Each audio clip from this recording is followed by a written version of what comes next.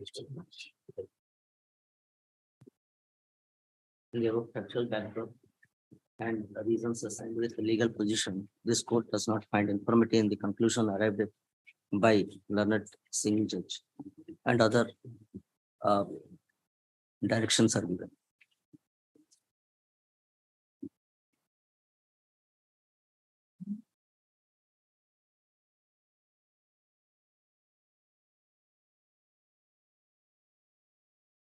Dismissed. All right.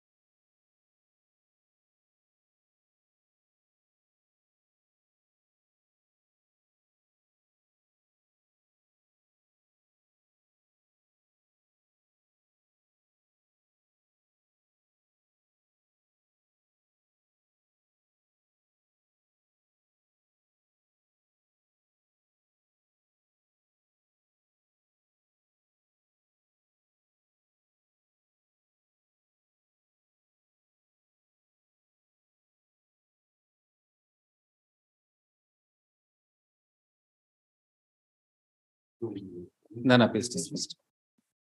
3. Item number 3, my lord. Here, my lord, the matter has been settled between the parties in terms of the award. So therefore, my lord, Mr. Rawat informs the court that the matter has been settled between the parties in terms of an award. Consequently, he does not press for this writ appeal. oblige, my lord. I do not 2 million. I am there, Milad. Yes, tell us. Which is the infectious Milad. Or disposed of infectious. All right. 4. None appeals dismissed. 5. Delay. Delay of 1,655 days. Delay of 1,635 days is not properly explained, therefore not condoned. MC number so and so is dismissed. The writ appeal is accordingly dismissed. However, the question of law is left open for decision in some other appropriate case. All right. 774 days. All right. 6. None appeals dismissed. 7. May I please, your lordship, my lord, permit me, I am virtual. All right. Your lordship, kindly see page 26 is the order impugned. This writ petition was disposed of as per the order passed in earlier another writ petition filed by the private respondent, which is for implementation of the order impugned in that writ petition. Your lordship, kindly see in view, your lordship got it in view of the court's finding made at WPC number such and such. I have quoted that order. Your lordship, kindly see page 5. Yes. Page 5 I have quoted. Here, my lord, I have challenged the ADM's order. My lord, but in 2013 writ, now your lordship is looking to at page 5, that order, that writ petition filed by private respondent for implementation of that impugned order. Now the honorable single judge said in view of this order, it has nothing to do. My writ has not been adjudicated even. No, but what happens if that earlier, have we challenged the order made in that 9667? Yes, my lord, I have annexed that for your kind lordship's kind appreciation. Both the matters were stacked together. But what the honorable single judge said, in view of that another writ petition, I have annexed that. Both the writ petition was on the same day, 22/4/2015. Your lordship will find, kindly see the order at 26 again. Your lordship may draw your lordship's attention. Honorable single judge said in view of disposal of that writ petition, which has been filed for implementation of the impugned order, now my writ petition has been disposed of. Perhaps I am not clear to my lord. Both the matters was tagged together. There are two appeals before my lord. Final. So you've challenged that other order in the second one. My lord, I challenged in 2012 writ. 2012 writ is the order impugned before this. No, sir. I'm telling you My that lord. your second writ appeal challenges that order. Yes, Correct? my lord. Yes. Ah, Obliged. Yes, ah, my lord. all Your right. lordship. How long has that person been working now? No, well, I have worked for 3-4 years. After that, they have disengaged me with that impugned order. I have challenged that in 2012. Now, during pendency, they have engaged by virtue of this order. No, but for the last 7 years, that person is working now. My lord, your lordship is right. But what happened, my lord? I am a poor lady. I have been engaged as Anganwadi worker. My engagement was challenged by her in a Anganwadi appeal. ADM passed the order in her favor. I challenge the order. Show me the hard copy. My writ petition, Yes, you carry on, sir. my lord, while my writ petition was pending, it was tagged together. The cause list I have annexed to your lordship kindly the second writ appeal at page 19. Second writ appeal, page 19. It was tagged together. Both the matters were listed. Page 19. Your lordship. It was listed item 8 on dated 22/4/2015. These are not scanned. This page all not scanned. Yes.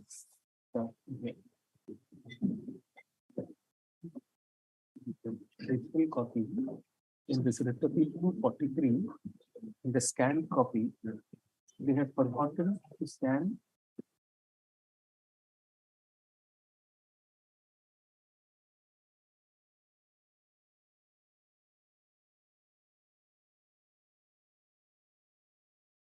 Sir, you kindly be patient, sir. We cannot keep on responding. I'm sorry. We are asking some questions to the court master. Kindly remain patient, sir. I'm sorry. I'm sorry. All right.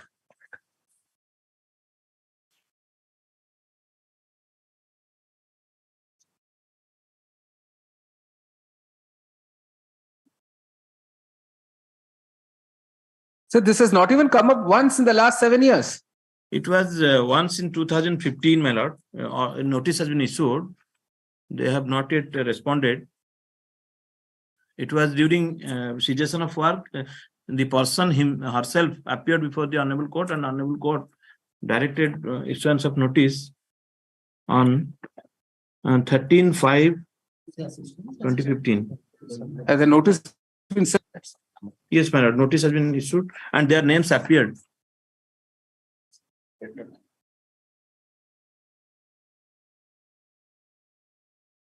All right. You see, none appears for it put on writ appeal 243 of 2015. You see, this appeal is directed against an order dated 22nd April 2015, passed by the single judge in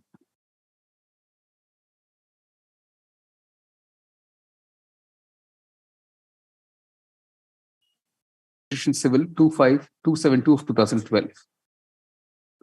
Stop. By the said writ order, the writ petition filed by the present appellate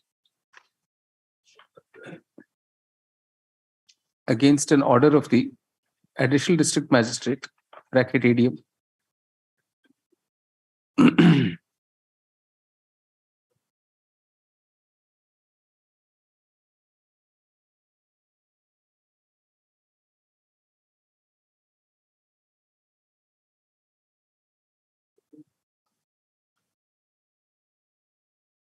allowing the appeal filed by respondent 5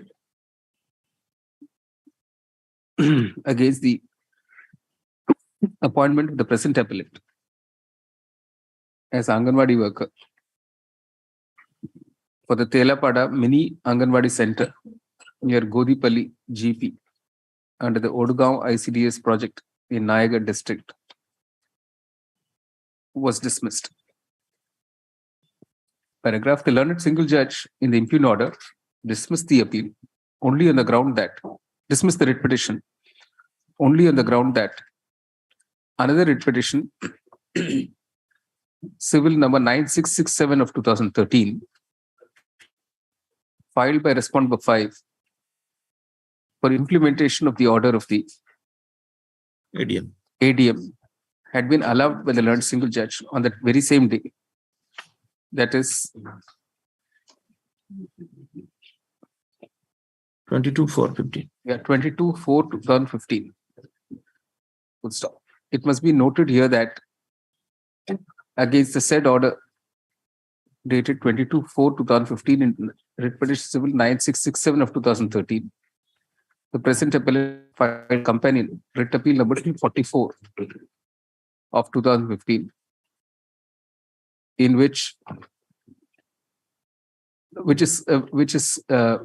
notice has not yet been issued.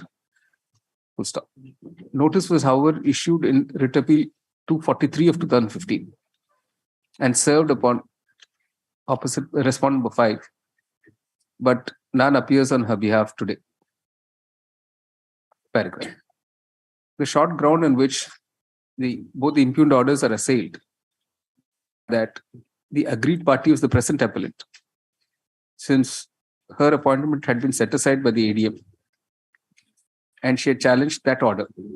So, without examining her writ petition on merits, the learned single judge simply dismissed it by referring to his own order in the companion writ petition civil 9667 of 2013 filed by respondent number 5, seeking implementation of the very order which was challenged by the present appellant. In the considered view of the court, it was essential for the learned single judge to have first decided the writ petition filed by the present appellant, questioning the order of the ADM before passing an order regarding its implementation. Full stop. The reverse appears to have happened, rendering presenting the present appellant with a fait accompli. Full stop. As a result, the challenge by the present appellant or the ADM never got decided on merits. Full stop. Paragraph. For the aforementioned reasons, the court sets aside both the orders dated 22nd April 2015, passed by the learned single judge,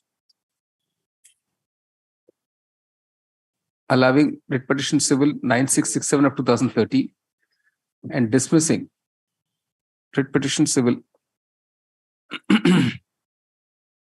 2527/12 filed by the present appellant, and remands both these writ petitions to the file of the learned single judge in the roster bench to be decided afresh on merit after hearing the parties. Paragraph. Both the writ petitions will now be listed before the learned single judge in the roster bench on 16th January 2023. The learned single judge is requested to proceed on the existing pleadings, but after notice to the writ petitioner in writ petition civil 9667 of 2013, if appearance on that day before the learned single judge. Full stop. If after notice, no, full stop. This is because before this court, today none has appeared on behalf of the said writ petitioner. Paragraph. It will be open to the parties to request the learned single judge for expeditious disposal of both writ petitions. The writ appeals are accordingly disposed of. Grateful to you, Lordship. Item number 8. Urgent copy. Item 8, my lord, I am appearing in virtual mode.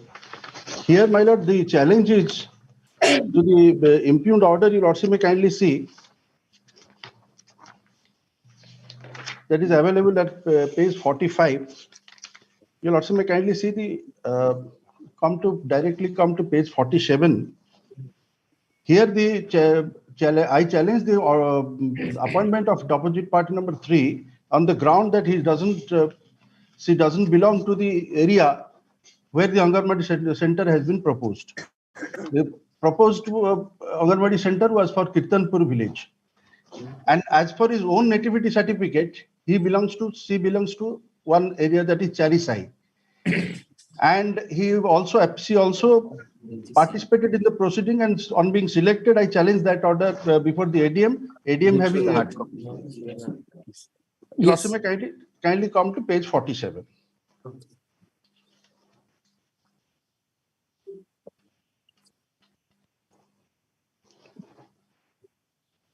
This is limited passing.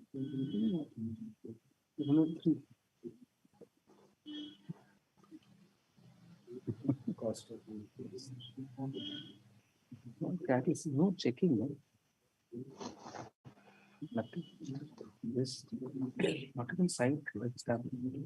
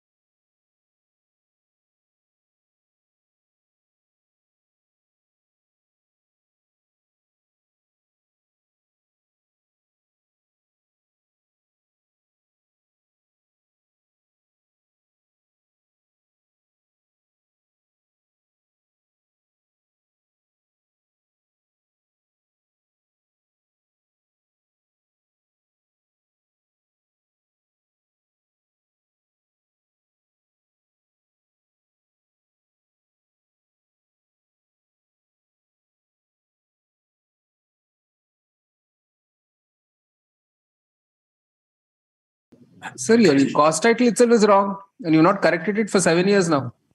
My lord, I'm sorry, my lord, must have been, it was listed for the first time, my lord, it was never notified before this. Suppose we didn't list it for the next 5 years, we are unnecessarily bothering you, I think, no?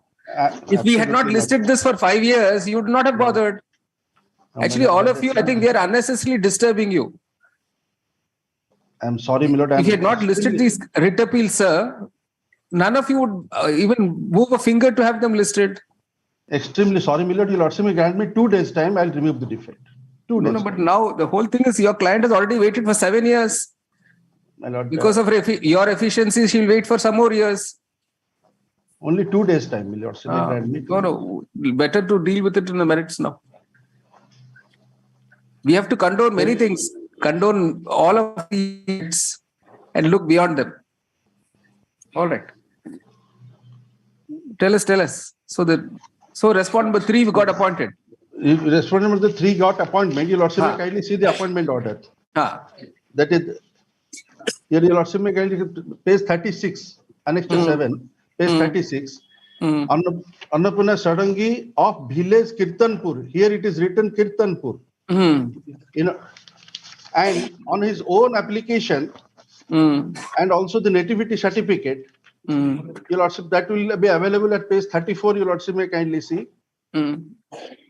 It is written Birtol Charisai, nativity certificate.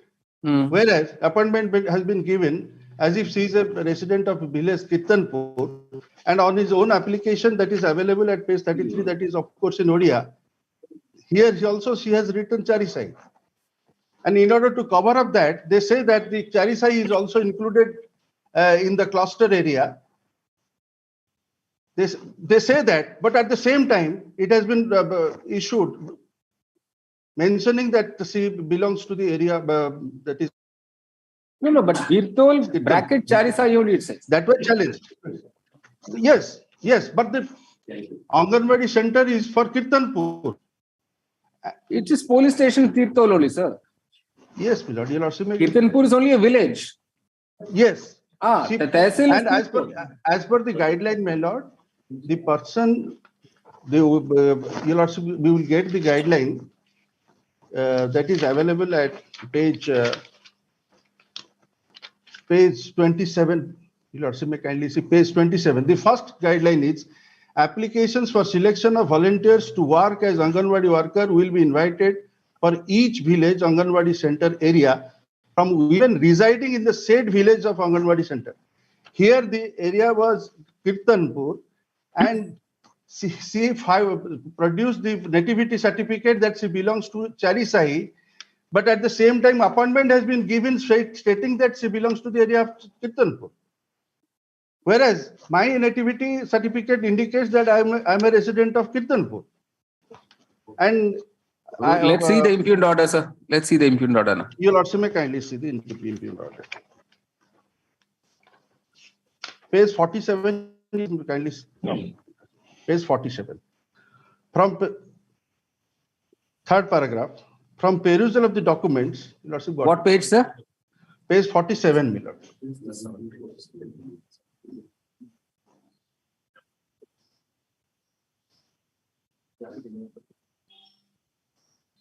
No, I don't think the pages match at all.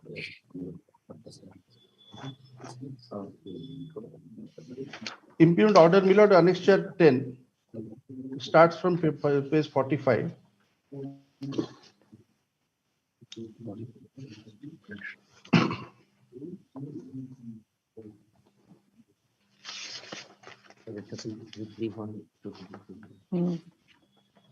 Internal page 3, Yeah. page 2.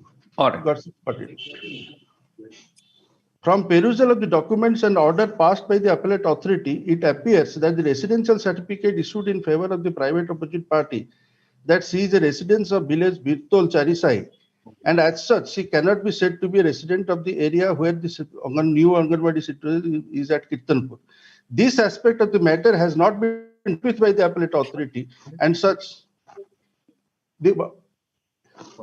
as such, as stated in the impugned order, after reconstitution of the Anganwadi Center Kirtanpur, the area namely Bairagi Matha, Kirtanpur and Charisai have been brought to the purview of the area where the center is situated. How can we go into that? If they have been brought into the area, then that's the end of the matter, sir. If had it been so, my lord, they wouldn't have written in the appointment order itself that she belongs to Kirtanpur village. They have written Kirtanpur village. That is my sole contention. Your Lordship may consider.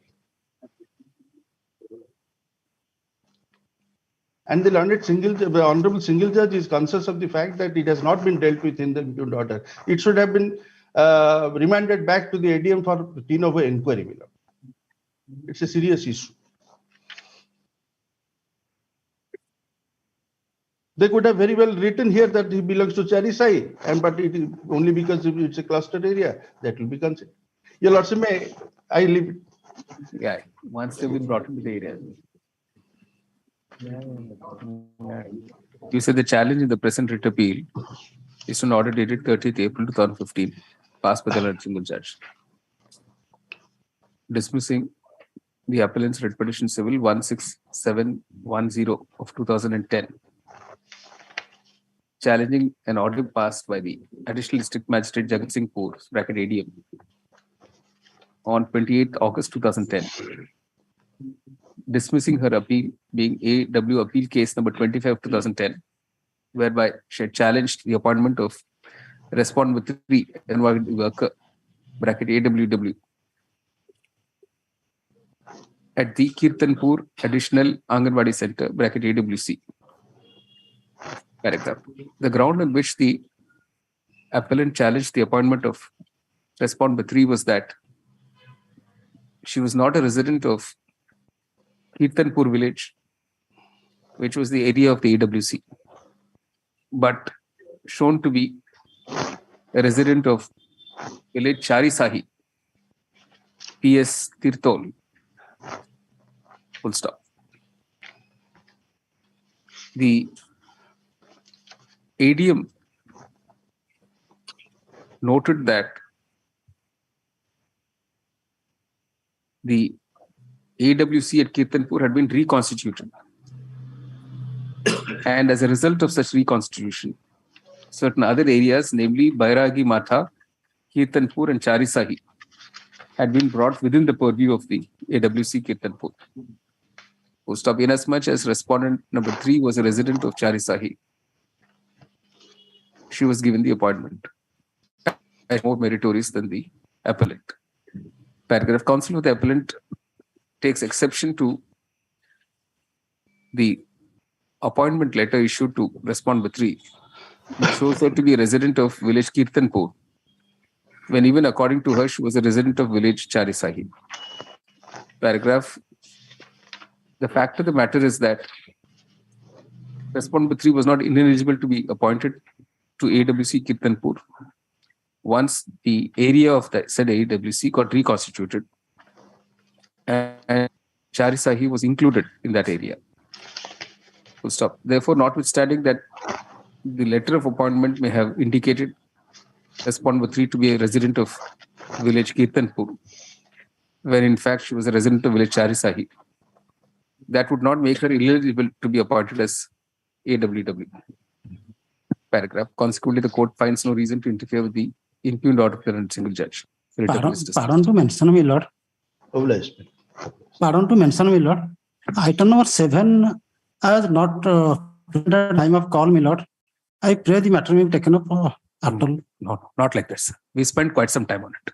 You can't just wake up and come whenever you like into the court. It's not possible, sir. Yes, I am sorry, my lord. Even we are, sir. We are. What has been dictated. All right. Item 9.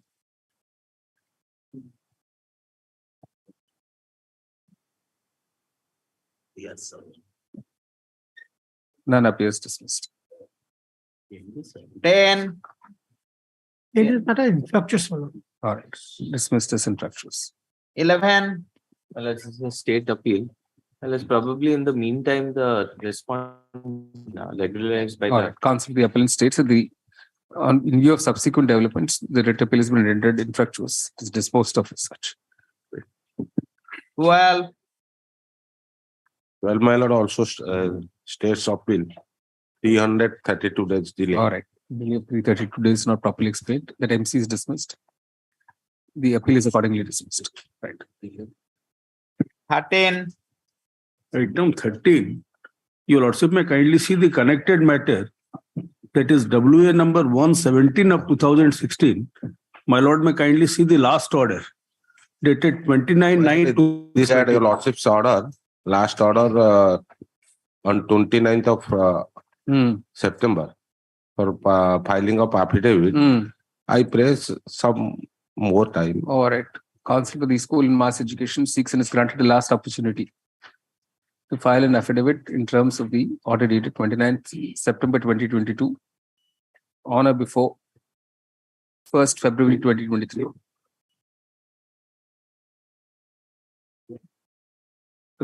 Response, if any, reply, if any, there to be filed with the appellant prior to that, prior to the next date. Your lordship may fix a date.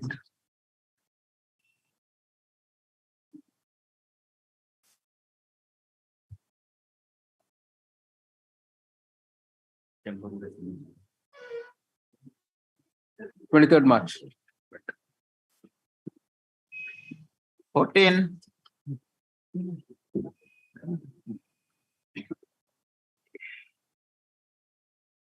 And appeals dismissed. 15. In my lord, I am appearing for the opposite party. In the writ appeal, my lord. I am for the appellant, my lord. During this case, my lord, may kindly see this writ appeal is filed against the order of the Honorable Single Judge dated 28/7/2016. The relevant portion may kindly see that at page 13, my lord. Here in this case, my lord, the fact is like this, my lord. The OP number, respondent number 2 filed this writ petition before this honorable payer to direct the bank, the OP number 8/2/15, 8/12 for disbursement of deposit made by their predecessor late Vishwanath Pradhan. Equally, as because the different banks are not releasing the same. According to the writ petition, on the death of Vishwanath Pradhan, it was found that a sum of rupees 2 crores 13 lakhs 65,001.105.20 paisa was lying in the bank passbook on different banks. To that extent, my lord, this honorable court, as per order, my lord, at page 11 person is at page 13, my lord, kindly see. All extraordinary orders, sir. Yes, my lord. To that extent, when the suit is pending, my lord, that has not been disclosed, my lord. How it will They have already received, all of them, all the legal heirs have received the money, my lord, at that time. Including the present appellant. Yes, my lord. They have all received the money, my lord. Oh, It was equally divided. Rather, it was basically a compromise, my lord, oh. by this honorable court, my lord. So everybody has received money, my lord. And whatever rest amount was there. Do you say you're receiving under protest? Yes, my lord, to that extent, my lord, when the civil suit is pending, my lord, No, no. Did you say that you're receiving under protest? that I have to get the information. I have not get the information to that That's all. extent, my lord. That's all. You say the challenge in the present writ appeal.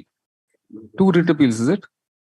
One writ appeal. One writ One appeal. writ. All right. One writ appeal. What is this connected writ petition? This is my lord, that is under which it is. Banks have been made parties, and I'm happy. I was there for respondent number 11. There was a locker inside there, and the learned single judge directed to break open the locker on their application and to deposit the proceeds. So accordingly, my lord, the locker was broken down, and the proceeds had been deposited with the registrar. And the key was not available with the bank, so that's the reason it was opened, my lord.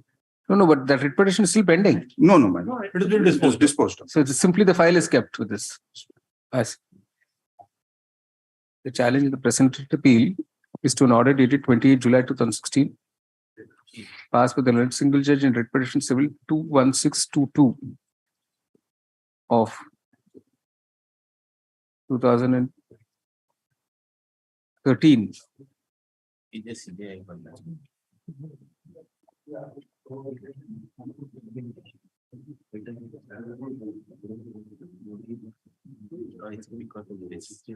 Filed by respondents 1 and 2 herein, in which there was for a direction to the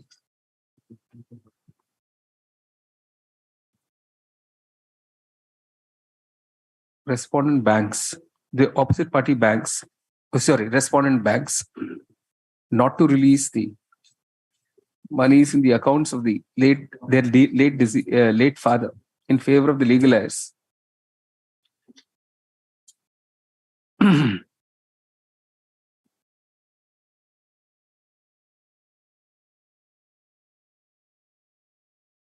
Unless it was distributed equally. We'll stop it at that. By the impugned order, certain directions were issued by the learned single judge for distribution of the monies, including breaking open of the locker whose key could not be found. Full stop. Paragraph. This court is informed by counsel appearing for the banks as well as the other private respondents. The impugned order of the learned single judge was virtually a consent order. And in fact, all the legal heirs have received the respective shares as a result of such impugned, a result of the impugned order. Full stop. In other words, the impugned order has already worked itself out. Full stop. Paragraph.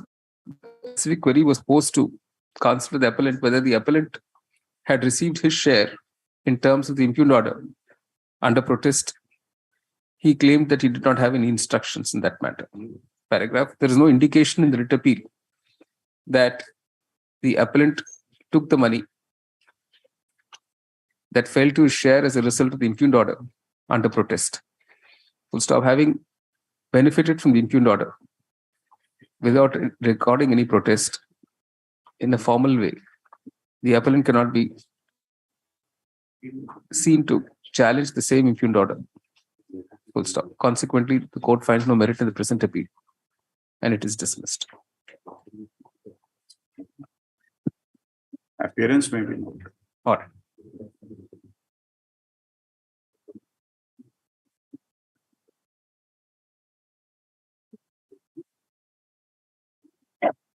Sixteen.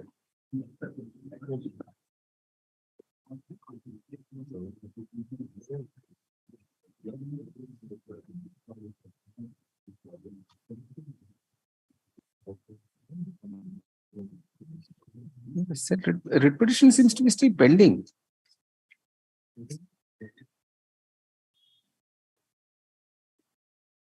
You see, in the writ petition, you say, in view of the order passed today, in writ appeal 567 of 2016, no further orders are required in this writ petition and it's disposed of as such.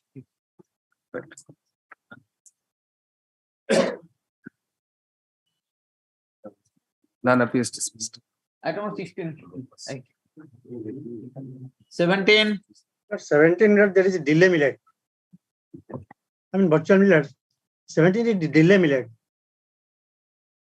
And file a petition to condemn the delay, Milad.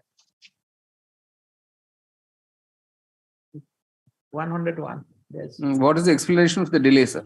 That the file is not traceable in the office, and after the file was available, then I have filed the writ application. No, Writ appeal. not accepting that. There's a delay of 101 days in filing the present appeal. The explanation offered in the application for condition of delay is not convincing. Consequently, the court is not persuaded to condone the delay. The missed case is dismissed. Is dismissed. Right. 18, Same order, Miller. Same order. All right. 19, Next week, your lordship, on my side, the file is misplaced somewhere due to It's all right. We'll allow you to revive it, sir. Counsel for the appellant states that the file has been misplaced. The appeal is dismissed for non-prosecution with liberty to the appellant to revive the appeal in case the file is found. All right.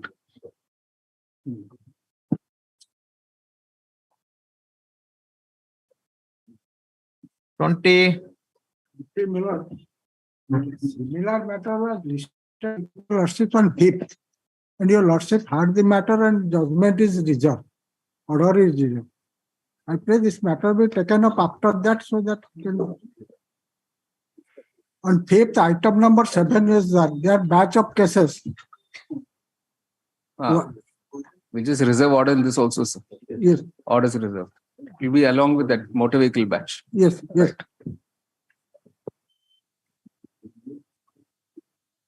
Already reserved matters. Will be with that. 21, I'm on VC Miller. Maybe. Yes. Item 21, Milord, I seek 15 days time because first of all, I have no instruction. Then it's okay, sir. Don't worry then beyond that. Counsel for the appellant states there is no instruction. Dismiss from non-prosecution. All right. 22, My lord, I'm in BC, my lord. Yes. My lord, the matter may adjourn to next week, my lord. No, not possible, sir. Tell us what it is about. Sir, How much actually, is the I have delay? no. Delay.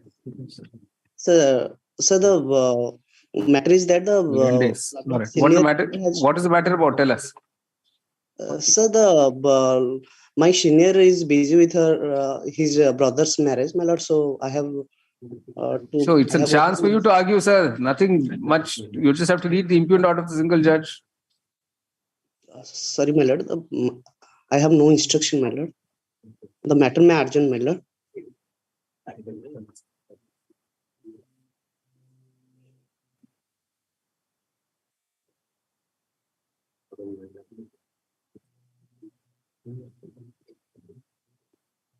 It's only remitted, sir, to first decide the question of maintainability. All right.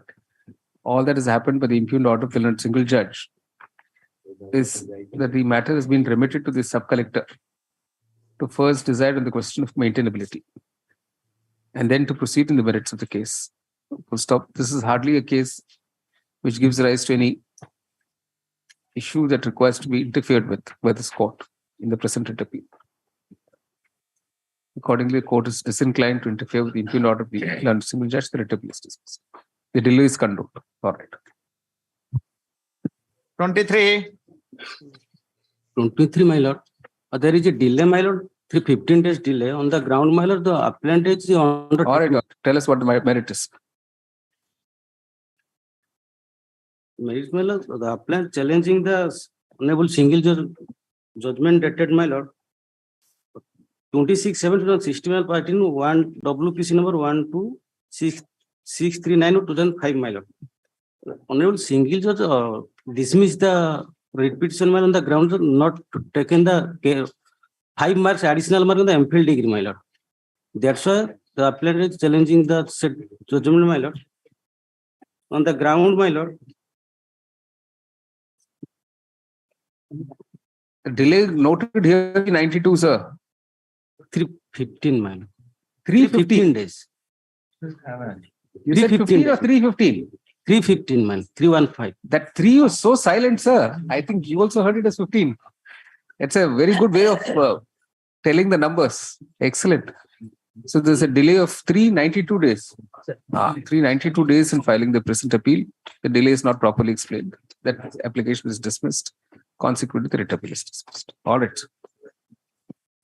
24, 24, my lord, I am in BC. On 25/9/2001, the petition was served with a charge sheet, and inquiry was conducted. The inquiry report was filed to the disciplinary authority, which was accepted, and petitioner was exonerated. That was communicated to the petitioner in 2003. But in 2004, Chancellor has passed an order without the petitioners being heard and revived the proceeding again. So that was the subject matter of challenge before the learned single judge. Now, after passing of the impugned order, the order impugned herein, the inquiry has completed, and the disciplinary proceeding has awarded penalty of withholding 2 increment with cumulative effect. So what I beg to submit your lordship is this. Yes. Yes. The liberty may be granted to challenge that order along with the grounds taken in this. All right. Counsel for the appellant seeks leave to withdraw the present writ appeal with liberty to challenge the order passed in the disciplinary proceedings, and in that process also raise the grounds urged in the present writ appeal. Disposed of is withdrawn with liberty is paid for. All right. 25.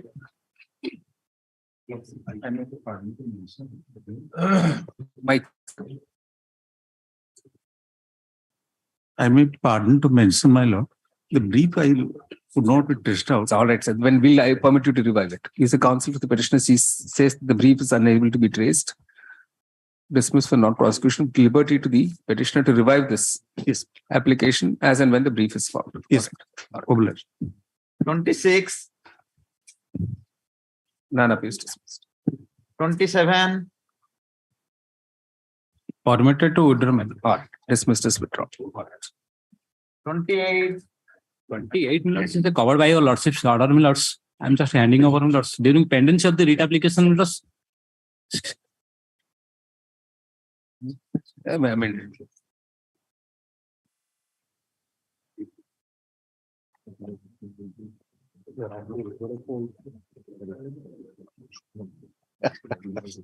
you know, in your voice it sounded, and then I wanted to ask you the rest.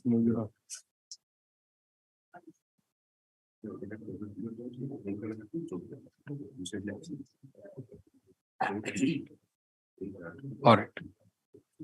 The writ petition is disposed of in terms of the notification dated 16th January 2016, amending Rule 81, sorry, Rule 81 of the OVAT rules. Right. The petition is accordingly disposed of. Right. 29.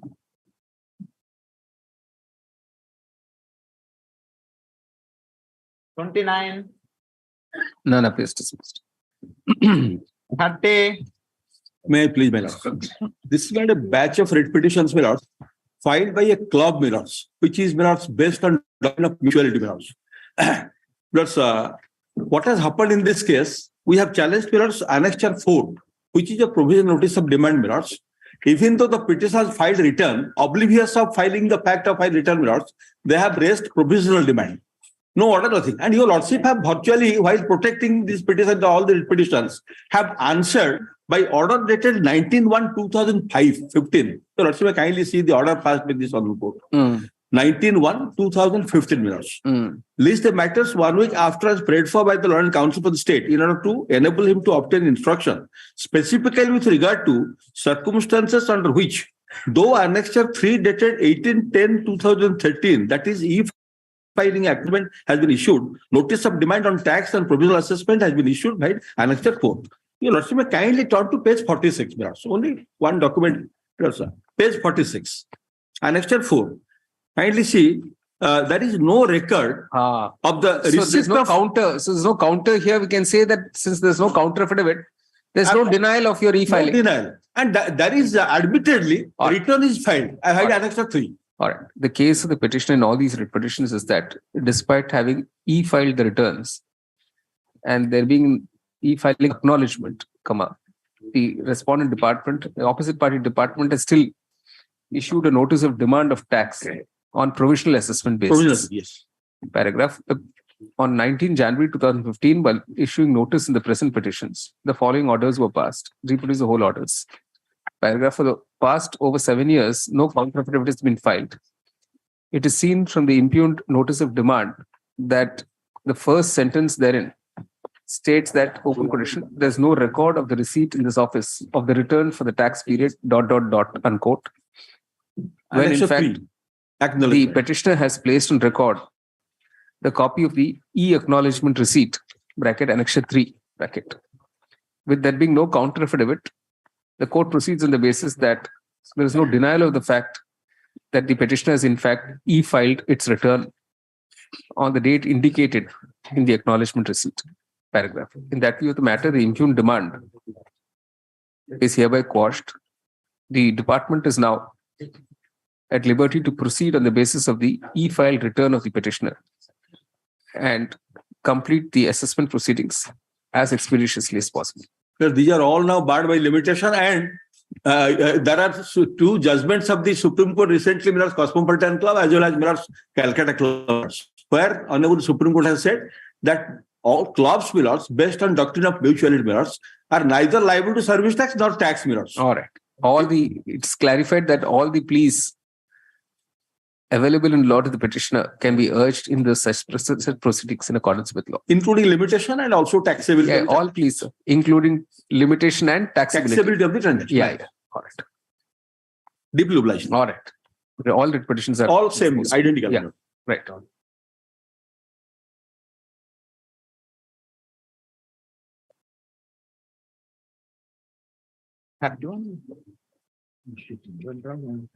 Memos taken on record. Dismissed as withdrawn. Right. 32. 32, my lord, just now have received the counter. I need 2 weeks time, lordship, to take instruction in the matter. Let's see what it is about.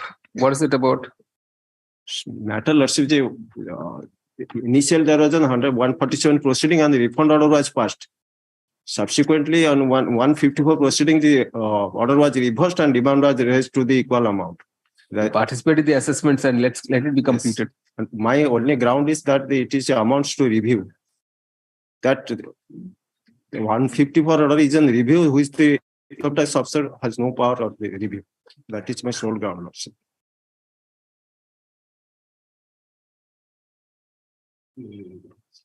It's not a error apparent on the record invoking the jurisdiction under 154 of the Act. It may be subject of review.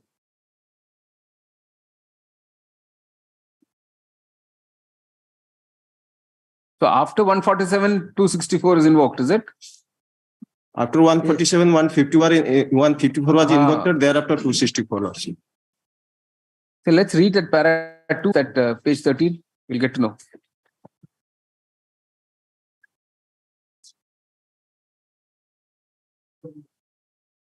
No refund could be issued to the SSC as the assessment reassessment have been completed ex parte under section 144/147. Is there any bar to refund? Yes, they have taken the ground that 144 assessment refund cannot be possible. But it's a legal question, lordship, that cannot be rectified in the 154 proceeding. That is maybe subject of review. Correct. What do you say? My lord, here it's a neat legal question, sir. It is merely, my lord, a miscalculation. Lordship, kindly see paragraph 9 of my counter affidavit.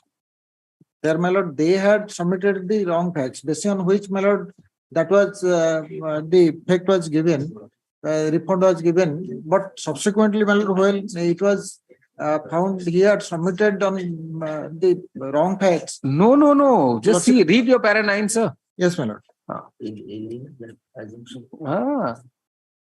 It is submitted that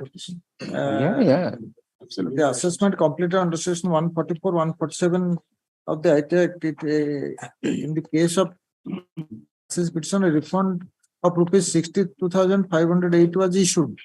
Further, on verification, it was found that no refund should be issued in any SCC. This is not a mistake in calculation. It's not a mistake in calculation. It's a mistake of law. You can't correct it like this, sir. Sorry. You see, the challenge in the present petition is to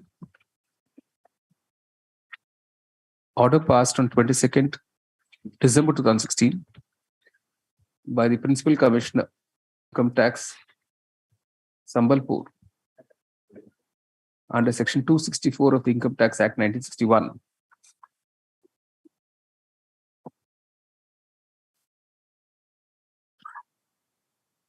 Rejecting the revision petition filed by the petitioner SSC against an order dated 23rd November 2015, passed by the Income Tax Officer Ward 4, Rourkela, purportedly correcting, open quotation, the apparent mistake in tax calculation, resulting in issuance of refund of rupees 62,580 under section 147/144, unquote, of the Act by invoking the power under section 154 of the Act. Paragraph.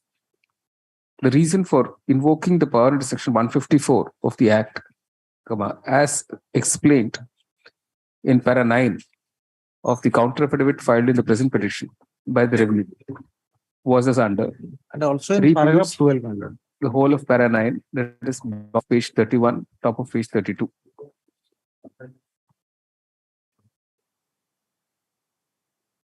Paragraph.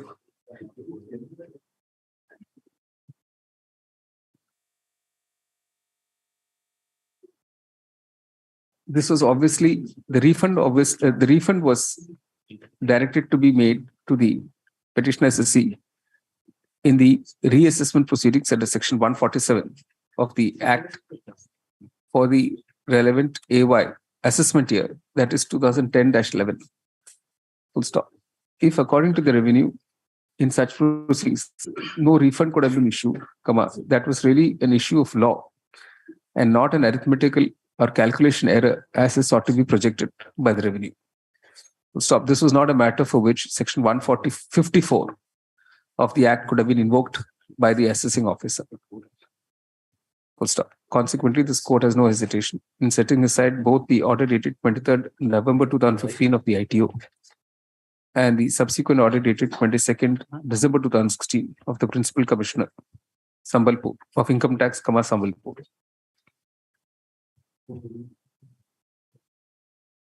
The writ petition is allowed, no orders to cause.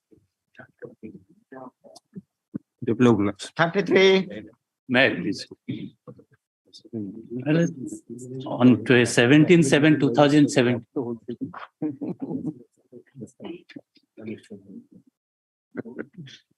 Yes. May I please? On 17/7/2007, this Honorable Court has directed the opposite party to file the counter. Till date, no counter has been filed. What's the matter about? The matter is about that I have been visited by the audit team on 2000. I've submitted all the papers and documents. Subsequently, no information, nothing else.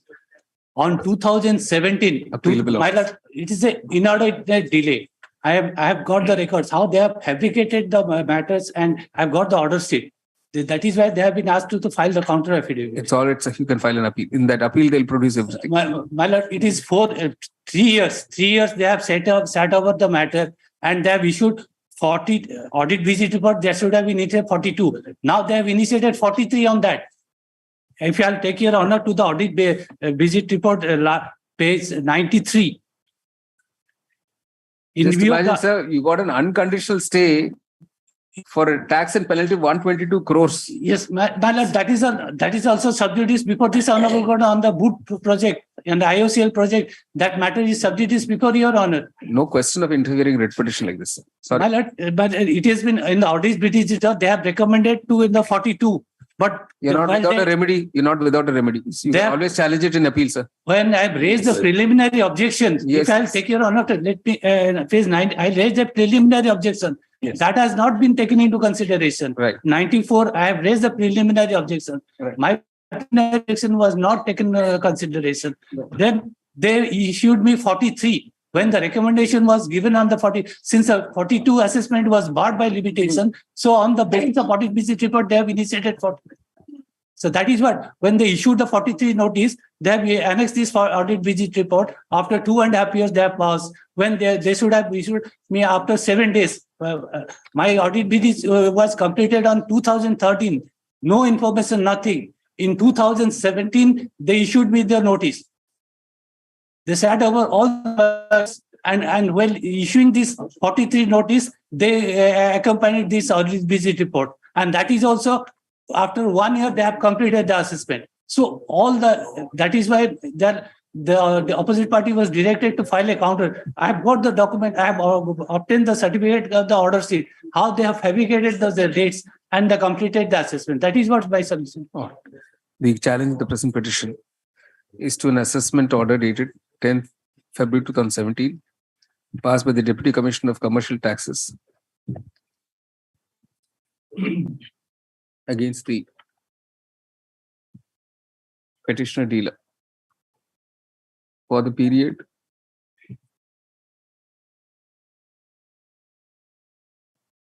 April 2010 to 31st March 2013 under Section 43 of the Orissa Value Added Tax Act 2004 (OVAT Act).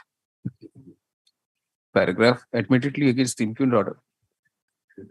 There is a statutory remedy of an appeal provided under the OVAT Act, which the petitioner could well avail of, and urge in the said appeal all the grounds being urged in the present petition and any other grounds that the appellant might have, the writ petitioner might have. Paragraph. Accordingly, permitting the petitioner to avail such remedy of a statutory appeal, the court declines to interfere at this stage. Full stop. If the appeal is filed not later than 1st February 2023, accompanied by an application for condonation of delay, explaining the delay on account of the pendency of the present petition, it will be considered in accordance with law by the appellate authority. Full stop. If the appeal is filed within that time, along with an application for stay, then till such time the application for stay is considered by the appellate authority. The interim order passed by this court on 17/7/2017. No. On 23/3/2017 will continue. Is the original, you filed an original? Original assessment. All right. The originals be returned, subject to being substituted with the attested photocopies thereof. The writ petition is disposed of in the board. My lord, item 77 under the Odisha Entry Tax Act, same period. Same thing. So same order in 77. All right.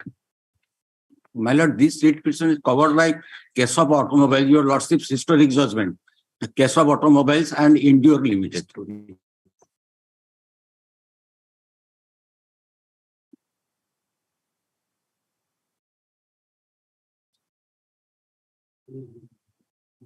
But Keshav, I have to take instructions regarding reopening case 29 order sheet. No. Whole thing is that, sir. Was there an earlier self-assessment or was it self-assessment? The initial. My lord, order of assessment has been challenged. My lord, the honorable court has called for the assessment record because of annexure 4 at page 29. This order sheet is covered by your. Seen the marginal note issue notice under section 43. Covered by Endure Limited. Now your lordships have given the judgment of case of automobile. This is also covered. No. Keshav Automobiles will arise if the first one is a self-assessment. Yes. Was it a self-assessment? There is no self-assessment. Then where's the question of Keshav? There is no self-assessment in this case. My lord, my contention. Acknowledgement. That's what I'm asking him. He doesn't seem to know. All right. Yes. Without record. In a time, sir, this is a 2017 writ petition. Long ago. 2017. 19 June 2017. The challenge of the present petition is to the assessment order dated 27 January 2017. Passed by the Assistant Commissioner of Sales Tax, passed by the Sales Tax Officer. Baleshwar, is it? Baleshwar. For the period, it's under Section 43 of the Orissa Value Added Tax Act for the period 1st April 2011 through 10th June 2016. Paragraph. The short ground on which the impugned assessment order has been challenged is that there is no satisfaction recorded by the assessing officer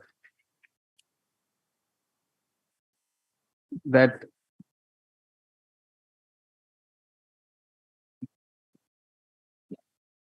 there was an escapement of tax as provided under 43 of the Act. Instead of the order sheet enclosed with the writ petition as Annexure 4 merely refers to the tax evasion report and directs issuance of notice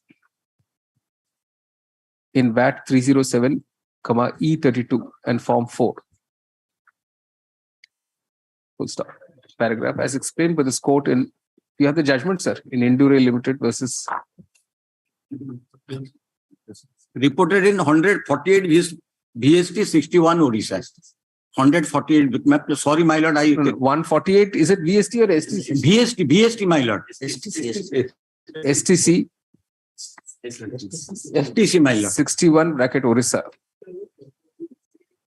It is not enough if the assessing officer merely refers to a tax evasion report or an audit report, but has to independently apply his mind and record his satisfaction that there has been an escapement of tax. So that is the mandatory minimum requirement of Section 43 of the OAT Act. Paragraph. Despite notice having been issued in the present petition way back on 19 June 2017, till date, no counter affidavit has been filed by the department to dispute any of the facts or the documents enclosed with the writ petition. So, therefore, the court proceeds on the basis of the undisputed averment and the position emerging from the order sheet copy enclosed at Annexure 4, that the assessing officer indeed has not independently applied his mind before initiation of proceedings, initiation of the reopening of the proceedings, assessment proceedings under Section 43 of the OAT Act. Paragraph. Consequently, the impugned assessment order and the consequential demand are hereby quashed. The writ petition is allowed, no orders is to cause. 35. Deeply obliged, my. No, 35. Under Annexure 5 series, the demand notice are issued for closure period. Under that, I have challenged in writ petition 20,341, 2014, which has been with the direction that this, with regard to closure, MGQ's petition is not liable. But this case is subsequent period. Under Annexure 8, the subsequent demand. Same case. The petitioner also in that case, same. Annexure 5 series has been decided. And Annexure 8 is the subsequent period demand, the closure period. But so far as this case is concerned, we have filed the counter affidavit. Your lordship may refer the counter affidavit then, because there is a question of shifting. Shifting, I am not shifting no more because now the lottery has been done. I am no more the licensee. With regard to MGQ, this honorable court held that closure period, the petition is not liable in that case. And also this petitioner, this period is different. That's why I have corrected. No, that is there. Same Superintendent Excise Sundargarh, same shop. Oh, same shop. Same shop. Same shop, but here. And that part, I have paid the license fee. As per the demand, I have paid the license fee. Only MGQ part. In the counter, they have admitted. I paid the license fee. So there's shifting anymore, sir. No license fee is not. That's why I have deleted. Shifting part I have deleted. All right. In respect of the same shop for an earlier period. What period I have noted in the earlier period? No. This was the earlier period I have deleted. I have corrected the period in the matter. This matter. 20341 is the same license. Yes, same license. 3 writ petitions are filed and the same date 3 writ petitions are disposed of. At the outset, Mr. Patra states the issue in the present writ petition is now confined to the demand as a result of short-lived MGQ of IMFL and beer for the year 2014-15. He states that the petitioner has paid the entire license fee. Further, the issue of shifting of the shop does not arise since a new policy is in place and the shop is no longer No more. operational. Paragraph. From 21. Accordingly, following the decision of this court, dated 27th January 2016, Petition Civil 6779 of 2015, bracket Prasad Monti was the state of Orissa. Paragraph. Bracket. The since the IMFL shop of the petitioner remained closed from 1st August to 14 November 2014. The direction issued to him to lift the shortfall MGQ is hereby quashed. In other words, the demand for the closure period is hereby quashed. The petition is above terms, orders. 36 infructuous. Next item, 36 infructuous. Infructuous is dismissed. All right. 37. Item 57. Last petition, the production of that OEA records. I think I wrote a letter to the Tahsildar to produce, but I have not received any instruction from the whether that is available or not. Lordship may kindly grant me some more time. And Mr. D.K. Manthi, learned counsel appearing for the opposite party. State needs some more time to trace out the record of OEA case number 3699 of 1976 and if available to produce it before the court. At his request, list on. But this can't go on indefinitely. 29th March. List on 29th March along with writ appeal number 468. there are two appeals. Yeah. Two appeals. Correct.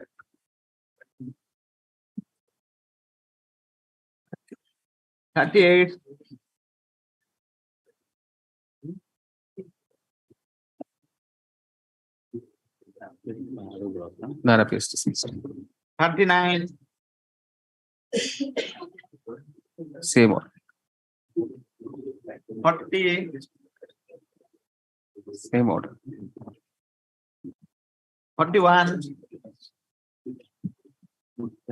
Same order. 42. Under this case of restoration, the case was fixed to 6115 for order. The counsel who appeared his name didn't appear in the list for which he could not appear on that date for which he has been dismissed for default. 188 days. 188. Delays of 188 days. Is a delay of 188 days in filing the present application. The delay is not proper. Accordingly, this case is dismissed. The CMAPL is dismissed. Under that case, even though I had appeared in from April, my name has not appeared. I failed my memo of appearance. It's all right. 43. 43. None appears dismissed. 44. Same order. 45. 44, your lordship. 44, you're there. Lord, the 44. No, must be 45. 44. 44 is Commissioner of Income Tax. yes, Lord, here, Lord, the limitation petition has not been filed. No steps have been taken for limitation. Accordingly, CMAPL 66 of 2015 is dismissed. All right. 45. Same, Lord, up to 49. Up to 49. Same. All right. 50. Lord, 50 here is a substantial question in favor of the assessment, Lord. The government of Orissa undertaking, Lord. But there are defects I am permitted to remove the defect, Lord. Because here is the case is not covered by this honorable court, where the declaration form has sold the goods to the sale, and that declaration form is disallowed because of the contravention of the measure. That is covered by the judgment of the honorable court Medirata. So I may permit to remove the defect because huge amount is against the government organization, Lord. So if your lordship give me permission so that I can remove the defect, and defect is not I cannot remove at present. Why is Steel Authority not made a party?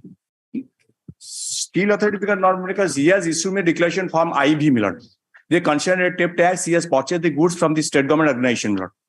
And Lord, they are not using this good for packing material. The government of Orissa issued a notification that packing material is not permissible for this sale of. Where have you urged the questions in your revision petition? Not, No, the fact is, subsequently, Form 4 has been amended. Yes. That packing material term was delinked. Yes. It was not there during the period under assessment. Yes, and otherwise also it is a contravention by the purchaser, not the seller. That has been decided by this honorable court. So, my lord, I may permit it. I have already, my lord, prepared this question of law and the. If your lordship permit, I can remove the request. Use demand, your lordship. The government is not able to pay the salary to the person concerned, my lord, OBC. So it's not depending on this one case. No, the 3 years, my lord, more than 10 lakhs and 9 lakhs. I was like this. Not, your lordship, I will not. Otherwise, my lord, I will not pray because there is a cover case. That for really. Otherwise, my lord, I will not stand on the way, your lordship. I know that I have.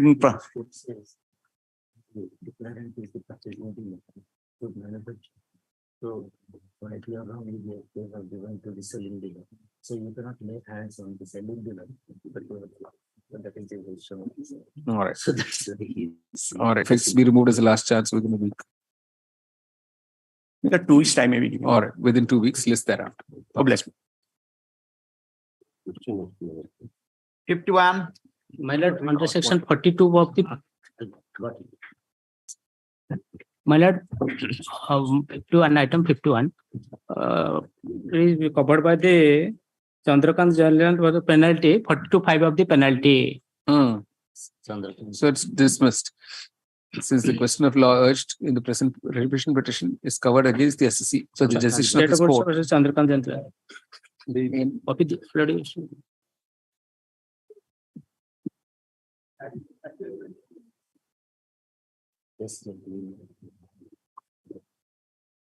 Same decision dated 5th July 2022. LSTRV 69 of 2012 bracket State of Orissa versus Messrs. Chandrakanta Jayantilal. The present revision petition is dismissed. All right.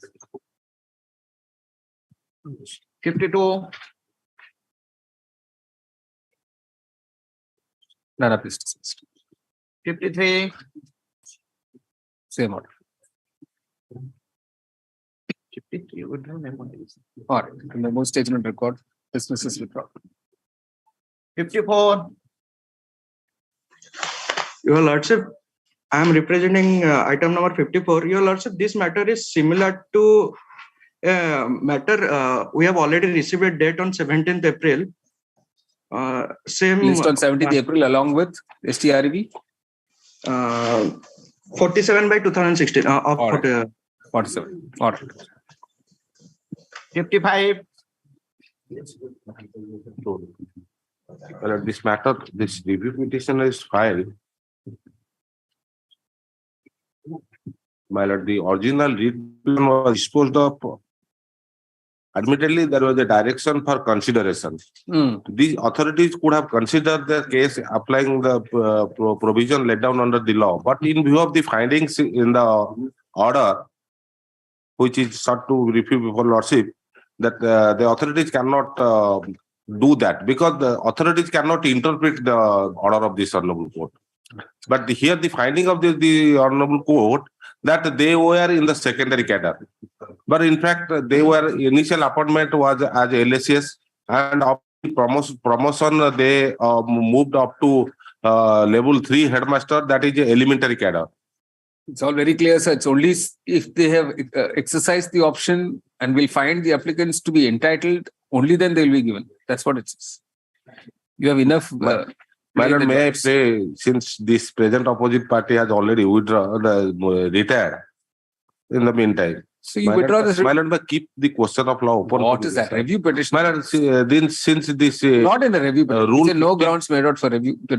Rule 15 of the education. No, that's right. No grounds made out for review. The review petition system. The delay is controlled. Correct. 56. This STRV is infectious. Dismissed as infractions. All right. 57. My lords, there are delay of 101 days. I have filed application for condonation on the ground of health, my lords. He was ill. And the stake is tax effect is 1,47,000 and at 11, I have set forth the page 11, my lord's grounds. Further on the facts and circumstances of the case, the Honorable Tribunal is justified to go beyond the eligibility certificate granted by the competent authority when the eligibility certificate is not recalled or cancelled by any of the competent. You say there is no convincing explanation for the delay in filing the present STR. Accordingly, MC number 31 of 2017 is dismissed. Consequently, the STR is dismissed. All right. 58. Your Lordship, item number 58, in this matter, this brief is transferred to us recently only, my Lordship. Wakalatnama yet not received.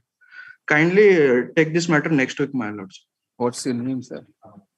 Sowan. At the request of Mr. Sahil Sowan, who states that the brief has been entrusted to him only recently.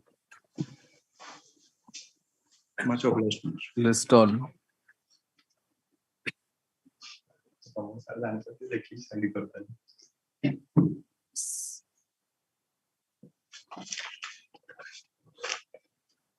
March.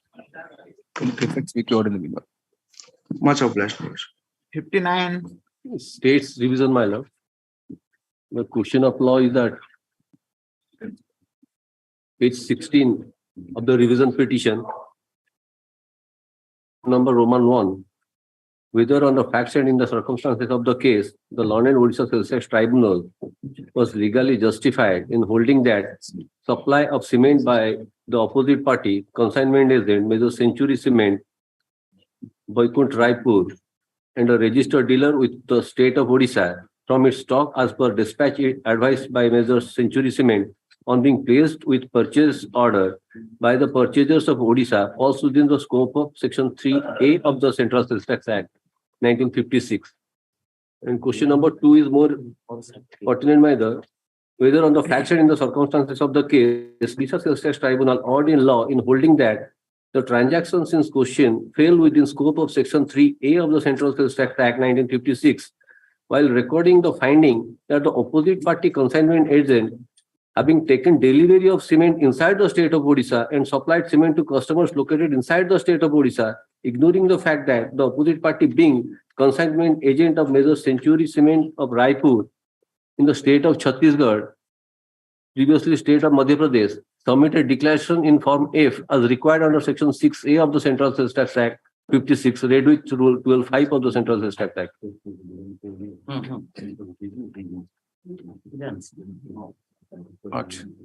Notice returnable. 27th April. 60. Item 60, though it's a demolition matter, but wrongly the Honorable Single is directed, the matter should be a PIL. Looking to the 8th line of the prayer, that I have prayed for amendment in the another case. 8th line of the prayer.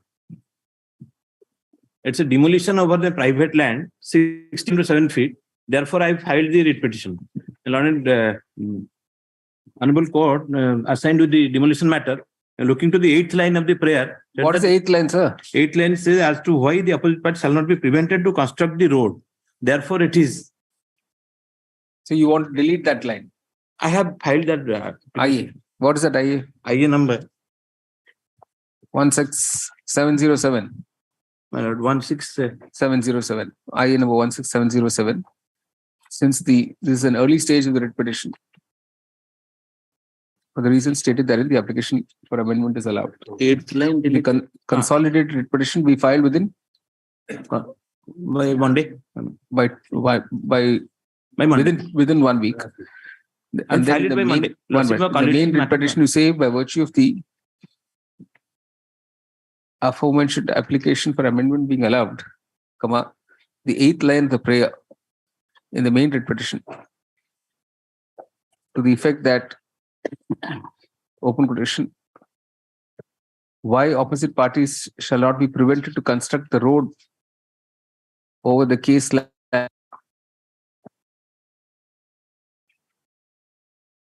unquote stands deleted. Full stop. The element of PIL therefore stands removed. Paragraph. The present operation will accordingly now be placed before the roster bench of the learned single judge for further hearing. Next week. Any date? 14 December. No, 15 December. All right. Ajolas. 61. May I please, please? Since the opposing parties are all represented by the standing counsel, my lord, extra copies were served and the receipt was filed on 8/1/2018, my lords. Unfortunately, it has been shown that registered post notices were not filed, my lords. Lordship may kindly accept that extra copy service and the receipt filed, my lords. All right. Order dated 8 September 2017 in revision case. My lords, on 8th of my lords. This relates to a collection of tax and penalty from the petitioner on the way by the enforcement wing, my lord, without following the due process of law, my lords. Especially the fact that the penalty cannot be imposed without giving adequate opportunity of hearing, my lords. And this has been a gross violation of section 74(5), read with rule 80 subclause 3, my lords, which stipulates, my lord, that no waybill, my lord, is necessary for intrastate movement of goods, my lords. The facts of this case, my lord, is that the petitioner is a manufacturer of cashew nuts, processed cashew nuts, my lord. And for peeling purposes, my lord, it had sent, my lord, 1100 kgs within Berhampur town to another unit, my lords, for peeling purposes, my lord. While the truck of the petitioner was on its way, it was intercepted by the enforcement department. And they said that since the waybills were not there and other papers were not there, you are liable for penalty, you are liable for tax under the OVAT Act, you are liable for penalty, and you are liable for tax under the OET Act, my lords. My humble contention, my lord, the waybill is not necessary, my lords, for an intra-state movement of goods, my lords, for Rule 80, Clause 3, my lords. If your lordship may kindly take that provision. And your lordships have also, my lord, directed the state, right, order dated 11/12/2017 to produce the records, my lords. Have you got the record, sir? Yes, ma'am. So may I just place rule? Sure, I'm sorry. No, what will the record tell us? My lords. No, what will the record? So records will tell us, my lord, whether an opportunity. So notice has been issued and statement has been recorded. No documents. So that was by the driver, my lords. That was by the driver, my lords. Driver statement.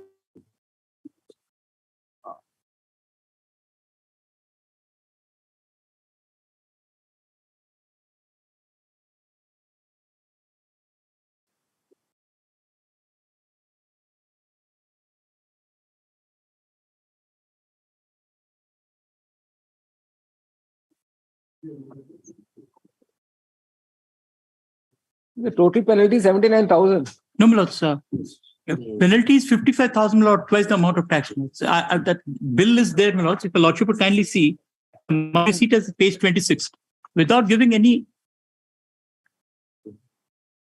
What his statement is there? No, I know. Statement.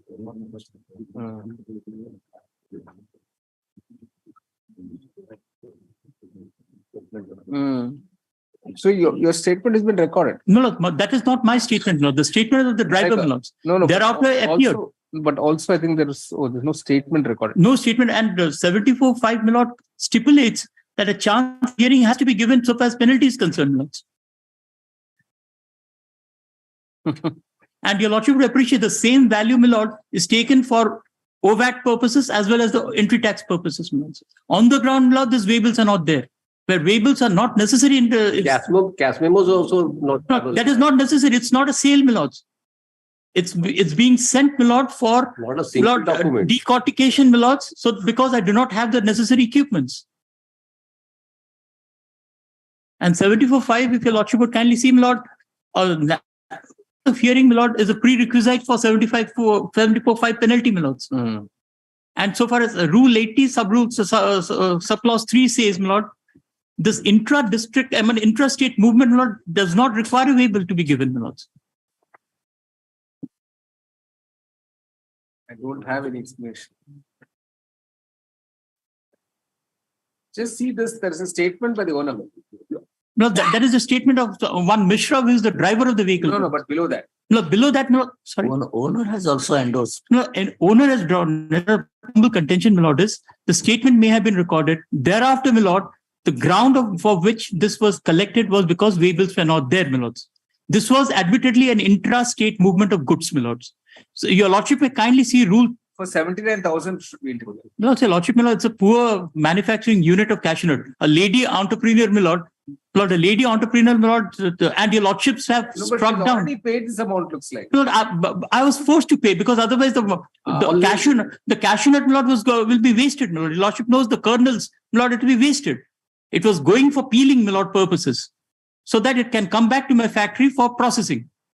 And during this movement, my lord, they say that the vehicles are not there, my lords. And this is contrary, my lord, to the provisions of Rule 80, subclause 3, my lords. No, vehicles. Somebody waves, just see the wording of this. Sorry, my lord?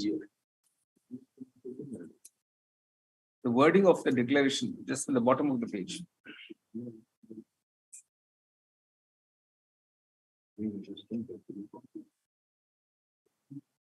Regarding the show cause notice, I don't have any explanation. This is by the driver of the vehicle. No. Signed by the bottom.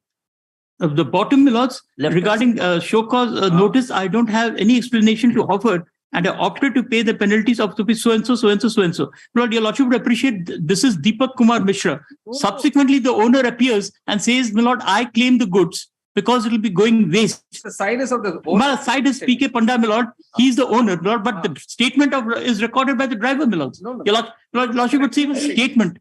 That statement is signed by Deepak Mishra. The one below that is signed by Panda. Panda, but the statement of Sri Deepak Kumar Mishra, who is the driver of the vehicle. What is written in the last 4 lines are not Deepak Mishra. Manos, that is what he has given. And the revisional authority, my lord, he says that this statement was recorded by the driver itself, my lords. Sorry. And your lordship would appreciate this is completely in contravention of the provisions of law, my lords. Even if, my lords, your lordship is conceding for the moment, I have given such a statement, my lords. If this particular collection of tax and penalty is contrary to the provisions, my lord, it can't be sustained in the eye of law, my lords. And the entire allegation, my lord, is Webel's.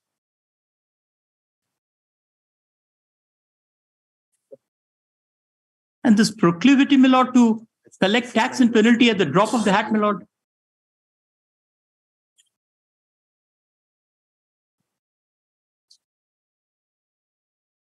All right. May I just place this Rule 80, 3 minutes for a moment. OVAT, my lord, OVAT Act.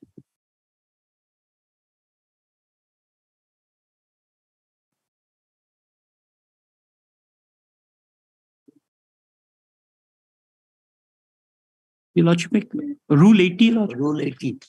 Rule 80. Rule 80, my lords. It deals with issue of and use of waybills and transit pass, my lords. Right. The lordship may straightway come to clause 3, my lords. Right.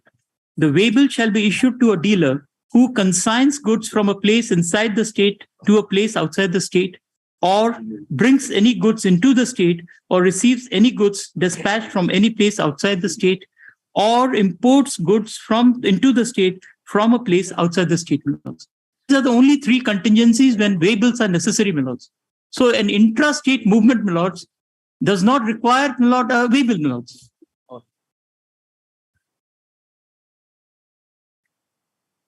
And where is that mandatory thing of prior show cause hearing? And your lordship, 75.4, my lords. Sorry, 74.5, my lords. Section 75, 74.5, my lords.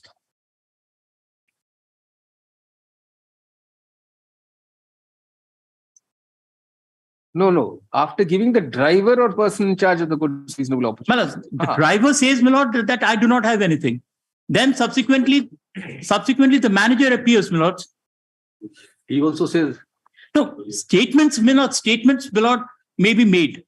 But that does not mean, my lord, the provisions of law has to be given a go by, my lords.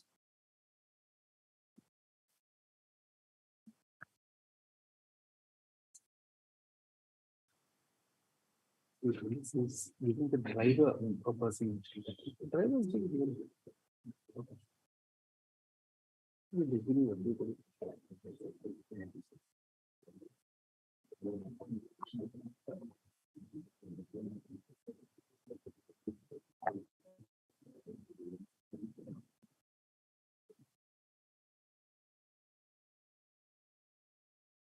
And the entire premise, my lord, on which they proceed, my lord, is that this was not accompanied by the waybills, my lord.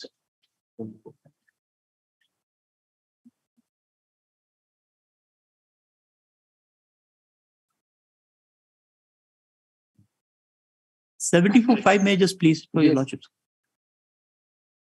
Section 74, subsection 5, my lords. Lordship got it? The officer in charge. The officer in charge of the check gate or barrier, or the officer authorized under subsection 3, after giving the driver or person in charge of the goods a reasonable opportunity of being heard, So there is and notice holding, to the driver. There is and, notice my to the lordship will say, and holding such inquiry as he deems fit, may impose for the possession or movement of goods in transit, whether seized or not, in violation of the provisions of clause A of subsection 2, or for submission of false or forged documents or waybill, either covering the entire goods or part of the goods, a penalty equal to 5 times of the tax leviable on such goods, or 20% of the value of goods, whichever is higher, in such manner as may be prescribed. So my humble contention, my lord, if this waybills itself is not necessary, my lords, this chance of hearing or any statement made there too, my lords, accepting the guilt or whatever, my lords, for conceding for a moment, my lords, if the very requirement of waybills is not there, my lords, and if I say that I do not have that, my lords, that will not prima facie prove that I have violated any provisions of law and there has been a clandestine movement of goods, my lords. Because this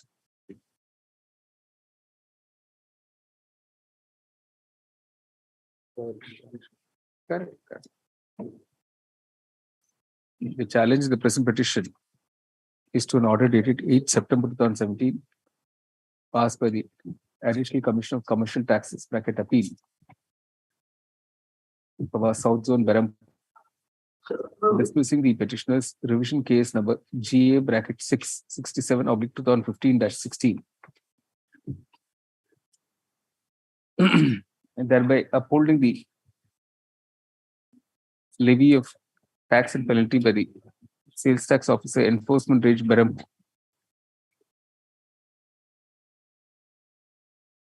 The receipt is at page 26. Money receipt dated 17th August 2015. Paragraph. The background is that the petitioner is engaged in the manufacturing processing of cashew kernel from raw cashew nut. Full stop. On 17th August 2015, at around 3:40 p.m., the sales tax officer, bracket STO, enforcement range, Berhampur, intercepted a goods vehicle loaded with cashew kernel at NH5 Rambha. Full stop. On verification, it was found the vehicle was loaded with 20 bags, bracket each weighing 50 kgs, totaling 100 kgs, bracket of cashew kernel. So the driver of the vehicle was one Sri Deepak Mishra. Full stop. When asked, he failed to produce supporting documents like sale invoice, challan, waybill. Full stop. He further stated that the goods belonged to the petitioner. Full stop. The driver's statement was recorded.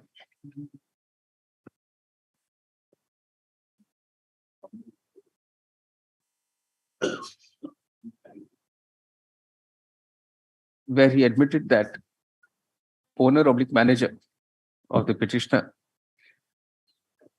had directed the cashew kernel to be loaded at Prayagi, Ganjam. That will be unloaded notes because it was sent unloaded at Prayagi, Ganjam. So he stated that the owner had not given him any document relating to the goods. Full stop. On the basis of the above statement, which was recorded,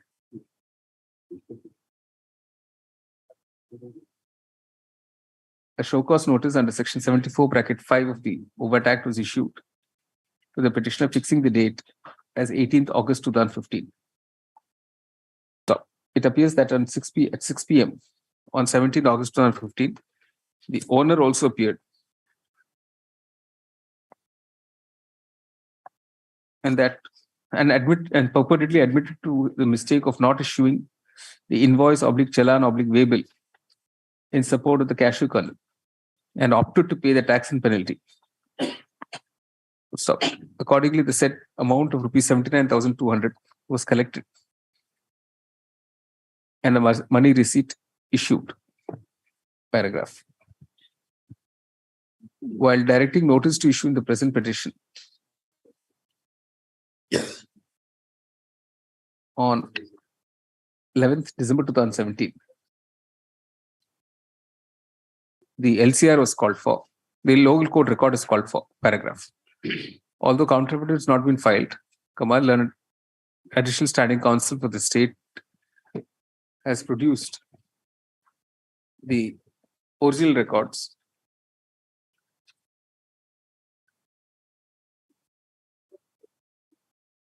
which show that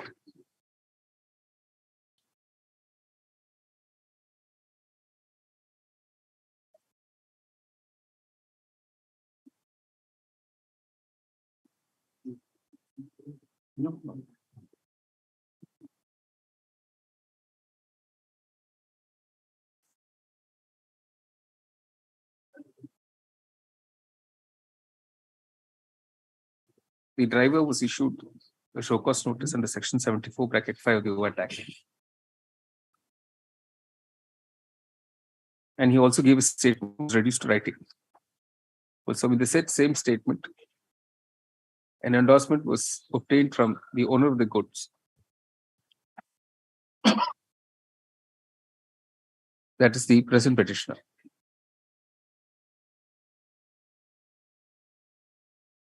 No, owner of the goods. Srimati Meena Rani Panda, who's also the petitioner here. Paragraph. It was urged by Mr. Kara that without notice to Ms. Panda, the owner, the authorities could not have proceeded to raise any demand. Full stop. The fact remains that section 74 bracket 5, sorry, 75 subsection 4.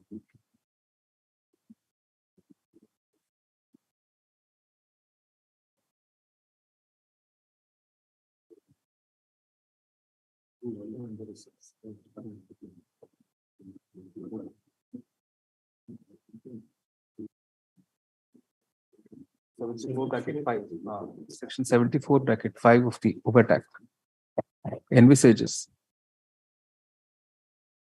open quotation, the driver or person in charge of the goods, unquote, being provided a reasonable opportunity of being heard, and for the officer in charge of the checkpost or barrier to hold open quotation such inquiry as he may deem fit, unquote, before imposing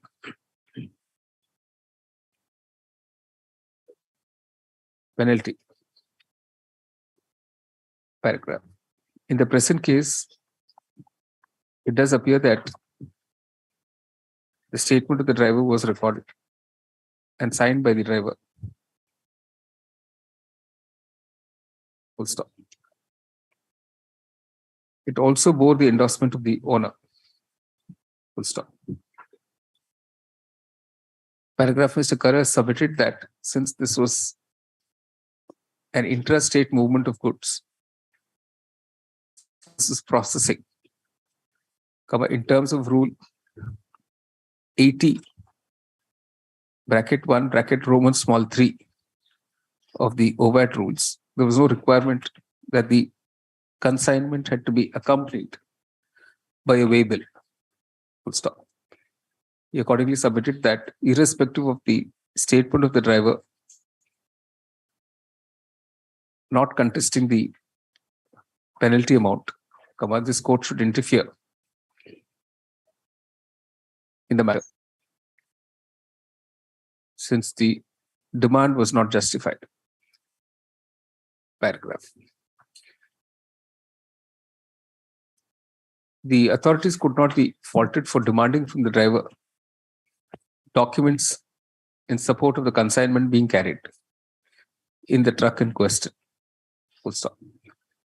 From the original record, it does appear that the requirement of section 74 bracket 5 of the OVAT Act indeed stood fulfilled in the present case.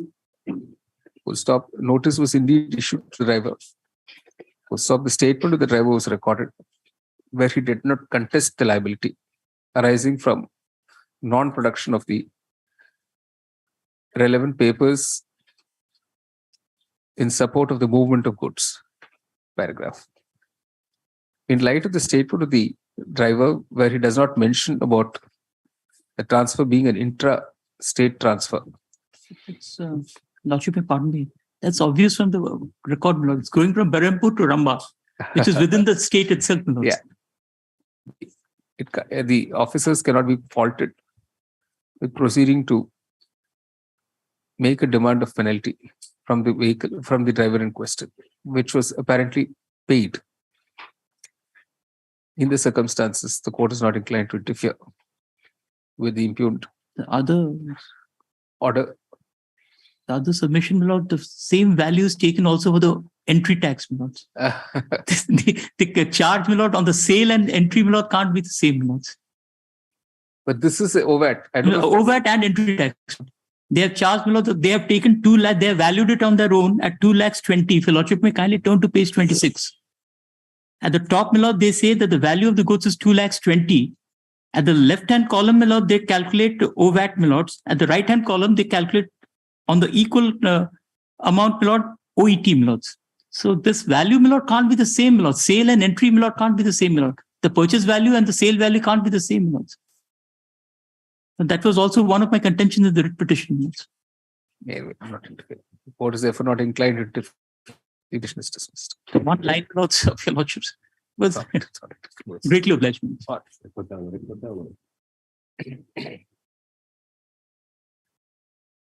Yeah. 62, my lord, I'll be serving a copy on my learned friend in course of the day, my lords. I'd pray, my lord, this matter may be taken up after 16th of December, where this entry tax interest matters are coming up. Of course, this relates to interest for imported goods after Father Williams, my lord. So, but the logic is the same, my lord. Lordships are deciding in Reliance Industries case, which is coming up before your lordships on 16th of this month, my lords. This Copy has not been. No, I'll serve it in course of the day, my lords. All right. You said defects be removed within a week. List on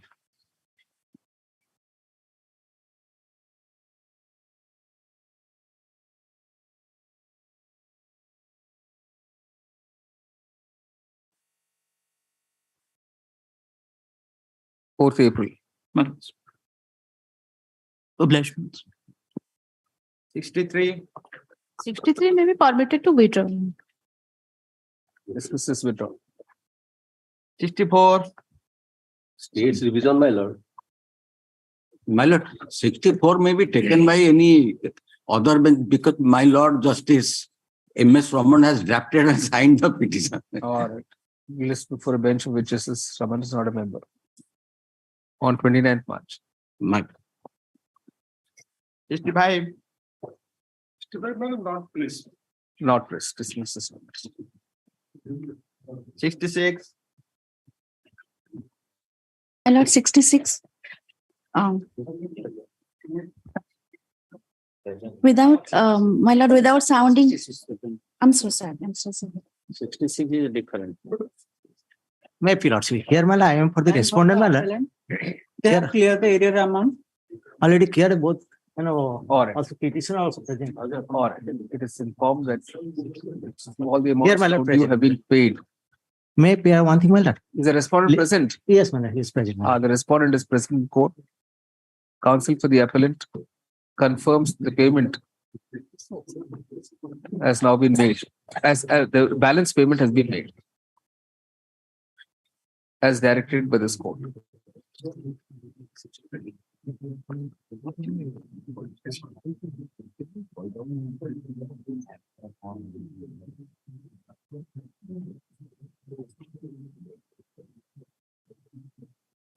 Yes.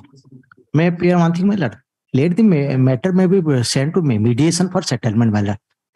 All right. Parties are now ready to explore the possibility of settlement through mediation. They'll appear in the mediation center at 3:30 p.m. on 21st December. Yes, my lord. The report of mediation be placed before the court. List on 16th January. Oblige, my lord. Before the roster bench. 67. My lord, in 67, Odisha State Legal Services is the petition. My lord, in this case, without sounding adversarial, my lord, the opposite party, they have submitted a counter.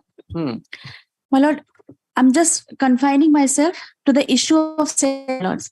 In this case, in my petition, page 14, I had said that the as per the instructions of the Labour Commissioner, the then Labour Commissioner, that the collection of cess was 781 crores and the amount spent was only 49 crores. So that balance is the issue here also, my lords. Have they filed that affidavit that we directed them? Yes, my lords. We have filed In the there, affidavit. When was that filed? Well, as it was filed on 23rd of November 2022. My lords have also taken note of Right. Yes. my lords, in their counter, in the annexure N by L, my lords, at page 48, by 2022, they have collected 3,315 crores towards cess, and the expenditure is 2,724. A balance of 591.4 crores are with the board, my lords. This is for the benefit of the construction workers, which they are sitting on, my lords. Secondly, my lord, there is, as per the Act, my lord. Where are you getting the 500 figure? Which My lords, counter N by My lords may see page 48, my lords. at page 48, my lords. Yeah, I have that. Yes, my lords. Where do you get that 500 and all? She's subtracted. The amount collected in cess is 3,315 crores. Yeah. Yes, my lords. And the amount disbursed is 2,724. The balance is 915. Sorry, balance is what? 591.5 crores. The amount collected 3,315 minus. Yes, my lord. So they are sitting on that amount which is meant for the construction workers. No, they've been spending year after year. Just see the spending amount. Maybe it's varying. Absolutely. Actually, 22-23, it's only provisional because it's not over yet. No, my lords, it is annual. That's so over the years. If you see the last column.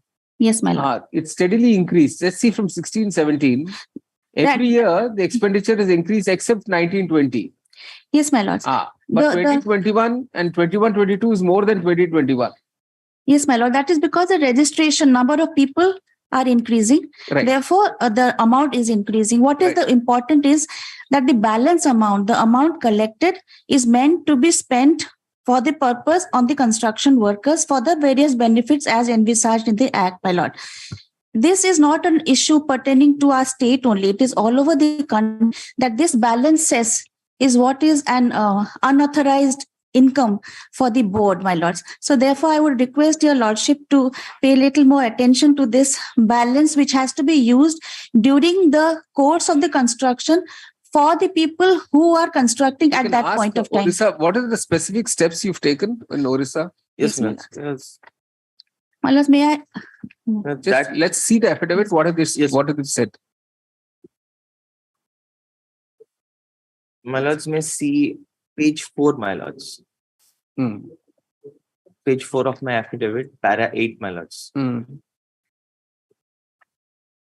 lords, we have delineated the specific steps with regard to adhering to the provisions under the Act. My lords, if I may read, my lords. No, don't mechanically read. That means nothing. Take us to the specific steps that you've taken for disbursement of the amount. Please, my lords. My lords, just see this page 7, page 5, bottom. Yes. The cess so collected. Yes, my lords. Is being deposited.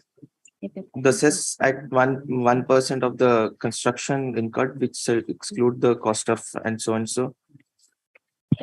The cess so collected is being deposited for the welfare fund of the Orissa Board and Building and other construction workers welfare fund. By the end of 2022, about 3,315.80 crores have been collected towards cess from both government and private organizations. My lords, if I may help him One out. minute, 1 minute. Ms. If I may Padi, help him please, out. please. It's page 47. Let him read, let him continue reading. Don't interrupt. It's also interrupting with our reading. Sir. Continue reading, please. The district labor officers, assistant labor officers, rural labor inspectors have been declared as cess collectors for the purpose.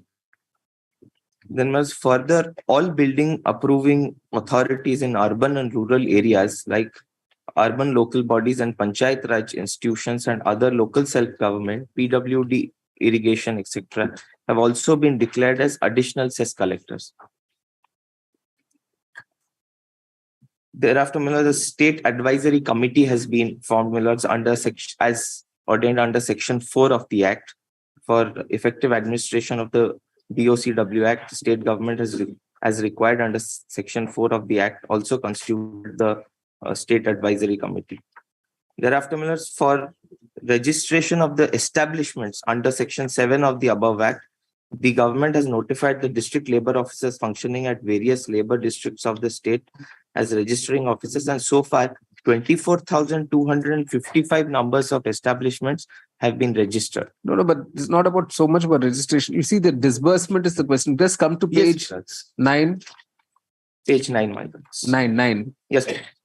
So far as an amount of 2,700.31 crores have been disbursed to the eligible registered beneficiaries under the board covering 63.68 lakhs of benefits. Unless I'll just explain what is this, my lords. My lords, may take page 45 for a moment.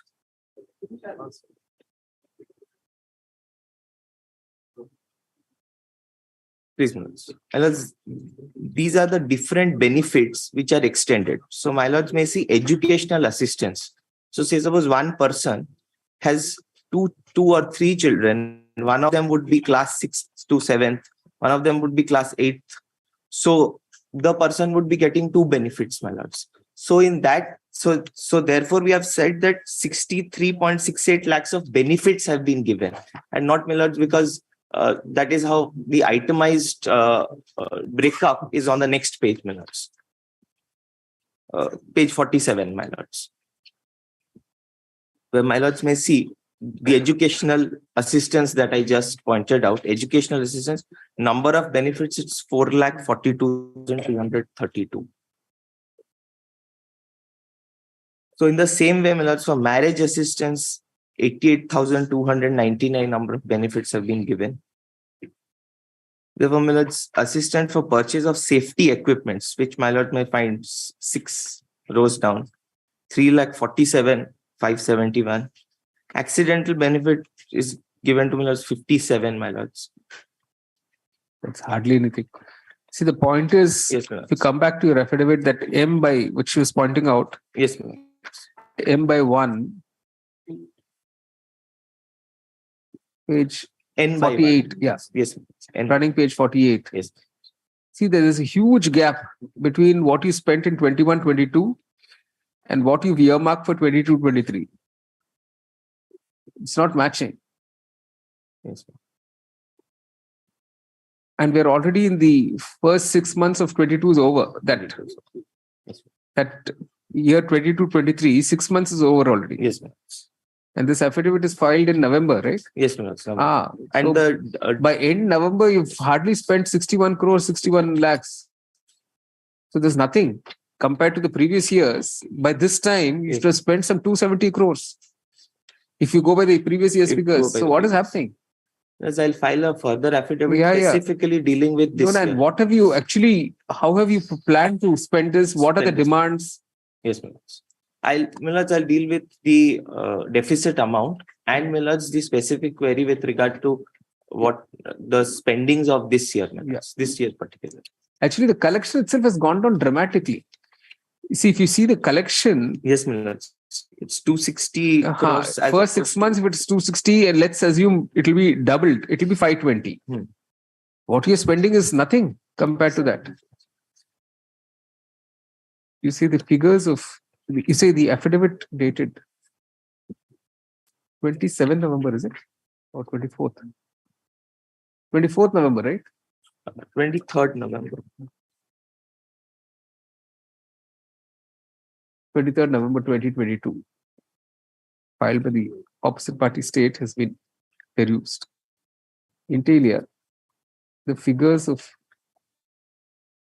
the amount of cess collected, the number of beneficiaries, you said number of building and construction workers registered, and the amount disbursed towards benefits from 2008-9 onwards has been set out in a tabular column in annexure N by 1.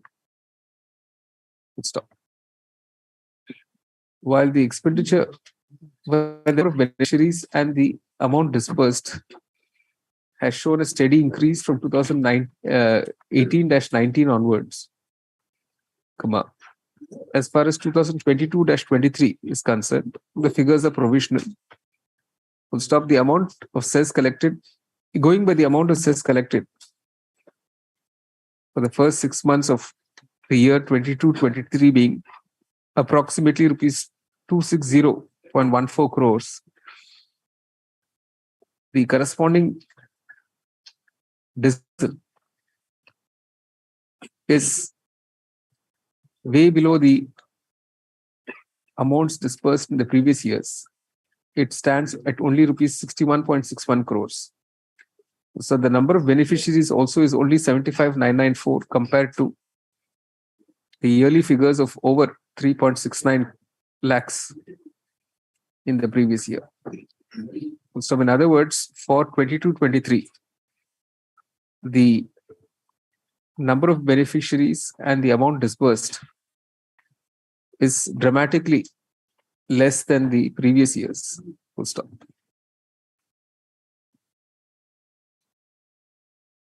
When asked about this, Mr. Monti, Additional Standing Counsel, volunteers that an additional affidavit will be filed to explain why there has been a dramatic drop in these figures and how the state proposes to increase the figures of the number of beneficiaries as well as the disbursal of the benefits for the remaining part of 2022-23. The said affidavit positively be filed by 9th January 2023. Show me that PIL.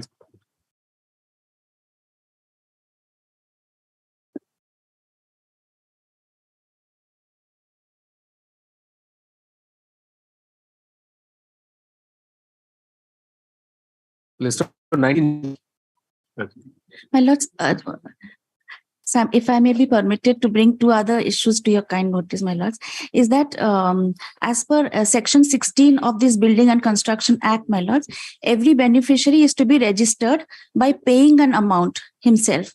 So that the petition had requested whether that could be subsidized by the state or at least waived in the case of Odisha. But it is not so. In their counter on page 37, they say that rupees 50 per annum is collected from every construction worker, which is sent to the board, my lord. That collection amount is not reflected in the collection by the board, my lords. So what amount we have around 8-9 lakhs of construction workers, 50 per head. Where does the money go? Why is it not reflected in the total amount collected by the board? I'll reply on this. All right. Another issue pointed out by Ms. Padi, learned counsel appearing to the petitioner, is that under Rule 267. Rule 16. Section 16 of BOCA. No, but this rule, as per their rules. Rule 267. In page 37. Yeah. It refers to Rule 267. Yes, my Rule 267 of the Odisha Building and Construction Workers Regulation of Employment and Conditions of Service Amendment Rules 2019. No, just say rules, not amendments. 2002. Every construction worker is expected to contribute rupees 50 per annum to the board Stop. She points out that the amount so collected is not accounted for in the figures shown as cess collected. Stop. Therefore, it is not known how this amount is being utilized. Stop. Then, which is the other issue? My lords, is that, my lord, on the last order on dated 12/9/22, your lordship had referred to a judgment of the Supreme Court, and the state was asked to file affidavit as to what stand they have taken before the Supreme Court, my lord. In the meantime, I found that judgment has been delivered, its finality. In that judgment, my lords,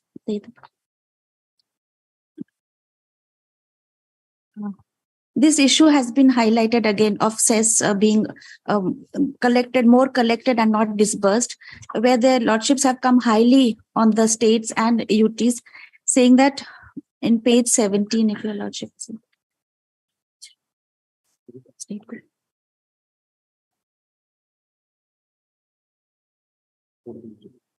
At page 17, my lords.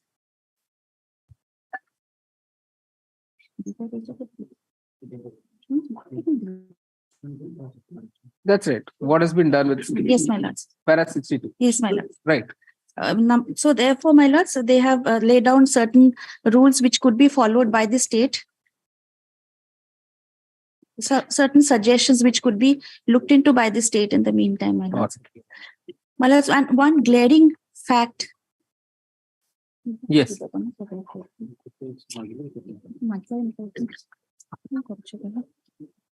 My lords, another copy is here, if your lordship please. It's also.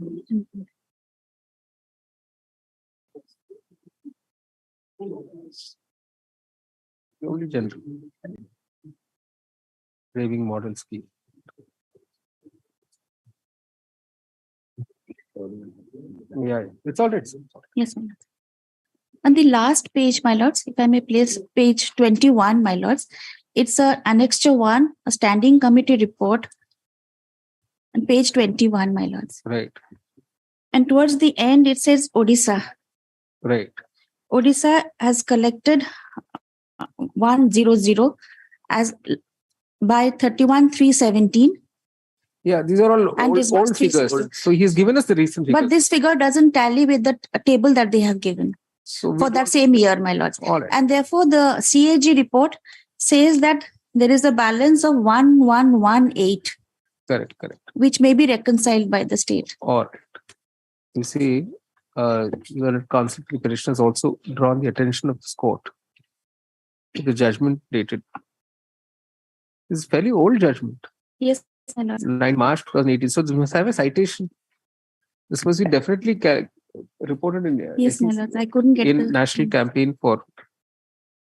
This is not even a full cost title is not there in this. I mean, the full cost title is not there in the copy that you give us.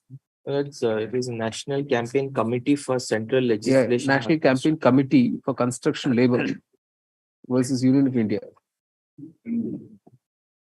Just give that citation, SEC citation, where a number of directions have been issued. Full stop. Inter alia.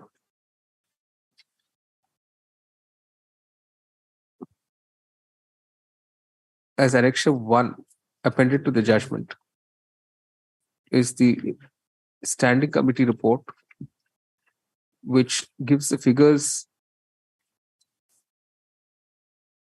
as of 31st March 2017 for Odisha, which according to the council petitioner does not tally with the corresponding figures set out in the affidavit dated 23rd November 2022. Full stop. She states also should be reconciled and explained by the state. Paragraph. In the additional affidavit to be filed, the state will deal with both the above aspects pointed out by counsel for the petitioner. My lords, and last, my lords, with due respect to the person who's made an affidavit, my lords, in this case, an affidavit has been filed by district labor officer. Certainly, maybe the labor commissioner could give in the more data. We need to get facts. Ultimately, whoever gives it, whether commissioner or officer, that man will ask only the officer to prepare it. All right. Great. 68. That's 68. On the consent of the previous council, I am appearing today, my lord. I am today and filing my wakalatnama. And as per your lordship's direction that till the 18/10/2022, I am also filing the additional affidavit. That will be taken up, Lord, next week. I am filing today. Copy may be sought. Yes, yes. Week after we will file the objection to this. Proceed. After vacation.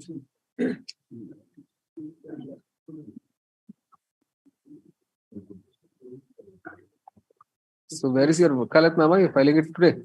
That I am wakalatnama. Counsel, you see the petitioner appears to have changed its counsel. But I am also serving the copy just now. Mr. Sahu enters.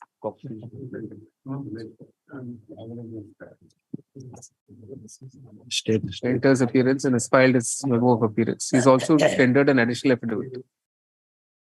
Copy which has been served in counsel the state. List on.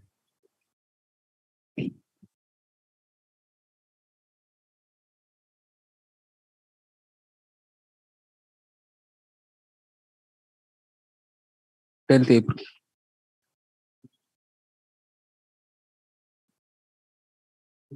69.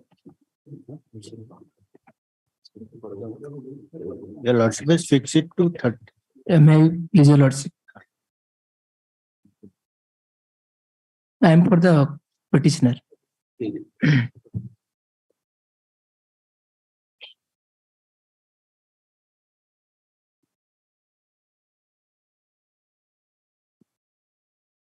What happened to Mr. Patjoshi? He's not appearing in the matter. My lord, Busy. I mean, person in this matter, Mr. Podjoshi shows his inability. Mr. Podjoshi shows his inability to mark appearance. I'm not able to hear you, sir. Just come to the mic and speak. But Mr. Podjoshi shows an inability to appear in the matter because due to his busy schedule in Supreme Court. And I see. All right. please. Yes. But basically, if my lord will permit in person. But basically, this petition was filed, my lord, during COVID time. COVID time. Correct. Thereafter, my lord, on 7th September 21, my lord directed District Legal Service Authority of 2 districts. Yes, to go and make a survey. Kalahandi and Navarampur. Correct. To file a comprehensive note, my lord. Correct. And in that regard, my lord, Kalahandi District Legal Service Authority submitted a report, my lord. If my lord will permit, I will read 2 paragraphs. Please, my lord. This is in view of the direction issued by the Honorable High Court of Orissa at court by order dated 7 September 21 in the matter of so-and-so, read number so-and-so, Kalahandi, appointed a 5-member committee which includes 2 advocates and 3 PLVs. We, the following persons, are included in the committee by the Secretary DLSA, so-and-so. In compliance to the direction issued by the Honorable High Court of Orissa, DLSA Kalahandi provide all necessary documentation, including other orders dated 7 September 21 and 15 September 21 in read number so-and-so. This committee, in order to comply the direction, started in grounds visit on 23rd September 21, started from district headquarter hospital, Bhawanipatna. Before proceed to the hospital campus, this committee met Chief District Medical Officer, CDMO Kalahandi, at his office in order to know the conditions of the hospital in the district, the availability of COVID testing kits in Kalahandi district, and to verify the documents submitted by the state of Odisha before the Honorable Orissa High Court. He issued to provide status of all hospitals, both CC, PSC, within a day or 2, agreed with the request of CDMO, and in order to grant him some time, we proceeded towards district headquarter hospital, Bhawanipatna campus. It was on 24/9/21, the CDMO Kalahandi handed over a copy of available bed vacancies at various levels, COVID samples collections, numbers, etc.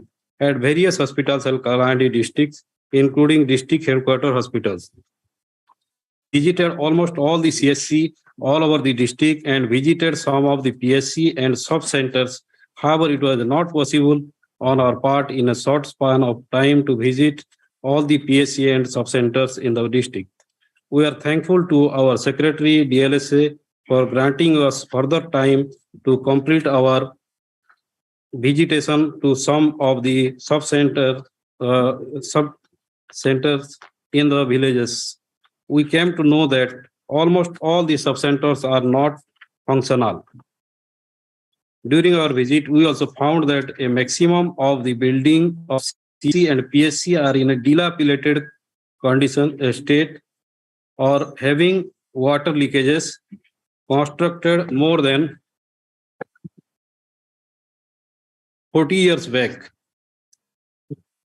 Also, we are informed that the staff quarters are not sufficient for the existing staff, for which the staffs are not available around the clock at the hospital's premises for the emergency requirements. On discussions with the medical officer of various CSC all over the district, we came to know that buffer, analyzer, and required chemicals are not supplied by the administration. As such, the patholab tests like serum, sodium, potassium, LFT, lipid profile, and thyroid tests are not being conducted at the CHCs. Accordingly, the patients are bound to move towards private hospitals, path lab outside, in order to avail the facility by paying the cost from their own pocket. The details of vacancies of Dr. Pusan Kalahandi district is attached annexure 1, my lord.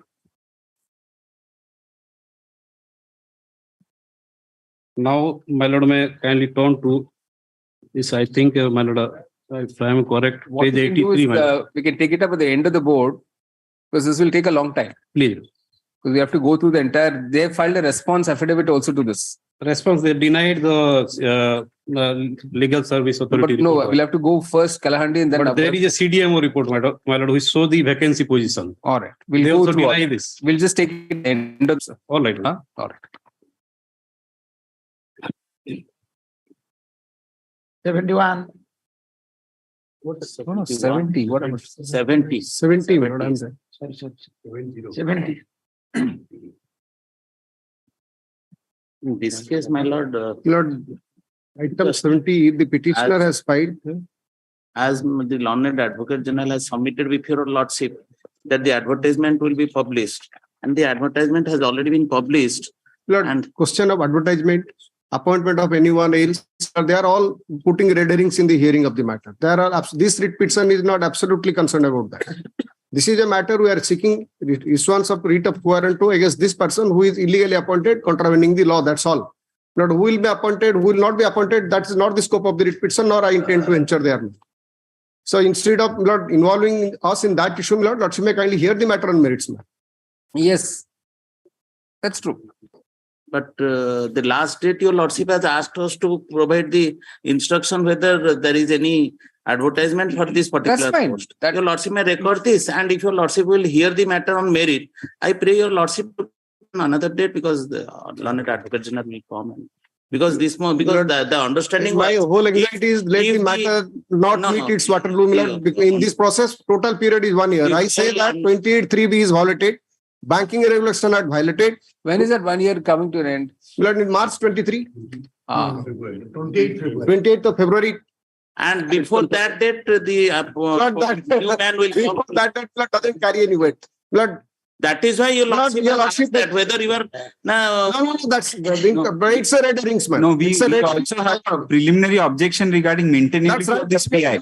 That's right, man. I am right now ready to argue the matter. Lord, kindly 3 essential points of law and raise, man. I know, but that nonetheless we are. That's right. So let it be on Monday, my lord. Monday. No, Monday. Otherwise, my lord, there is Tuesday, my lord, I am there. Anytime next week, my lord. Anytime next week. I humbly pray, my lord. Because Lord, it may be taken up single after day of this person in the blood disastrous. He is absolutely not qualified 28(3)(b) violated, Banking Regulation Act violated, their 2014 conclusive guideline violated, my lord. This fellow, I'm sorry, my lord, I use the wrong word. This person, my lord, opposite part number 8, violating all mandates of law, my lord, and government has no power to appoint. If a lordship sees, in respect of a cooperative bank, it is the management committee 28(3)(b) specifically mandates will appoint the chief executive officer with prior approval of the registrar. But here the government having no business in the matter has passed order of re-engagement. That's right. Allow me to. So if a lordship sees 28(3)(b), my lord, what does the mandate says?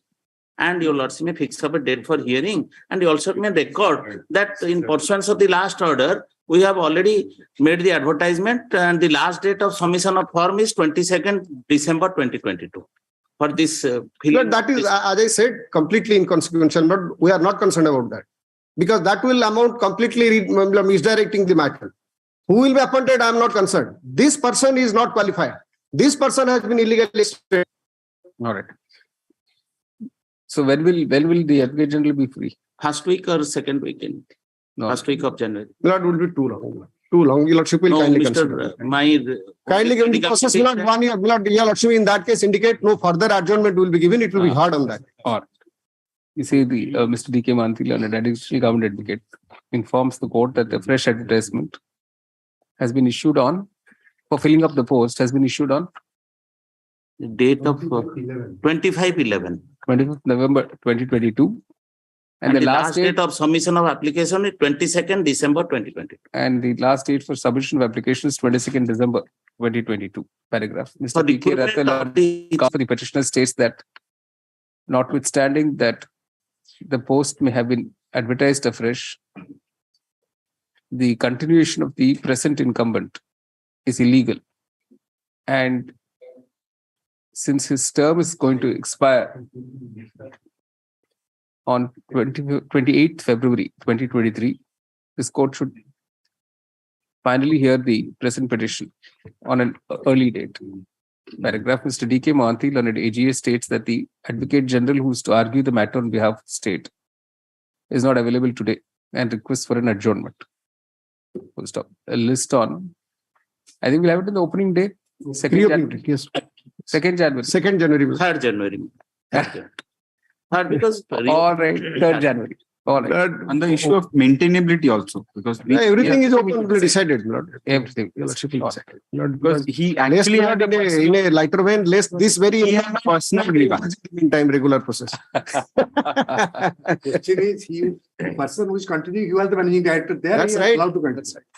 But come before lordship, he is a person. Specifically, website is a political person. You are a Co-warranto is always a PIL, my lord. Has to be by a person who is not in the we'll show those judgment. It's a basic service. So everything I'll also, no problem in that. All right. 71. Virtual mode. This is, then you have a glance to order dated 5/1/2015. Yes. Till date, they have not filed the reply. This last since 8 years.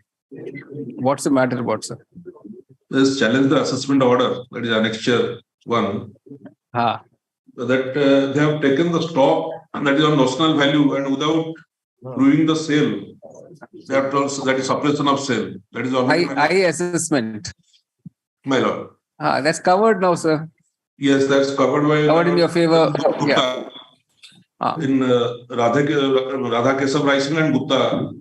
Right. So you have the judgments. Yes, my lord. All right. You say that in this petition, challenging an assessment order dated 25th April 2014 under Section 42 of the Orissa Value Added Tax Act 2004 (OVAT Act). Notice was issued way back on 5th January 2015, and the impugned demand was stayed. For the last over 7 years, for the last nearly 8 years, 8 years, no reply has been filed by the state. Paragraph. One of the grounds on which the assessment order has been challenged is that it proceeds on the basis of suppression of sales figures on the basis of an estimation and not an actual inquiry. Full stop. This issue is covered in favor of the SSC by the judgment of this court dated TRV number 1092/8, that is dated 26/22. 26 February 2022 in writ petition civil. STRV number 109. STRV number? 109 of 2008. 109. 109 of 2008. And what is the title, cost title? Radha Keshav Rice Mill. Radha Keshav Rice Mill versus? Private versus State of Odisha. State of Odisha. And another matter is STRV number 2, 2008. That is dated 22/3/2022. That is Gupta Distributor. State of Odisha. And STREV 2 of 2008 bracket Gupta Distributors versus State of Orissa. Dated 22/3/2022. For the reasons stated in those judgments and applying the same principles, the impugned demand, the impugned assessment order, and the consequential demand are hereby quashed. The writ petition is allowed. No orders to pass. Well obliged. Next is the same. Next is same. All right, same. 73 has become infructuous, man. Dismissed as infructuous. 74. Item number 74/75. The assessee is now before the NCLT. All right. It is Today stated only- that the SSC is now before the National Company Law Tribunal in proceedings initiated under the Insolvency and Bankruptcy Code. Accordingly, both petitions are disposed of with liberty to the petitioner to approach the NCLT. No, they are now. So after this resolution process is over, you can revive it. You said I the get petitions are disposed that of liberty with may be permission to given. revive the petitions if necessary after the resolution process is concluded. Obliged. All right. 76. Lordship, in this matter, Mr. Gulati will be appearing due to his demise of his father. All right. Is requested. My lord, since I am also appearing connected matters, the interim order may continue. I don't have any. All right. At the request My lord, similar question, similar matters have been posted to 6/3/23. All right. List on 6/3/2023 along with My lord, WC number 10865 of 2013. Let this, 10865 2013 interim orders to continue. Your Lordship, let the first petition be as the lead matter. It will be. This whole batch is that. Obliged. There is a 77. Sorry. 78. 78, my lord, and first sub-item in 79, my lord. Challenges to the assessment order, my lord. My lord, may permit me to file an appeal. All right. Both in 17502 and 17503, the petitioner seeks leave to withdraw the present petitions with liberty to challenge the impugned assessment orders in accordance with law and statutory appeals. Full stop. If such appeals are filed not later than 1st February 2023, accompanied by an application for continuation of delay, explaining the delay on account of the pendency of the present petitions, it will be considered in accordance with law by the appellate authority. My lord, the originals be returned subject to being substituted for the attested photocopies thereof. The petitions are disposed of as withdrawn with liberty spread. Deeply. 79 sub-item, my lords. My lords, I'm seeking 5 or 6 days time to reconstruct the file. I'll come down. There's a merit. It's covered, madam. What's minor minerals covered? It's covered. What does it tell us? Actually, my lords, I don't have the power in the matter. It's it was filed prior to me coming into profession. So, my lords, my father asked me to do it. No, this assessment order is what? Yes, my lord. Assessment order has been challenged.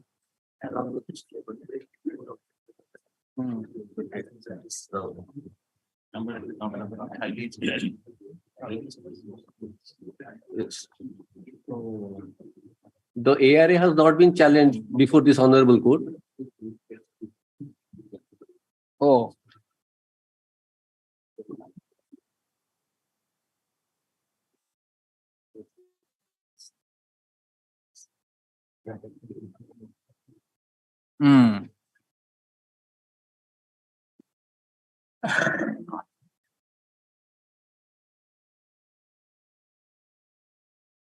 No, but anyway, this challenge is only to an assessment order. They can go and appeal. My lord. You said that permitting the petitioner to challenge the impugned assessment order by way of a statutory appeal. The court declines to interfere at this stage. If such appeal is filed not later than 1st February 2023, accompanied by an application for condition of delay, explaining the delay on account of the pendency, be considered in accordance with law by the appellate authority. Interim or If the appeal is filed within the time stipulated along with an application for stay, then within the time stipulated, then the appellate authority will, then till such time the appellate authority considers the application for stay. The interim order passed by this court on 8 September 2014 will continue. So the amount already deposited by the court pursuant to the said interim order will abide by the orders of the appellate authority. The petition is disposed of in the above terms. Much obliged, madam. Much obliged. 81, my lord. Entry tax interest matter coming on 16th of this month. All right, list on 16th, both matters. 82. 82, my lords. These matters, my lords, relate to enforcement of demands which relates to the period prior to the insolvency. The CIRP period, my lords, your lordship knows, covered by the judgment of Ghanshyam Mishra, and your lordships also have passed several orders in that regard. My lord, is covered issues, my lord? Counter affidavit, my lord. No question now. My lord, that lords, I appear in the connected matters are all old matters, 2012, 2014. My lord, short date may be given, my lord. Connected matters are there, my lord. I have made the chart, my lord. I'll be producing, my lord. There are too many matters, sir. Lords, what I have done to assist your lordship is in the matters where I am appearing, lords, relating to Adhunik Metallics, lords. Essentially, your lordships have to see the period to which the demand relates to and the period of insolvency, when it got commenced and when the resolution plan was approved. Lords, I have prepared a chart with respect to I am appearing in 6 sub-items, lords, with respect to the writ petition number, which period it relates to, and the rest. I'll just forward the chart, lords. Yes.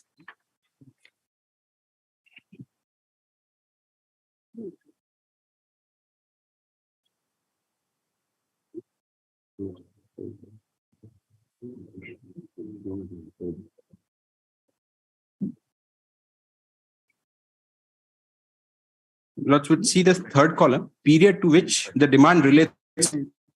All are prior to 2017. So they're all covered.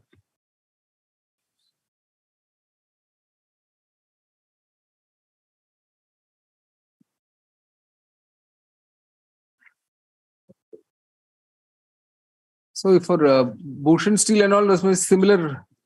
Sir, all are different. Facts are different, my lord. No, that's right. We are now in Adhunik. I'm saying others will have similar chart. Yes, that's exactly. But in some cases, as it appears, they have not filed counter. In some cases, filed a counter without serving a copy. But we can also prepare a chart and give your lordship with regard to the other matters, which are definitely similar to that, in fact. Many of them are Tata Steel or Bhushan Steel. Only. Yes. These are all matters where actually the insolvency corporate resolution process prior to that actually. So let's deal with Adhunik today and be done with it. My lord, I have prepared a chat, but not completely prepared, my lord. So Adhunik, you can tell us. My lord, I have to take instructions, my lord, in any short date, my lord. You know how short dates are not available with us. My lord, any date, all the matters can be disposed of.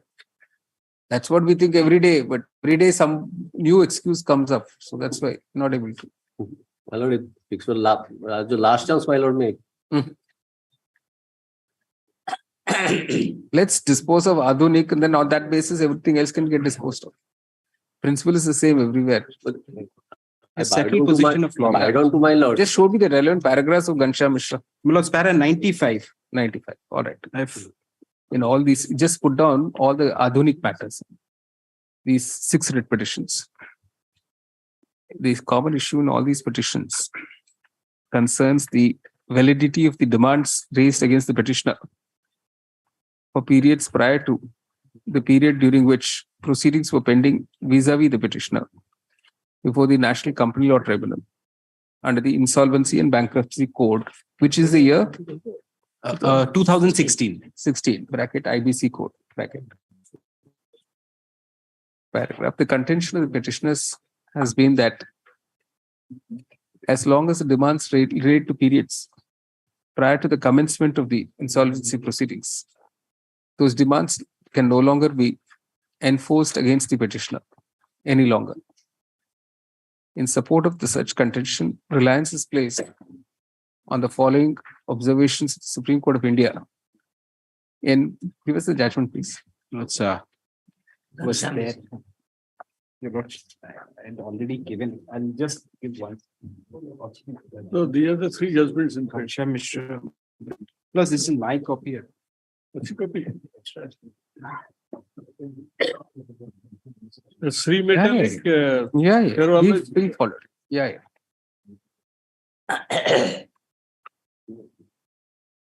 That this is we have followed it in Sri Metallics. Yes, Sri Metallics also. Ghanshyam Mishra and Sons Private Limited versus Edelweiss Asset Reconstruction Company Limited. 2021 SEC Online SC 313. Let's reproduce the whole of para 95 here. Paragraph. Incidentally, the above decision has been followed by this court with judgment rated dash in Sri Metallics dash. Paragraph. As far as the present petition is concerned, the date of commencement of the insolvency was 3rd August 2017. And the date of approval of the resolution plan by the NCLT was 17 July 2018. Stop. The order of the National Company Law Appellate Tribunal, by which the resolution plan was made effective, was 3rd March 2020. Paragraph. Mr. Acharyal and petitioner has placed before the court a chart tabular form regarding the writ petition and the corresponding period for which the demand relates, either under the Orissa Value Added Tax Act or the Orissa Entry Tax Act or the Central Sales Tax Act or the Orissa Sales Tax Act. We'll stop. The set details are as under. Just reproduce the first three of this table. Also MMDR. Also MMDR Act. No, as far as he is concerned. Oh, I'm sorry. With all the above periods of demand being prior to the date of commencement of the resolution plan approved by the NCLAT, following the dictum in Ghanshyam Mishra, the court quashes all the demands which have been challenged in these writ petitions. Full stop. The writ petitions are accordingly disposed. Grateful. The remaining matters, you say at the request of counsel for the department, /state, who assures the court that he will file an affidavit within 4 weeks. List on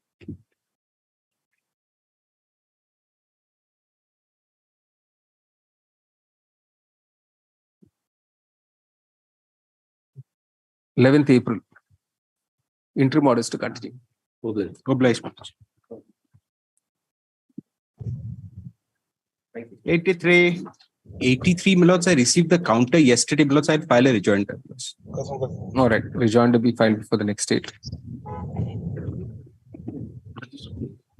List on 24th April.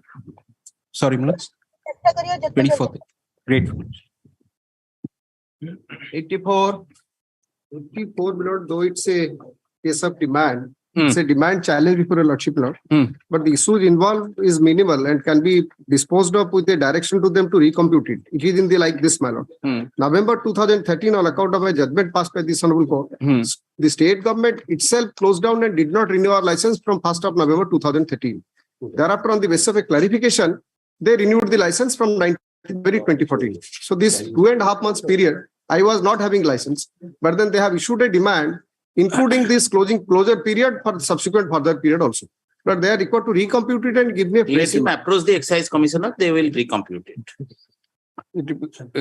Permitting the petitioner to approach the excise commissioner for waiver of the demand for the closure period And for recomputation and for recomputation. of the demand. This court disposes of the present writ petition. Full stop. If such application is made before the excise commissioner not later than 1st February 2023, it will be disposed of with a reasoned order after hearing the petitioner within a period of 2 months. That's it.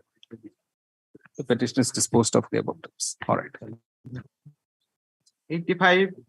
The 85 on demand on government land is covered by lordship's order. Happy. No correction is required. Same demand date and superintendent also same. So everything same. All right. Closer date same. Same.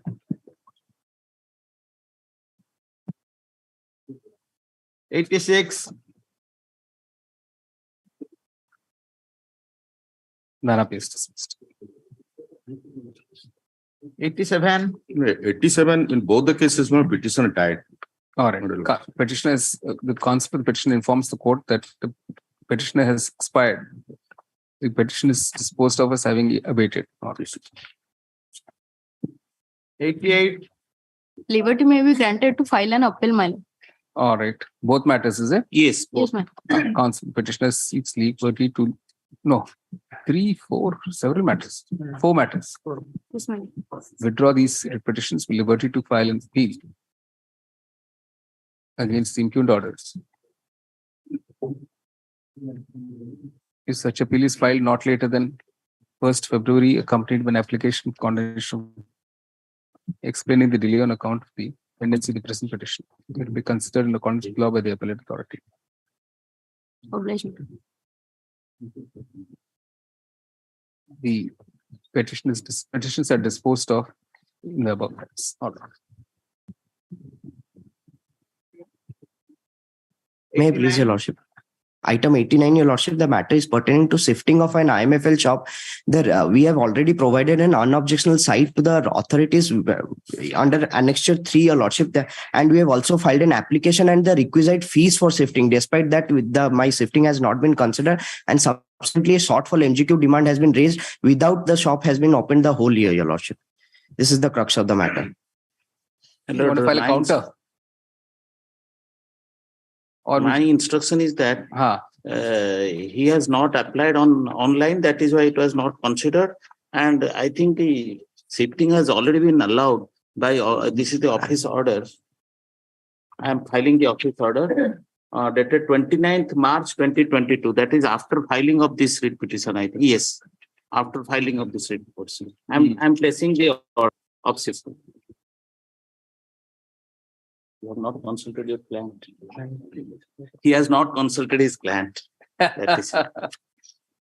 It appears that the shifting of the shop has already been permitted by letter number 552 dated 29th March 2022. By an office order dated 29th March 2022, issued by the Superintendent of Excise Ganjam Chhatrapur, and a copy appears to have been received by the petitioner.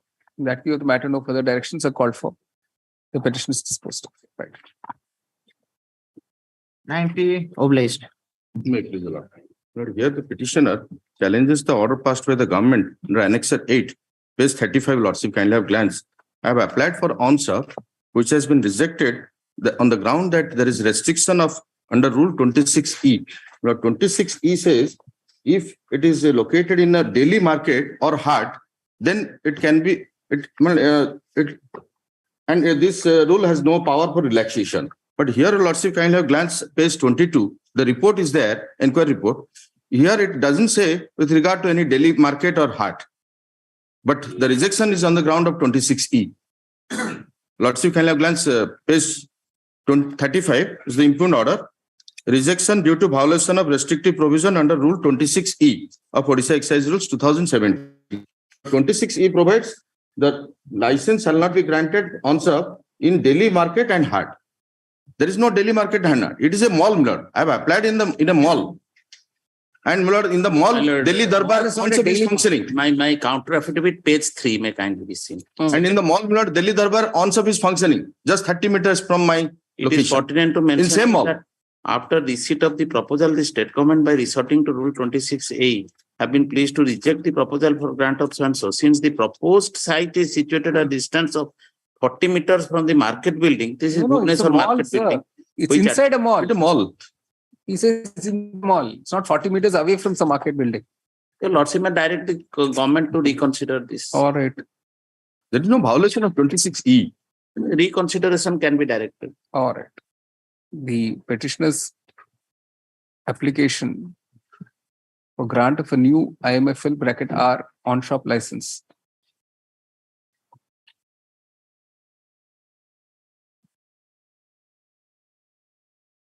under the name and style of single quotes Bhubaneswar Food City Private Limited, unquote, has been rejected,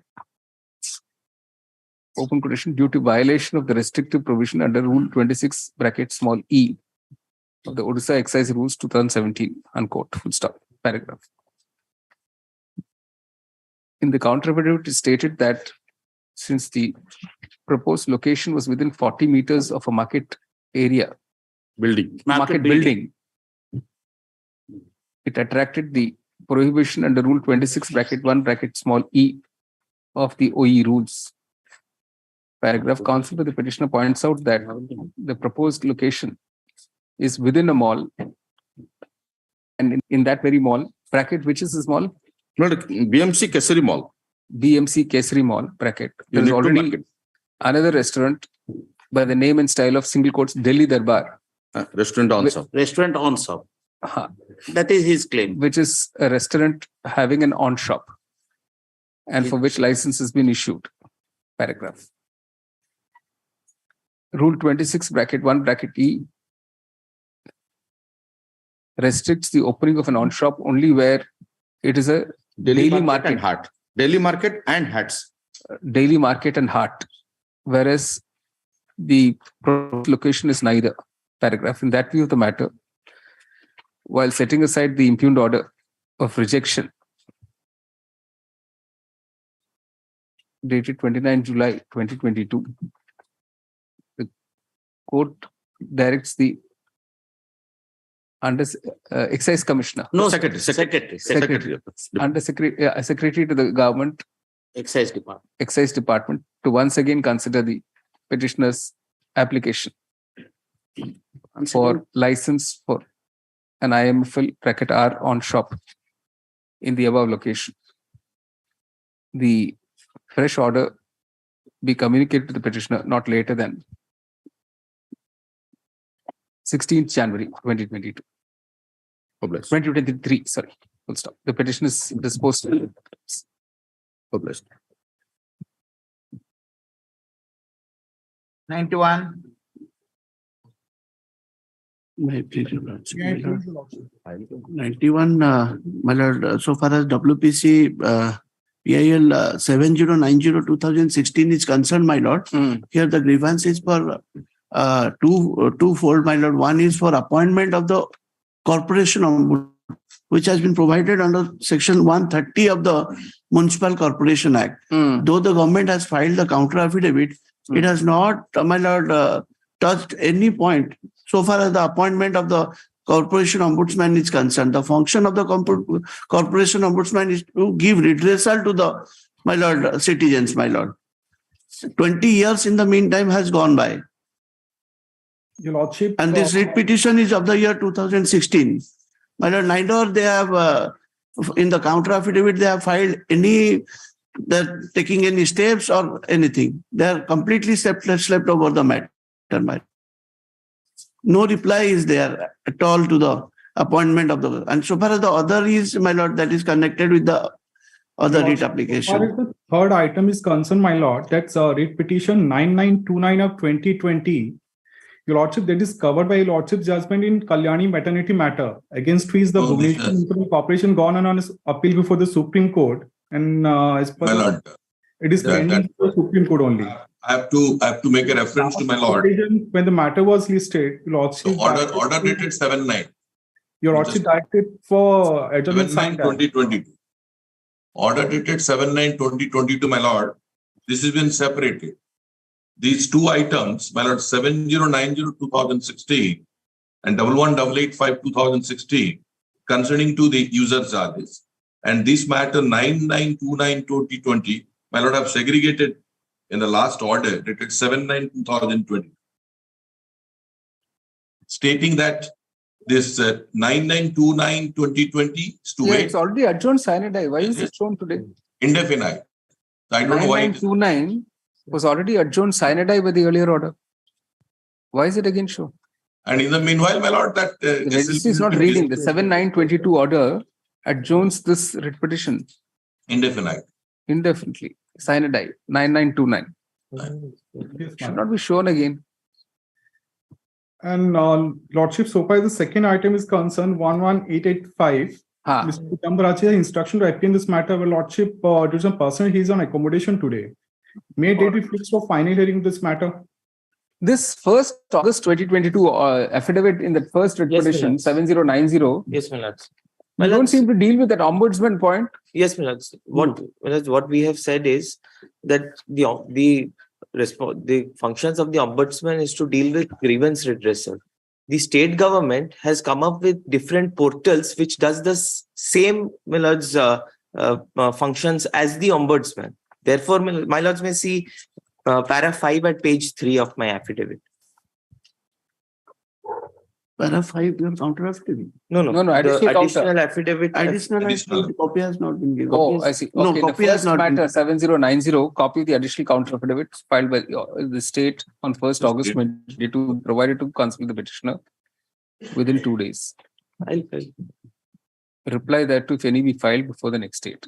And then in the next matter, you see it is stated that Mr. Acharyal and senior counsel petitioner has some personal difficulty today.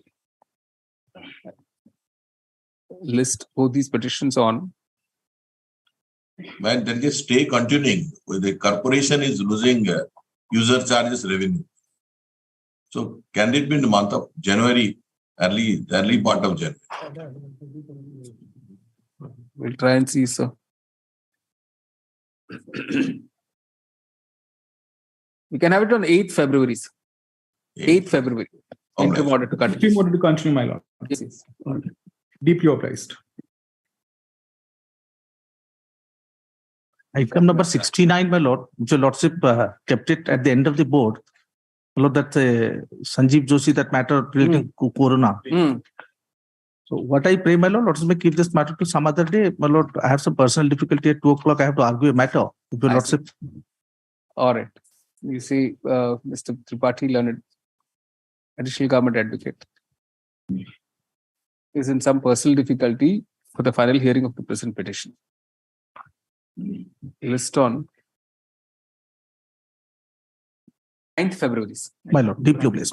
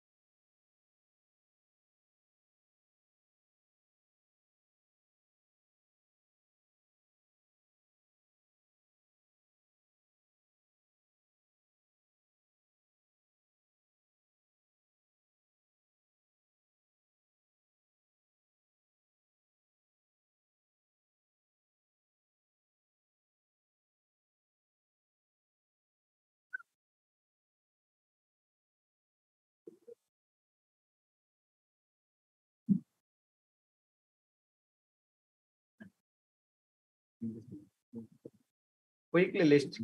Item 35.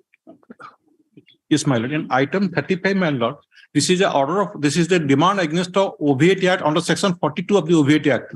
My lord, neither the audit visit report have been submitted within a period of 7 days from its completion, neither the assessment has been completed within a period of 6 months in terms of subsection 6 of section 42 has been already covered by my lord's order in Cobra Insulation and the PAL construction, my lords. My lord, may see the question admitted by this honorable court. Even if the question has not been admitted as a frame, it was in point. My question about before the read petition, in the read petition, my lord.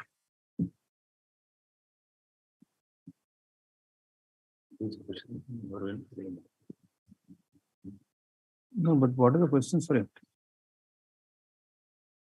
Question is capital goods and penalty. Which is the order? 19th October 2016. Is page 21, 6, my lord.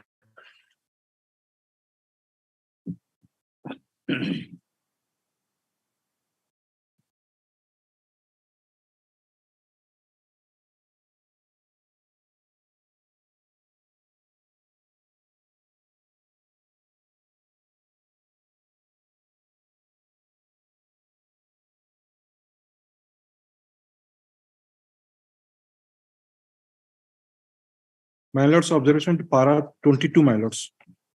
Para 20 in the Cobra Insulation case, page 9, my lord.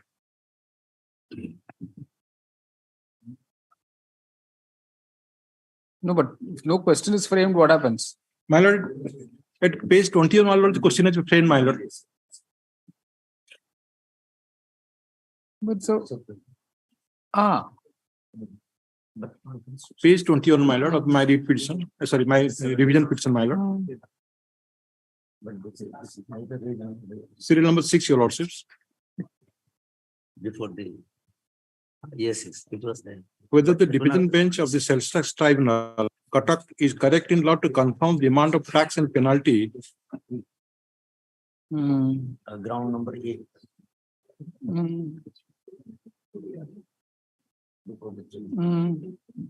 That is not addressed.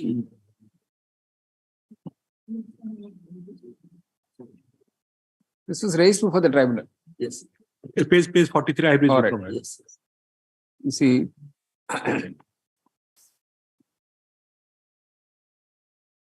at the time of admission of the present revision petition on 19th October 2016, 3 questions of law framed for consideration by the court.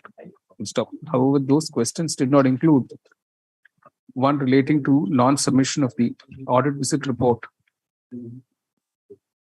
within 7 days of the audit visit, and non-finalizing and the failure to pass an assessment order under section 42 of the Orissa Value Added Tax Act 2004 within 6 months of the date of the report, is it? Or the visit? Within 6 months of the notice for assessment. Stop. However, on perusal of the impugned order of the Orissa Sales Tax Tribunal, dated 6th April 2015 in essay number 252/5 of 2012-13 filed by the present petitioner, dealer. It is seen that one of the grounds raised there specifically was on this issue. No, 6 months from the date of receipt of the EPR. Within 6 months from the date of receipt of the audit visit. No. Assessment order should be passed within 6 months from the date of receipt of the APR. That's the requirement in 42, 6 and 7.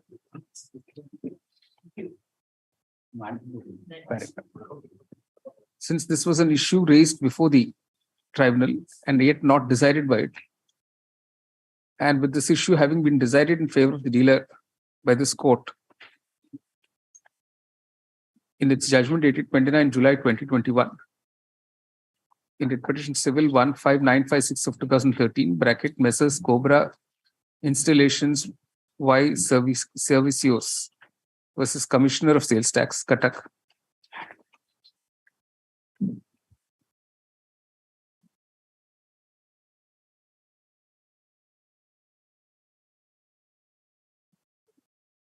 Page 22, my lord. Yeah. Sorry, para 22. The court considers it appropriate to frame the following additional question of law for consideration of this present petition: whether the impugned order of assessment was valid, given that the audit visit report was not submitted within 7 days of the audit visit. Question mark. And on this other part of 6 months, we've not decided, right? My lord, that was issue been raised before the tribunal, my lord. This issue also raised before the tribunal 6 months. Page 43. Page 43. No, we have referred to that, sir. We have referred to that. We're not saying whether it was raised before the tribunal. Has it been decided? Yes, my lord has decided in the case of Cobra insulation, my lord. No. Tribunal has been not answered by the taken up. university. Tribunal has not taken up. Yes, my lord. I am obliged. Further, is not the assessment order liable to be invalidated, since in terms of section 42(6) of the OVAT Act, the assessment was not completed within a period of 6 months from the date of receipt of the audit visit report. Question mark. Paragraph. In Messrs. Cobra Installations, Supra, this court has answered the above question in favor of the SSC dealer by holding that A to A. In the present case, admittedly, the assessment was not completed within 6 months of the date of receipt of the audit visit report. So, paragraph. Further, it is seen that the audit visit report itself was submitted beyond the period of 7 days from the completion of the audit. Full stop. This court has in Messrs. Pal Construction versus the Assessing Authority, bracket order dated 18th April 2022 in Repetition Civil 1697 of 2009, held that this is contrary to the mandatory requirement of section 41(4) of the OVAT Act, and has accordingly set aside the assessment order challenged in that case. Paragraph. Accordingly, both the questions framed here and before are answered in favor of the SSC dealer and against the department, and the impugned assessment order and the corresponding orders of the first appellate authority and the tribunal are hereby set aside. Paragraph. In view of the answers to the questions framed here and above, the court does not consider it necessary to answer the questions framed by the order dated 1910-2016. The STREV is disposed of in the above terms.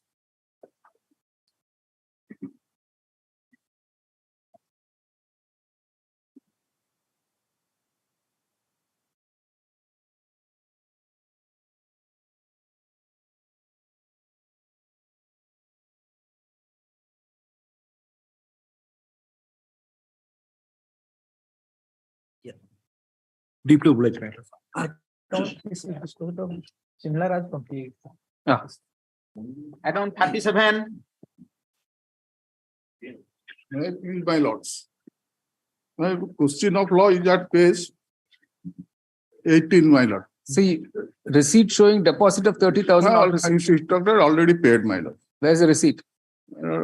Petitioner instructed that already paid, my lord. Where is the receipt, sir? Adjourn the matter, I'll show the what? Adjourn the matter, I'll show the payments made by the petitioner. We'll vacate the stay then. I'll show within a week, my lord. Counsel to the petitioner undertakes to produce the receipt for deposit of rupees 30,000. That is request list miscellaneous matters on 3rd January. 38. Lordship, this brief is transferred to us, Lordship, this week, Lordship. No. Everything is always transferred and go on asking adjournment. Someday you have to be ready. Persons are handing over brief more than a week ago, every time that day when it is listed, you say it's transferred this week. This Monday we'll receive Lordship. Kindly, next week, Lordship. We are reading it now with you. Let's see how long it takes to understand what the matter is. Lordship. Just open the brief. Open the brief, sir. Open the brief. I have also no brief. So you're assuming we'll adjourn. Even if you don't walk into the court without the brief also, we'll adjourn. No, Lordship. We are not adjourning, sir. If this is how you want to treat this court, you don't even come with your brief. Lordship, this file, other files I have, Lordship. Sorry? Other file I have, this file is not with me, Lordship. So this file will meet the fate which it has to meet. Lordship, even Don't be so casual, sir. no objection, Bakalatnama will. Don't be so casual that every request made by you will simply be accepted. You walk without the brief, without anything. Lordship, this file is misplaced. So we'll dismiss it. We'll permit you to revive it whenever you file the file. Find the file. That's the easiest thing.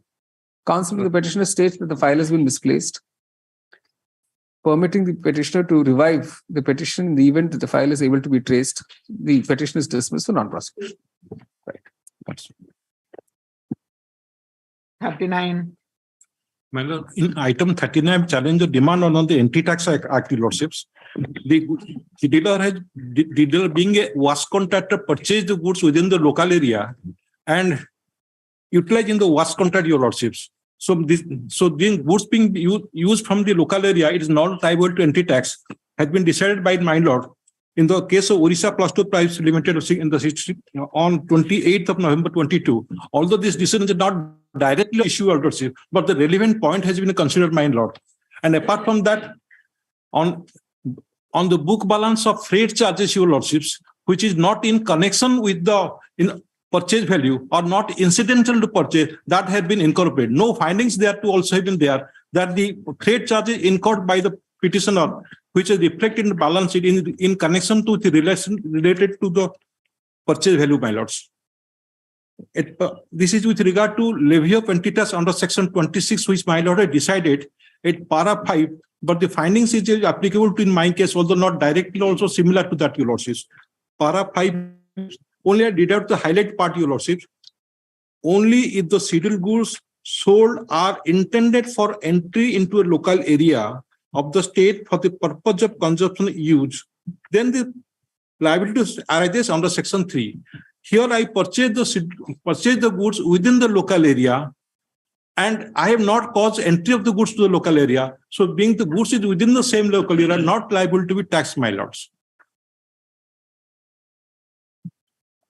And secondly, my lord, with regard to freight charges, which is recovered from the balance sheet, such freight charges is not in connection or incidental to purchase.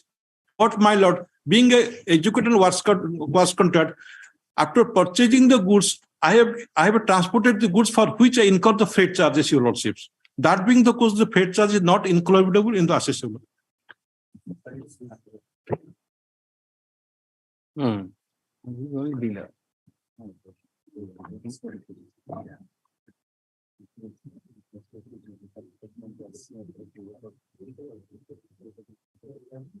within the local area, as can't be incidents. Yes, sir. My lord.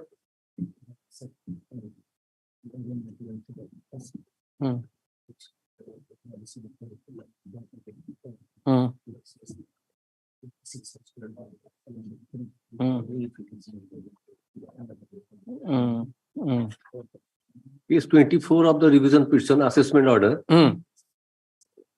From the bottom point 2, the dealer has effected purchase of goods, both rupees such from unregistered dealers, but has not paid ET. Thereon. Unregistered dealer within the local area. That's what is missed out here. He has to produce evidence that, yes, I have purchased it from the local area.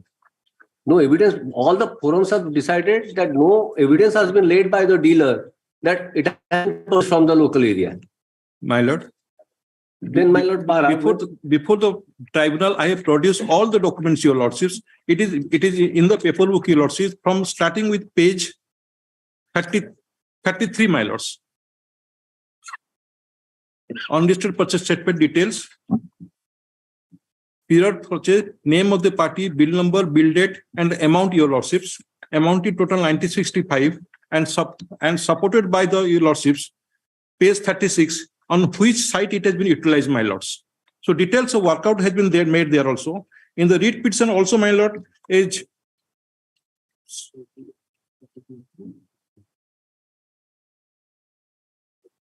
sorry.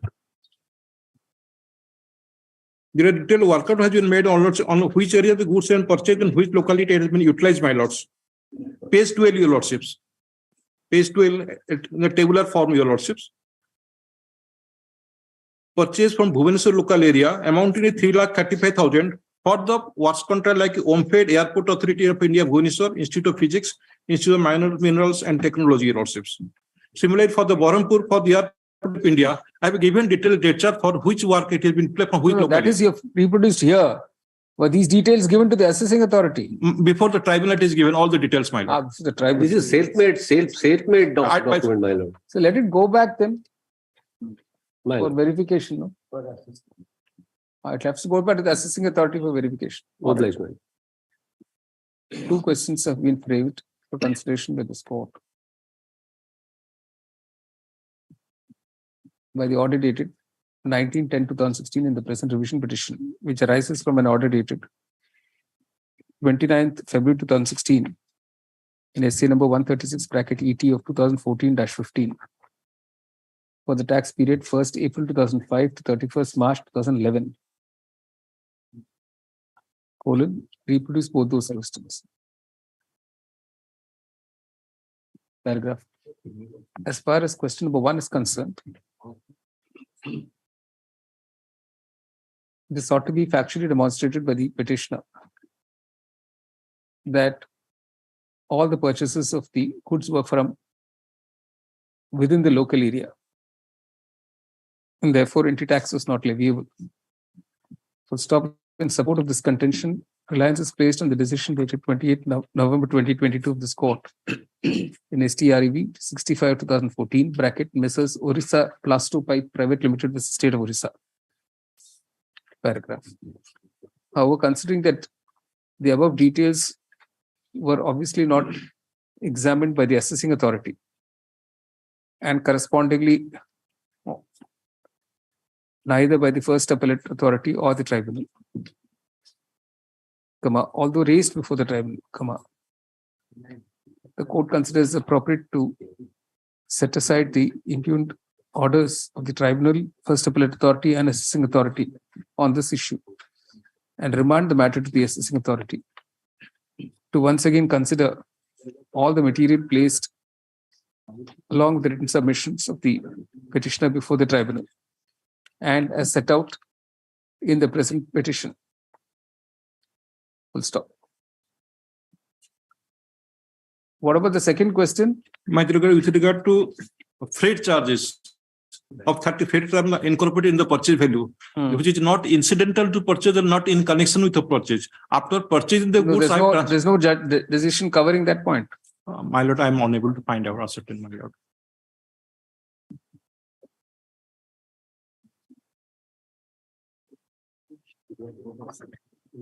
And there is no, sorry.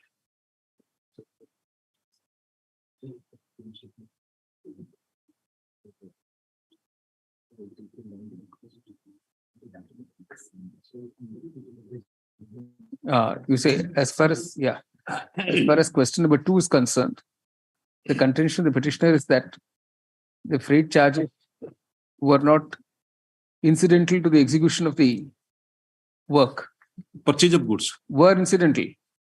This is not incidental to purchase of goods, but in connection with your transshipment of material to the work site after its purchase.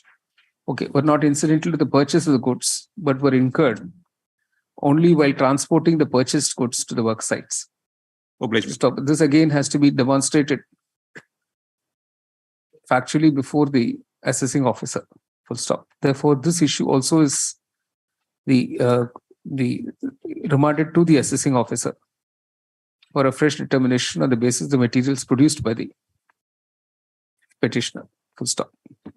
Consequently, as regards both the questions framed, the impugned assessment orders and corresponding orders of the first appellate authority and tribunal are set aside, and the matter is remanded to the assessing authority. That is the State tax officer, Bhubaneswar, 1 Circle, Bhubaneswar, for determination in accordance with law. The matter will now be listed for the said state tax officer, Bhubaneswar, 1 Circle, on 1st February 2023, when the assessee will appear through an authorized representative with all the necessary materials or documents in his possession relevant to the above two questions. Deep blue, please. Correct. Day.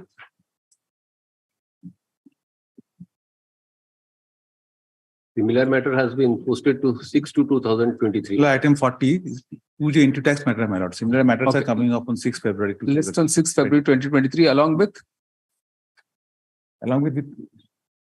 connected matters, my lord. what are the connected? Tuesday matters. Yes, my lord. Puja matters. What are the matters?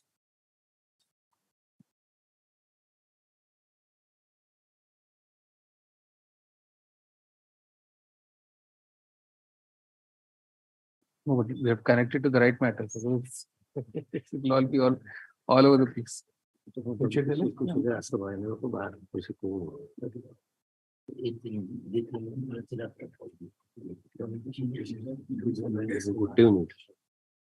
Please show him the list.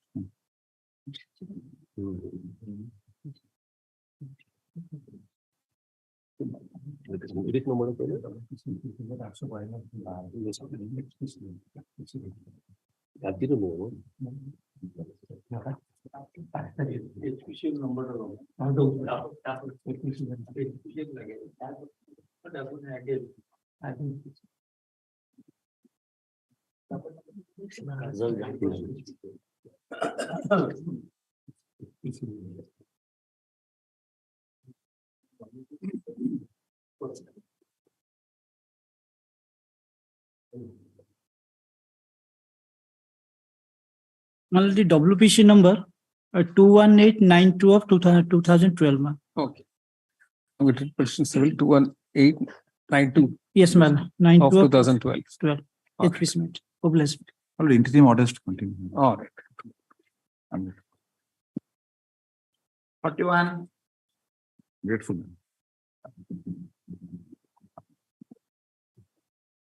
My lord, under item 41, I have challenged the levy of penalty under section 42(5) of the OVIT Act, your lordships. It's against you now. Yes, I have gone through the order of the my lord in the Chandrakanta vehicles, but I think I'm not sure enough of my lords. I have not been covered by the order of the my lords of the Chandrakanta lordships, because here is the case of short payment of administrative tax liability, and administrative tax liability not being assessed under section 42. I am not covered by the said judgment of lordship. I just placed before the comparison of judgment, including the order of my lords of the Chandrakanta lordship. See the assessment orders under 42(4) in your case. I will take few seconds, your lordship. Not take much sure. time. Take how much ever time. I will take few seconds, your lordships. I invite your attention to said my lord's order dated 5th of July in the Chandrakanta case in ST of 69 of 2012, your lordships. Before going to the I want to read out the subsection 4 of section 42 and subsection 5 of section 42, your lordship. Page 9, which is page 9, my lord. I am read out, my lord.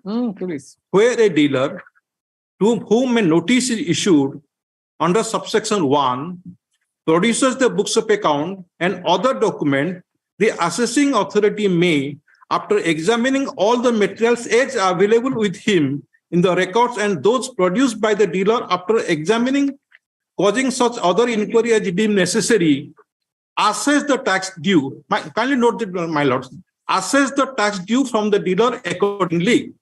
My lord, subsection 5 says last, without prejudice to any penalty or interest that may have been levied under any provisions of the Act, the amount equal to twice the amount of tax assessed under subsection 3 of subsection 4 shall be imposed by your penalty.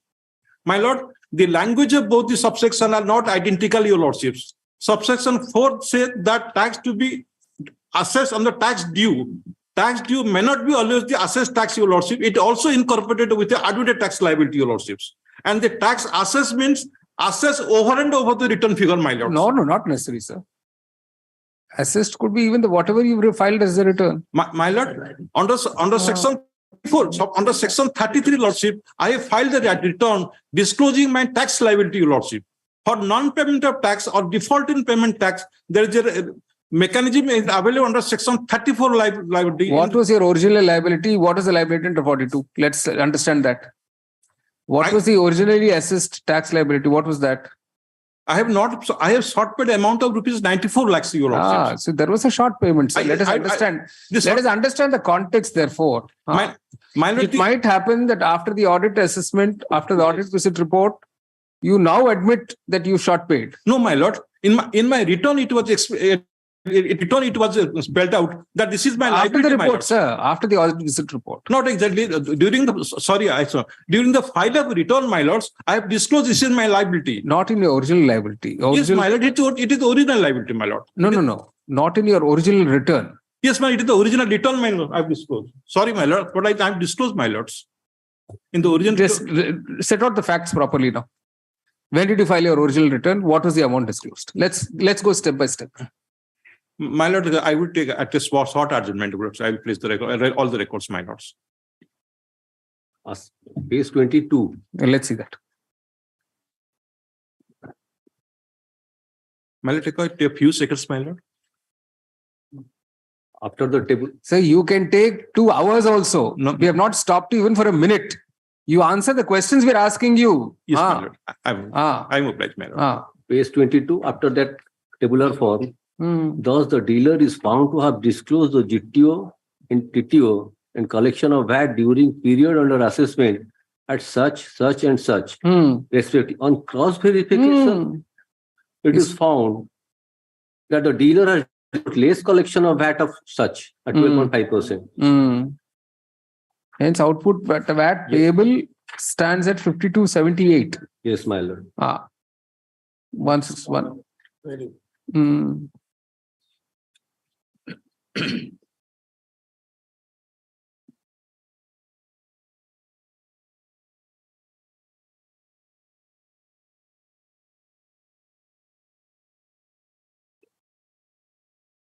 The next para also reproduction of declaration form C and verification in form E1.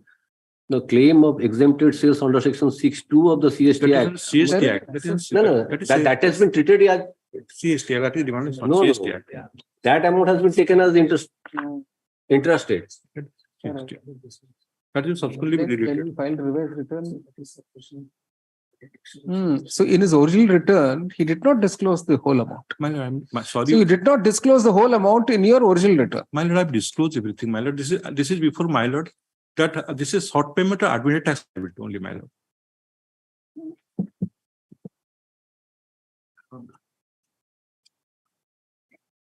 This is only short payment. I can able to demonstrate before Lord, my lord, by filing the returns by your affidavit. No, it's there. You were found to have disclosed GTO, TTO, and collection of VAT as these figures. These are all taken from your returns only.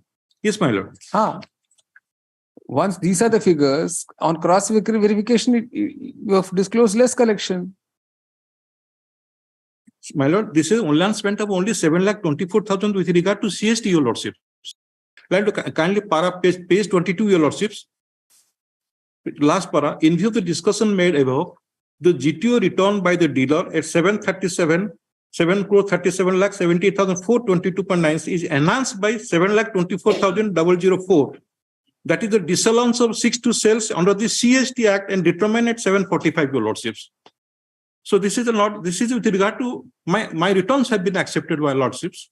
And since I have out of the total claim of 6(2) disallowed, 131 tax at the rate of 12, only demand of 1,31,000 on this lordships. The total tax due is amount to come to 96 lakh. Only demand is 96 lakhs on this score, your lordships. But in the order of assessment, the demand has been 2,57,000. So this is because of it. So there's a short payment of tax, your lordships. So there is an assessment, sir, for the purpose of 42.5. We're stressing on the word assessed, correct?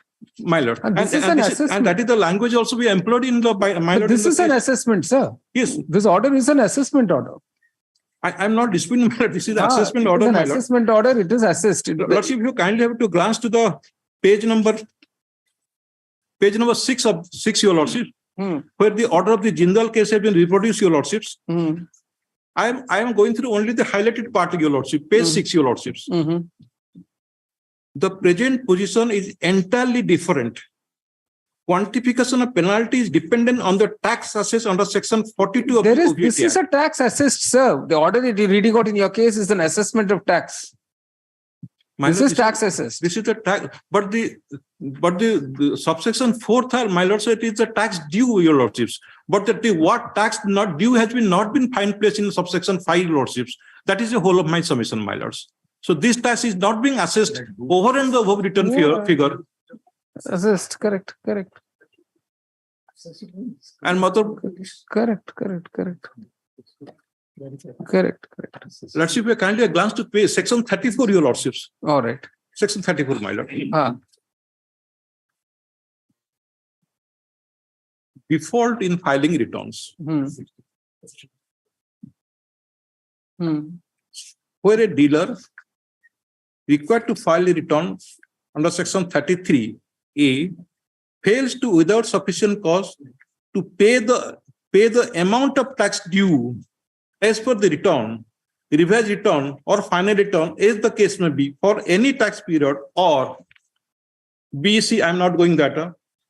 Such dealers are liable to pay interest in respect of 1, the tax which he fails to pay according to the return, revised return or final return, as the case may be. So I'm liable to pay the interest, your lordship. That's separate, sir. That's separate. This does not preclude 42.5. Right. You see the question raised in the present revision petition. No, the following question is framed in the present revision petition by an order dated 25th November 2016. Both the above questions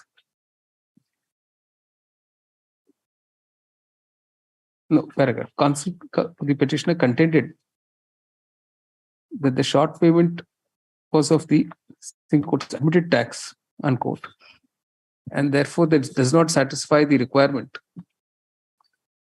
of section 42(4) read with section 42(5) of the Orissa Value Added Tax Act 2004 (OVAT Act), inasmuch as this was not the amount of tax assessed under sections 42(3) or 42(4) of the OVAT Act. Paragraph. According to the petitioner, since it was only the admitted tax liability that was determined as payable, there was no occasion to levy penalty under section 42(5) of the OVAT Act. Paragraph. The court is unable to agree with the above submission. A perusal of the impugned assessment order reveals that it was indeed an assessment made under section 42(4) of the OVAT Act. Full stop. There is a clear finding in the said order that the audit revealed under collection of VAT compared to the figures disclosed in the return. Full stop. A complete reading of the order does indicate that this was an assessment of the tax due to be paid by the dealer, thereby satisfying the requirement of both section 42(4) as well as section 42(5) of the OVAT Act. Paragraph. The issue no longer is res integra and has been decided by this court in its decision dated 5th July 2022 in STREV 69 of 2012, State of Odisha versus Mrs. Chandrakanta Jayantilal, clarifying that the penalty under section 42(5) of the OVAT Act is automatic and does not provide for any discretion in the assessing authority. Full stop.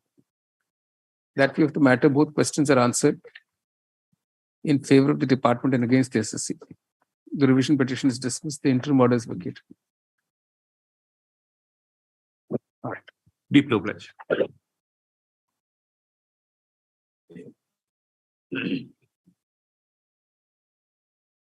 42.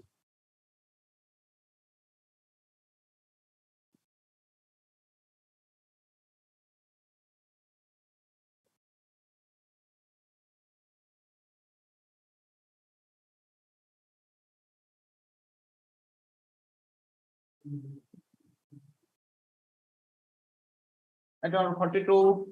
None of is dismissed. 43. Same one. 44. Please, let's see. Yes. Let's see, I have filed my Wakalatnama on 28th of All right. and I have removed the defects also on. All right. All right. Let's see, white order dated 27th March 2017. The two questions of law has been admitted. Right. Whether under the facts and in the circumstances of the case, the tribunal has ordered in law by not taking cognizance of the expression may reasonable cause tax assessed and tax additional.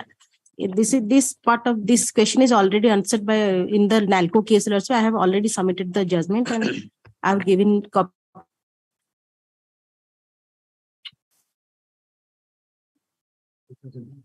Para 12 that may. Yeah, it gives an element of discretion. Yes, yes. Correct. But factually, what has happened here?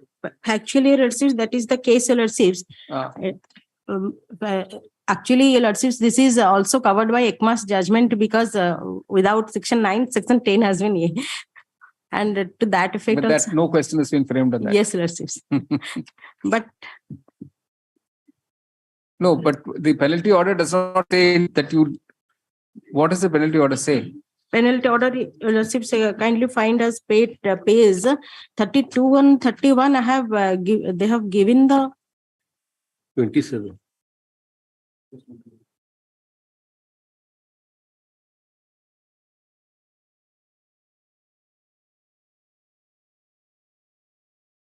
No, this is the first appellate authority. Yes, yes. Assessment order at page 29 also says, can have a glance in the table. I have deposited, I have revised my return at 15/1/2019. I have paid the tax. But notice assessment notice was issued in 2013. No, there is no. Prior to notice of assessment, I have paid the tax liability. No, but here there is a clear finding that is without reasonable cause. Come to page 27. Yes. Yes, yes.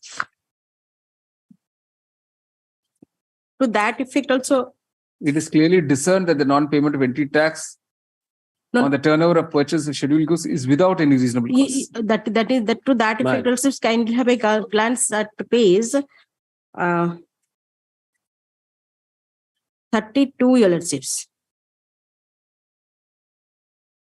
Because that is my bona fide belief that this is non-scheduled goods, and to that effect I have not paid the tax. But once the investigating team pointed out that this is scheduled good because the ornaments I have brought to the local area, but I have purchased the gold and bullions which are non-scheduled goods relatives, and it is admitted in the assessment order, in the first appeal order also, in second appeal order also, in 32 page para 3, that during the period the appellant has purchased gold bullions and delivered to the carrier of outside the local area for making of gold jewelry ornaments. The conversion of new ornaments out of gold bullion and received the same by the appellant is not liable for payment of entry tax as per provision contained section 3 of OET that provides entry tax is exigible on the scheduled goods relatives, because gold and bullions are non-scheduled goods.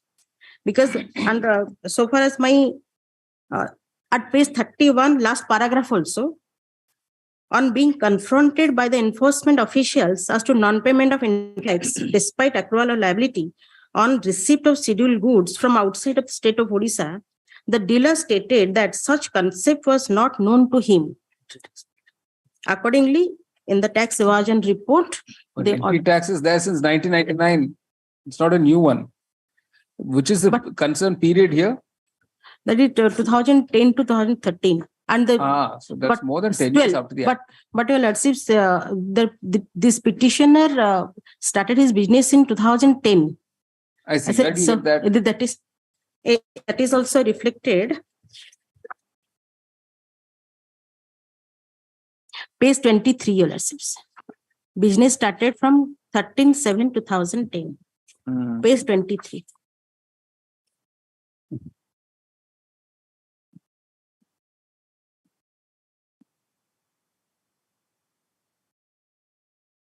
So the main assessment, First paragraph. you left it unchallenged because you would not have anticipated this,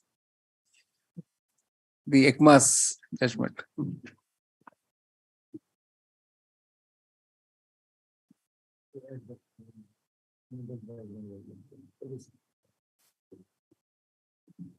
Yesterday, yes, what do you say? My lord, assessing authorities finding, my lord, page 27. It's repeating the word of the statute. Wording of the statute is repeating. statutes also say that 10(2), I have assessed on it is the reassessment without assessment under section 9, and ECMA's judgment is also applicable here to that effect. Your Lordships. See, without reasonable cause, that reasonable has to be there on that. Can't repeat the word of statute.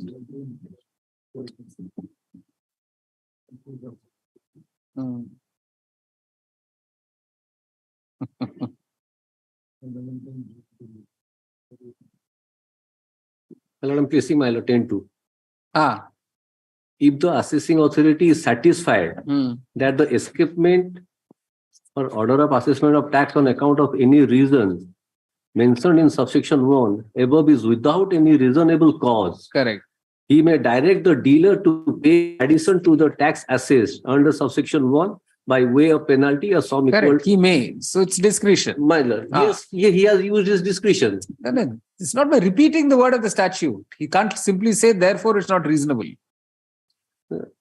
Then he's only mechanically repeating the word of the statute. See, he has to apply his mind to what is argued. What is argued is he started his business only in 2010. Yes, ma'am. When the first time they told him, listen, you ought to be paying entry tax, he filed a revised return with the payment of the extra tax. He immediately filed the extra, paid the, he did not contest it. So that is how you have to test whether it's reasonable or unreasonable. At least there has to be some application of mind. You may still say, no, even though he admitted and he paid the tax, still it is unreasonable. That's different. You never applied your mind. You're just repeating the word of the statute. His submission is he was ignorance of law. Yeah, that's what, because he started his business only in 2010. It's possible that he did not know the entries and all the... It's possible.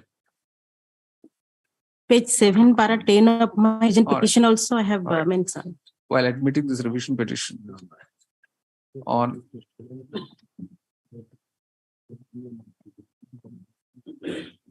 March 2017, the following questions were framed in this court. Paragraph. On the issue whether the assessing authority has a discretion under section 10(2) of the Orissa Entry Tax Act 1999 (OET) Act to impose penalty under that provision. The issue appears to be decided by the judgment of this court in National Aluminum Company Limited versus Deputy Commissioner of Commercial Taxes 2021 (1) OLR 828, which concerned the interpretation of section 43 (2) of the Orissa Value Added Tax Act 2004, which corresponds to section 10(2) of the OET Act. Paragraph. Factually, however, it is seen that in the present case, the assessee was a jeweler who started his business only on 10/1/2017. Sorry, 13/7/2010. Full stop. On the first occasion, when it was pointed out to him by the officers of the enforcement wing that on the jewelry purchased by him from outside Orissa, that is Mumbai, he was required to pay entry tax, he filed revised returns and immediately deposited the differential tax amount on 15 January 2013. Full stop. It is in this context that it was pleaded on behalf of the petitioner dealer that he had not evaded the payment of entry tax without reasonable cause, and therefore no penalty should be imposed on him. Paragraph. A perusal of the assessment order dated 11 July 2013 reveals that the assessing officer has, after reproducing the text of section 10 bracket 2 of the OET Act, merely used the very words of the provision as far as its determination on the issue is concerned. Full stop. The relevant portion of the assessment order reads as under: take from page 27, third paragraph, open quotation, if the circumstances involved in the present case will be taken into account, ...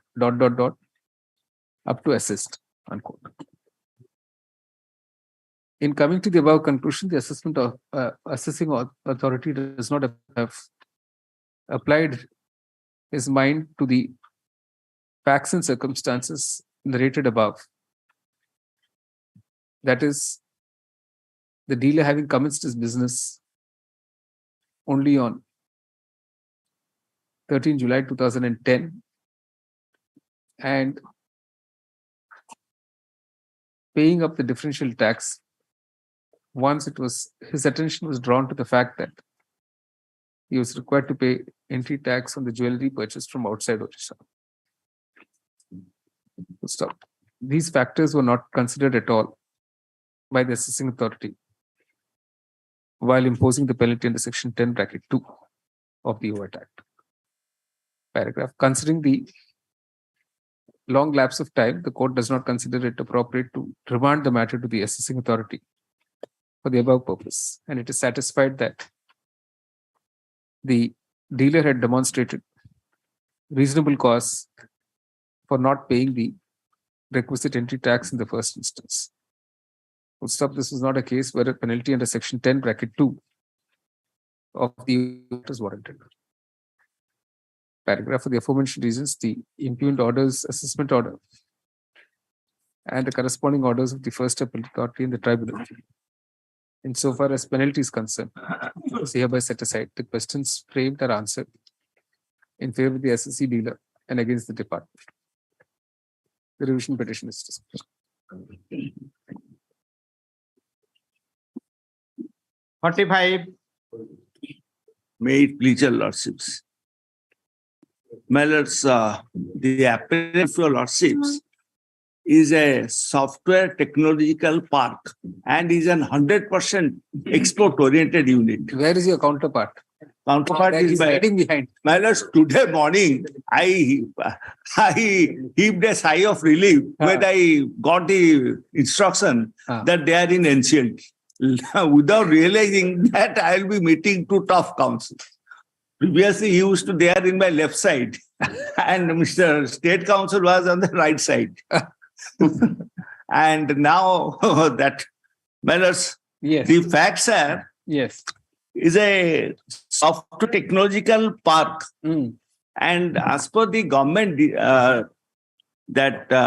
decision, policy decision, that software technological park, which are 100% export oriented, can be exempted, are exempted from paying the tax. For that reason, my lords, there are two sections inserted with effect from 2001. One is section 10A, another is section 10B. Now, these two sections are in perimeteria. Excepting some riders are there, they are perimeteria, my lords. There is no dispute about the fact that I am a 100% export-oriented unit. And I have been certified by the Government of India in the Information and Technology Department. That is Annexer 1A, you also will find 1A and 1B. Page 18 to 22. But that is put out that fact. Now, income tax. There are certain matters rules has also been framed under income tax rules 16D. Now, what that speaks, my lords, that speaks that any person claiming exemption will file if in a particular form. That is one is 56F. So when you are claiming exemption under section 10 capital A, well, this is 10 capital A and 10 capital B. Both the provisions, though it runs 5 to 6 pages, one section of 10A runs about. It has to be established in a free trade zone. Free trade zone, not necessarily, my lords, and that is section 10A. My lords. That's what the title of the section says. Yes, title says, and subsection 2, lords will kindly have a look. Subsection 2 of 10A.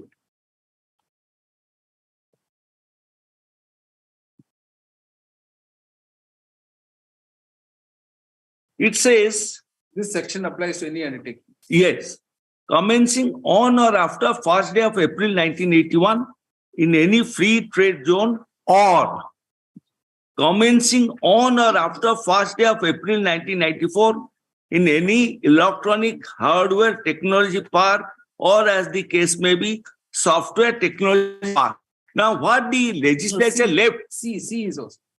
C is commencing on or after in any special economic zone. Now, this issue revolves around the legislature did not give this or, left it or. Now, it was later on clarified by the CBDT circular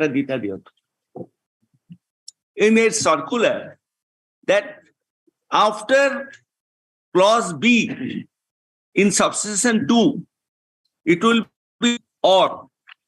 This was given. So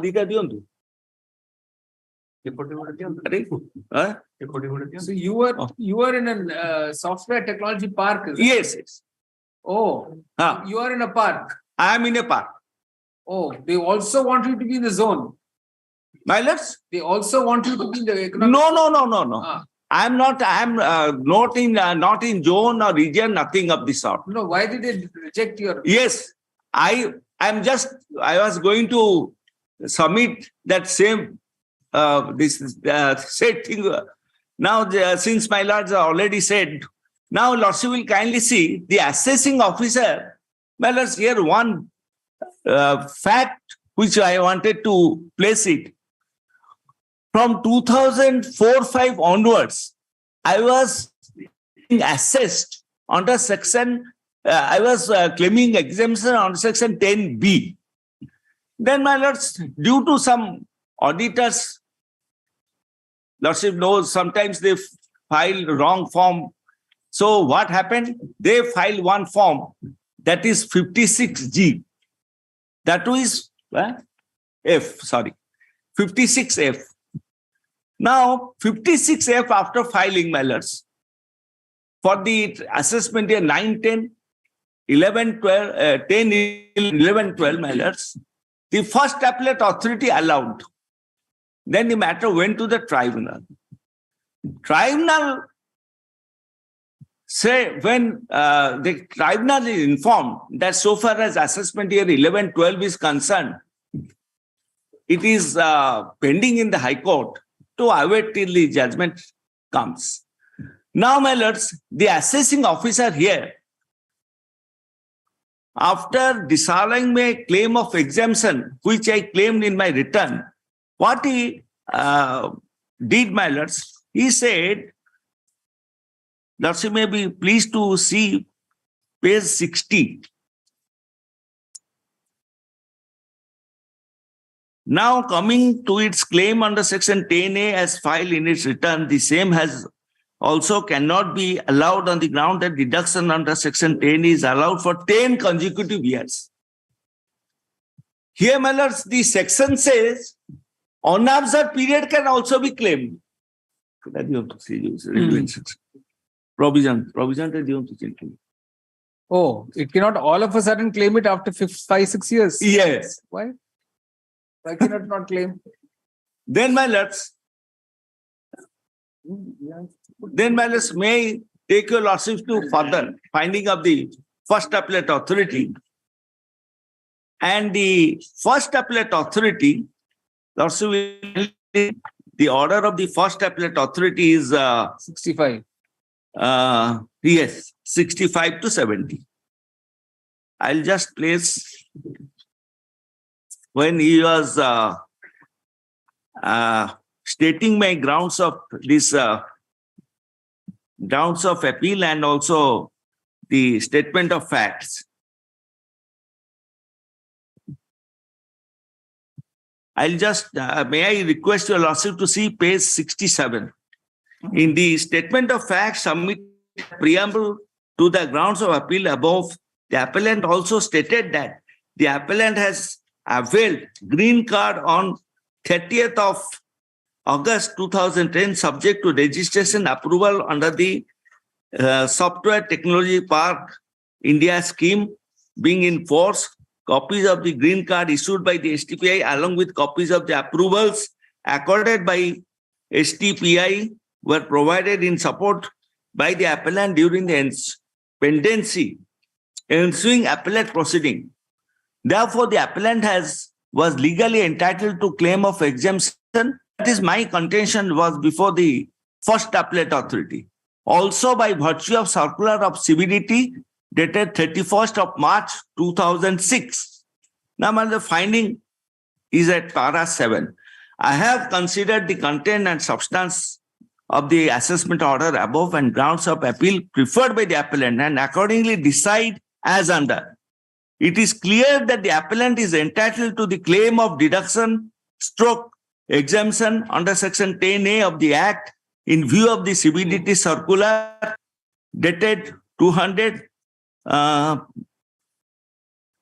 stroke 2006 ITA number 01 dated 31st of March 2006, which has been referred to the appellant. This circular states, among other things, the claim of deduction under section 10A cannot be denied to Software Technology Park units only on the ground that the approval of registration to such unit has been granted by the Director of Software Technology Park. This instruction was given by the CBDT against the backdrop of the STP scheme, required additional approval by the Interministerial Standing Committee of the Department of Electronics. Even as several units were registered, approved by the Director of Software Technology Parks, were claiming exemption under section 10A on the strength of such approval alone, full stop. The CBDT also stated that any tax demand that has arisen from any disallowance made by the department on a regular basis, that the registration approval has been granted by an STP not approved by the Interministerial Standing Committee of the Department of Electricity as above would have to be kept in abeyance until further orders. Second, however, as the AO did not correctly consider the claim as above, the appellant was forced to change track and argued for a claim of exemption. So basically, he's agreed with you. Yes. So now, my lords, he says now exemption should be. Yes. Now, the department went to the tribunal and also they gave me appeal effect. That is in page 80. Lots you will find. Right. They accepted. Right. Page 80. They have accepted. Now, what they did, my lords, they did not produce this letter. I mean, the order before the tribunal. And the tribunal proceeded. Tribunal proceeded without this. Allow the department's appeal. Allow the department appeal. And the finding is very interesting. Lots will see the finding.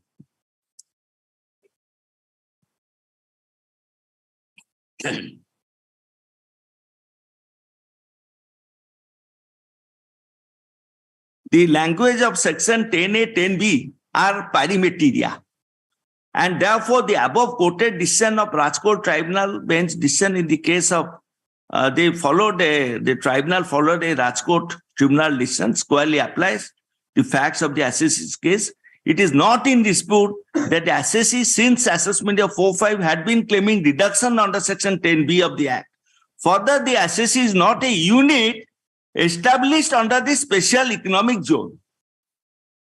And now, your lordship have seen, so far as that subsection 2 is concerned, my lords, where the CBDT has clarified that or has to be there. It is not that you just for some mistake now the CBDT has clarified it. Yes, what do you say? Yes, yes. Okay. I think Mr. Pradhan is also interested. Your lordship, this is in this case, my lord, there is for claiming your exemption and concession, lordship, no. There is certain provision has to comply with by the appellant assessing, lord. But here, he has not complied with the requirement under the law, my lord. Let's see. Therefore, my lord, the tribunal, relying on judge 2 and 3 judgment of the full bench of the tribunal held that if it's not complied the provision and the rules. So how did he not comply? Let's see that. Yes, my lord. That is what your lordship. I will see the first lordship. See the appellate authority order, page 69. Yes, but he is not sure about what in which section he will claim deduction. No, he's sure. No, you lord, see the, for a moment. Very interesting, lord. Your lordship, see page 69. The is allowed. The EO is directed to early claim exemption of his students after considering material merit and applicable to section 10A or 10B Act, the according fair reasonable opportunity, according form 56A/56G is to be admitted. My lord, he is not sure even as on date, if your lordship see the appeal memo, he is not sure in which section he is claiming. Don't read it in isolation. Come to the earlier portion. Yes. I start from A has already been placed. Start from B. However, he did not correctly consider claim of as above. The appellant was forced to change a track and argue for claim of 10B of the Act. It is again clear that appellant is entitled to claim exemption under section 10B and had also been claiming the same for several proceeding assessment here, which claim must remain uncontested by department till date. There, my lord, he has filed all the documents. That is no dispute. The principal reason for the dispute and dissolves made by the AO is that the claim was wrongly made by 10A in wrong form 56, be in violation of the requirement and condition of section 10A. These have been discussed above. The appellant's argument that mistake was type error committed by the auditor is also on record. So admitted position is not that he has not filed the correct form at the time of filing of the returns, which is a mandatory requirement of claim of exemption. Therefore, my lord, the tribunal has the judgment of two tribunals, not in Rajkot and Calcutta, my lord, consider the same issues 10A parameter provision is same, 10A and 10B, and subsequent 5 of the section 10A and B. No, what manner does it not satisfy 10A? Show us that. Yes, my lord. What part of 10A does he not satisfy? For 10, both the section 10A and 10B, there is requirement filing of two set of forms. That is section rule that's rule 16 and 56F. All that is fine. Yes, that has not been filed. That has not been filed by the petitioner. Suppose he is allowed to file, so what? Therefore, the return date of filing of return here that has not been within time. Therefore, it cannot be allowed. No, that is not the ground on which. Yes, Lord, that is what the ground tribunal will not say. Your lordship, see, it will start from. So you have allowed the claim. You have given appeal effect. No, that is because of the first appeal authority. Therefore, the department filed the second appeal. He is giving the appeal effect. It has not been allowed. The appeal effect has been given. He has not been allowed. Not has been passed in the order. He is calculating the. Your lordship, see the page 80. It's an appeal effect order 251. Given the appeal effect, he has not. Department thereafter not filed the second and passed the order in favor of the revenue. That's why he's here. That is what his argument. But the fact remains is now by this order that is which part of apart from not filing the right form. Yes. Yes. Is he not satisfying any requirement of 10A? That's the only question. That is the, if your lordship see, that is the requirement. What? The requirement is for claim of exemption, he has to file the form. So form filing is one part. Yes. Substantive portion of 10A, is he not satisfying any requirement? Yes, 10A, lordship see.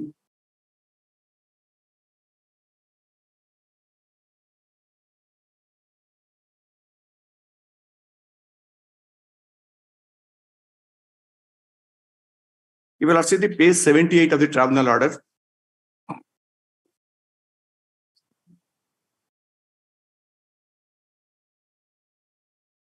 The assessee is not a unit established under special economic zone. Where is it required? And therefore, the provision 10A are not applicable. No, where is that? Where do you... Page 78, para 10 of No, where do you get it from 10A? That he has to be part of the special economic zone. See, now there is a clarification that it has to be read with an or. Yes. So it's not mandatory that he should be in a special economic zone. 10A2, come to 10A2. Yes, Lord. 2 and Subsection 1. ABC. 2-1 ABC. 10A21 ABC. See, he comes under B. Yes, Lord. He does not have to come under C because of this or. Here it's been clarified. That has been clarified by CBDT, but the fact remains, Lord, the clarified. Yes, clarified, Lord. I'm not saying no to that. I am saying, my lord, even in Lord, that or is there, my lord, or is to be read as per the. What if he did not file? Permit him to file the correct form. That's what the first appellate authority is. My lord, I am so per my submission that it is not, my lord, in accordance with law, my lord. It cannot be permissible because it cannot be filed in. The first appellate authority explains that the auditor may have got it wrong. So it may not be a typographical error. There must be a document to prove that. There must be a document to prove. No. Either he has to file an of clearance. See, that the first appellate authority explains. Yes, come to that. First appellate order is, if your lordship see, he is not sure of what. No. 68. Come to page 68. Para A, 7A. Yes, my lord. So whether it should also be approved by the interministerial standing committee was the doubt. But it is pending. He said, my lord. No, because CBDT, that is the doubt which the auditor had, and therefore said, let's go to 10B instead of 10A. This is the problem. That he said the CBDT state that tax demand and horizon decision made by department on this singular round that registration approval has been granted by the STP, not approved by the interministerial standing committee of the Department of Electronics, as above would have been kept in abeyance till further order. That's right. So there was a doubt whether 10A or 10B applies. And he is claiming 10B for several years. And he is not claiming one way. 10A and 10B. He has switched over to section 10A, sometimes 10B, and the appellate authority technique very interesting similar either or. How can an exemption claim in either or? Either A or B? No. The special economic zone requirement is not in 10B. Come to 10B. Yes, yours.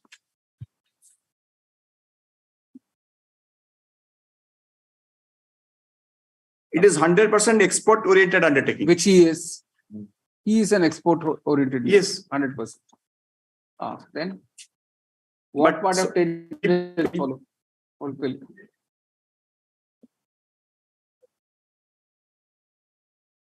The special economic zone requirement is only in 10A. Special economic zone, 10B is required to. Which part of 10B? 10A. I don't think it's figures in 10B, sir. It only seems to be in 10A.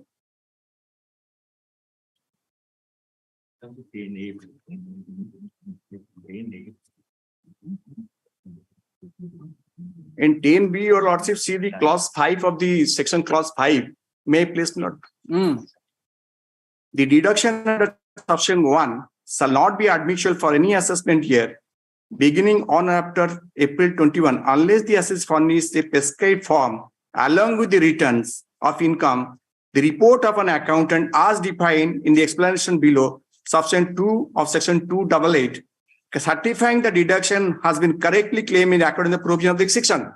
Therefore, the stand of revenue, Lord, that the certificate was not properly filed before the authority, Lord. Where is it? We have not read it anywhere. Where do you get this? Subsection 5 certificate was of not filed? subsection 5 of section 10B. No. Where have you said here in any of these pleadings? That is not implied because the tribunal finding is that he has not filed the proper form, which has been spelled out in the subsection 5. Where 5 doesn't talk any form, in the prescribed form. Yes, prescribed form as per rule, if your lordship see the rule 20, rule 16E. No. So 56F or 56G? This is 56G. Yes.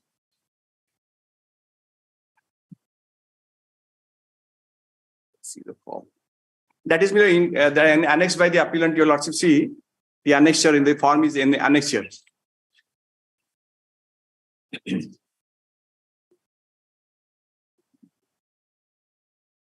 (27)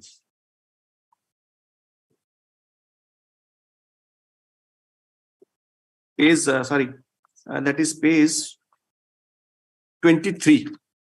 Now Yes. both 57, 56F, 56G are all out now, with effect from 29 July 2021 because Yes. of the changes. Page 23, my lord, 56F and page 25 is 56G. That is enclosed in the appeal memo, your lordship.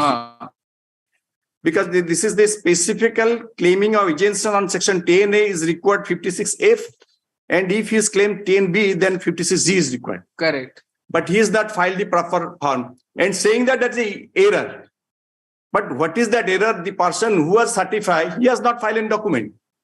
He merely saying is unilaterally that this is the form that is by mistake.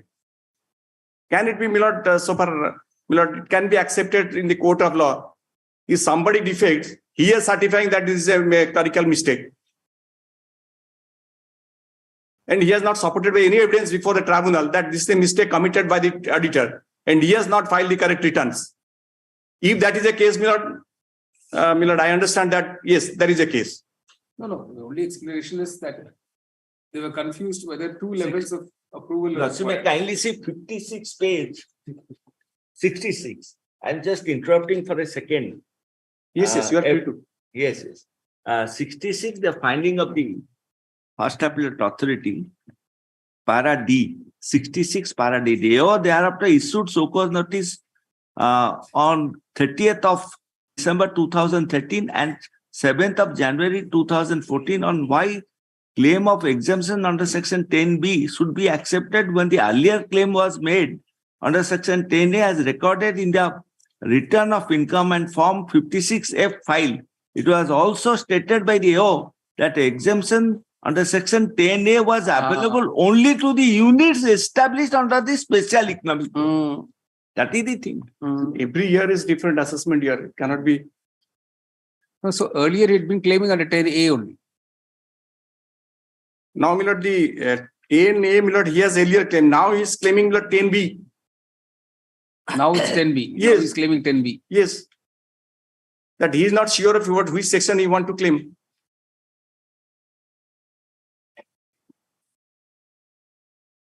No, so which part of 10B does he not fulfill? He has not filing the forms certified by the, yes. No, 56G he has filed. No. Your lordship, see, he has not filed. He has not filed that. That is the issue, my lord. Acha. So he claims 10B and files 56F. He's filed the 10A form while claiming 10B. Yes. I was claiming exemption under section 10A. No. 10A, my lords, by filing. Earlier. No, also for this assessment here. No. 11, 12. No, yes. no. Lordship will kindly see. Lordship will kindly see. I'll just. May I submit my lords? Come to that page 66 itself. Yes. The appellant responded. 66, yes, ma'am. E. The appellant responded it was an 100% export unit registered and approved by Software Technology Park Limited, Department of Information Technology, Ministry of Communication and Information, necessary reference on this regard was submitted. The claim of exemption under section 10B was not correct. Not incorrect. See, this is the whole problem. Sorry, Double negative. Yes. Sorry. The claiming, I'm sorry, madams. I'm just next line. The claiming of deduction is wrong from 56F. That was for 10A. 10A. So I was claiming 56F. Wrongly. So that's what? Wrong form had been filed by mistake. Correct, my lords. I'm Instead down. of correct form 56G. 56G. Instead of 56G, I filed form 56F. All right, my lords. I totally bow down to your lords.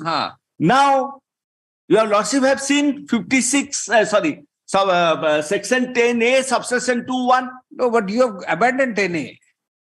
You have abandoned 10A. I have not abandoned. Yes. You are going only by 10B now. No. Yeah. Your new friend, your old friend, you have abandoned. New friend is 10B. 10B, my lords, 10A and 10B are in perimetria. Not really. 10B does not seem to have all this requirement of special economic zone. 10A is regard to 10A is with regard to three things. That is, lordship will kindly again, it has begun or begin to manufacture, produce articles or findings or computer software during the previous year relevant to the assessment year. Commencing on or after first day of April 81 in any free trade zone, or commencing on or after the first day of April 94 in any electronics hardware technological park, as the case may be, software technology park.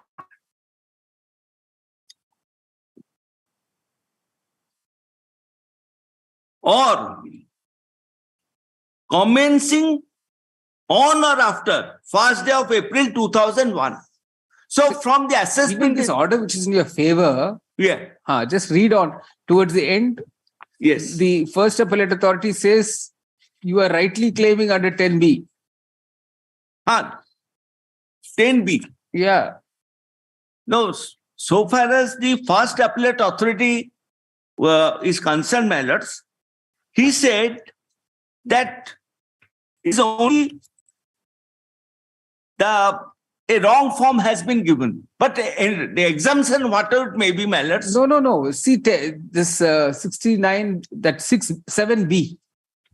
7B, page 68. Yes. However, the AO did not correctly consider the claim as above, the appellant was forced to change track and argued for a claim of exemption under section 10B.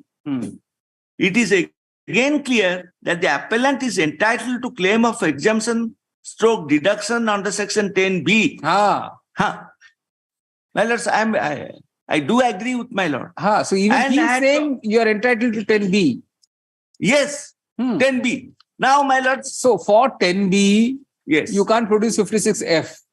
Correct, my lords. You have to produce 56B. I have filed form 56G. No, you have filed 56F instead of 56G. Correct. My lords, what I submit, my lords, this is only a filing of the auditor's form. Okay, my lords. Now, the only a procedure. No.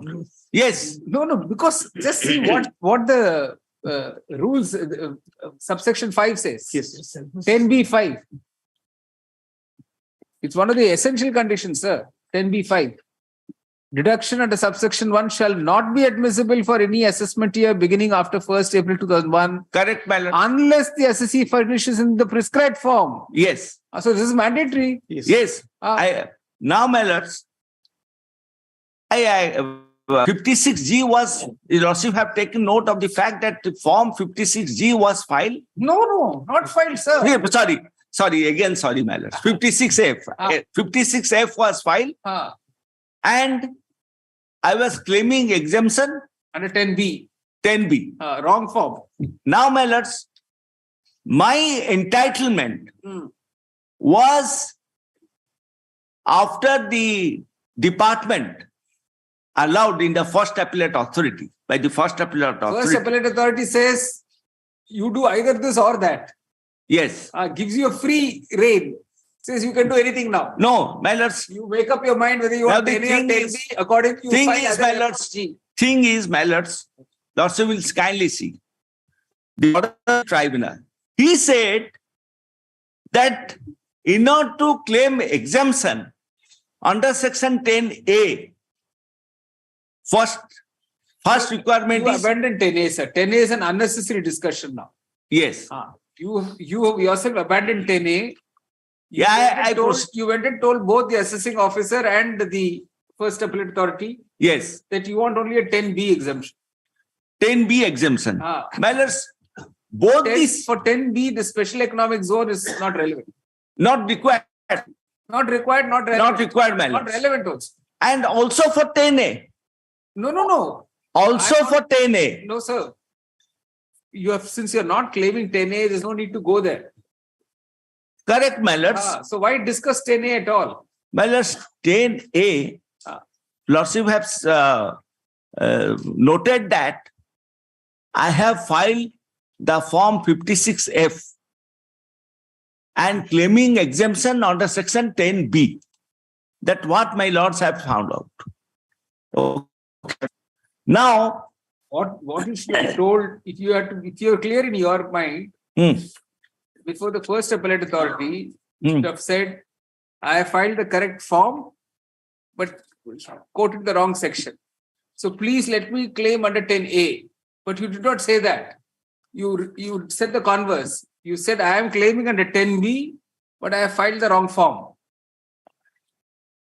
The first appellate authority said that anyway, 10A and 10B.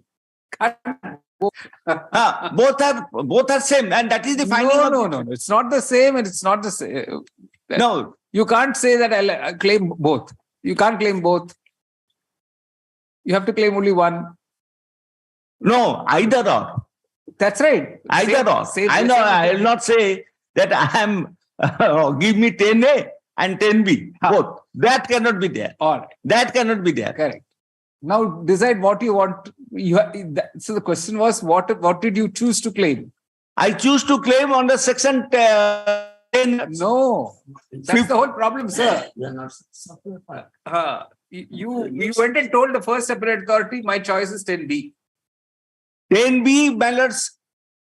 Once I have... Which is why you said, sir, I made a mistake in filing form 56F. I should have filed 56G. 56G, correct, ballots. So you chose 10B, sir. Let's stick to that now. Yes. Yes. So his point is, if you are claiming 10B, yes, then under subsection 5 of 10B, I should have filed form G.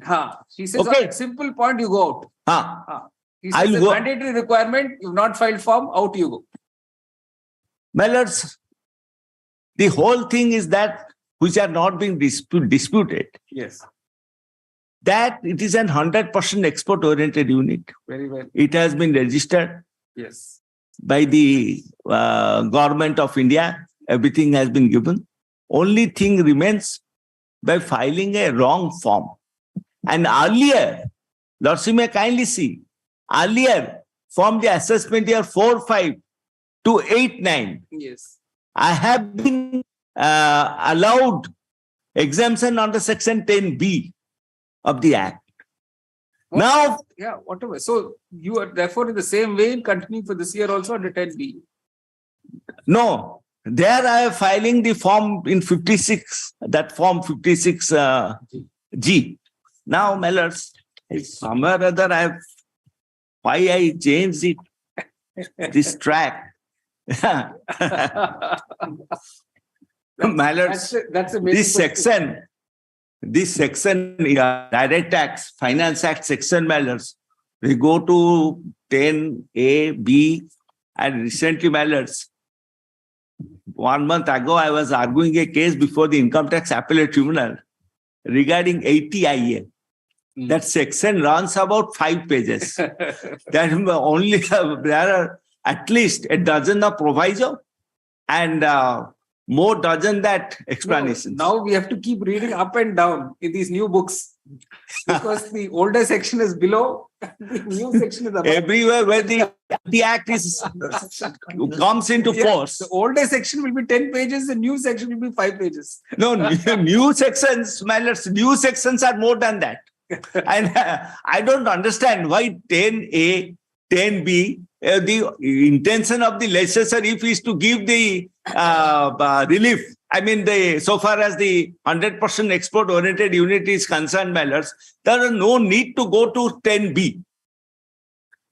Or only one section would have been sufficient. Now, I've just Lordship may kindly bear with me.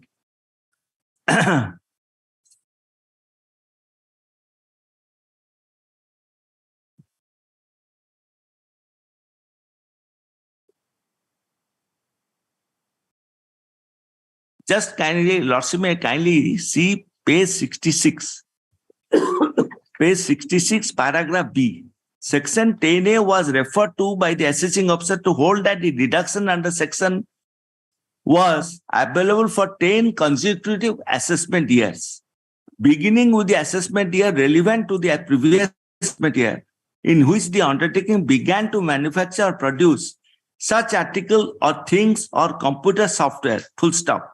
According to the AO, the appellant could not suddenly claim exemption deduction under section 10A after 5 to 6 years of its incorporation. When the same had not been... Listen, come to see now. This is another problem for you. Yes, that problem after problem. Therefore, I am sweating balance.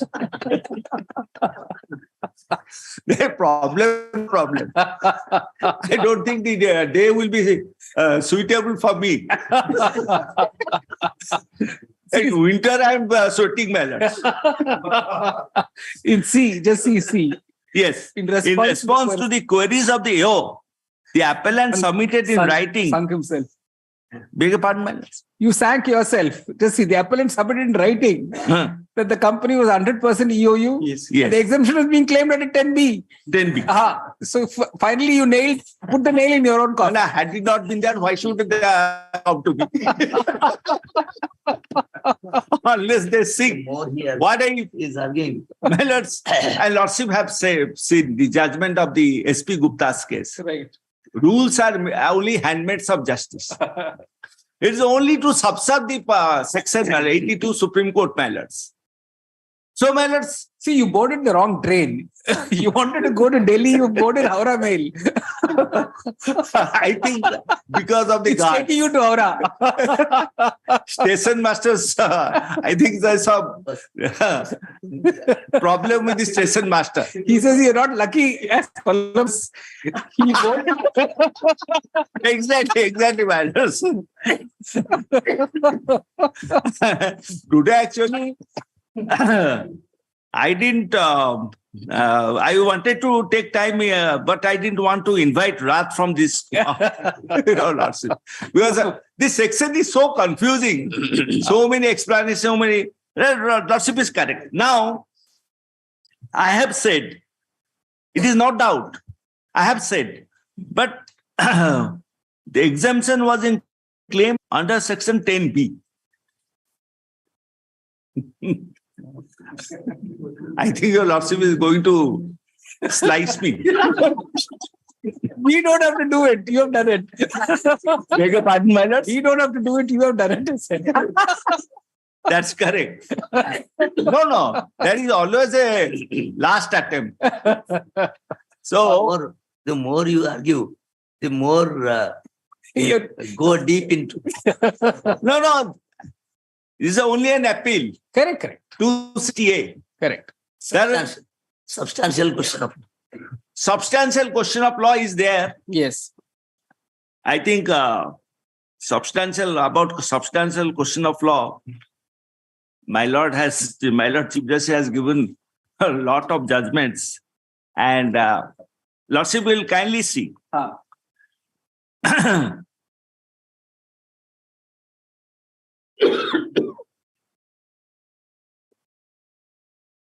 It is not it is also, Lordship have marked it.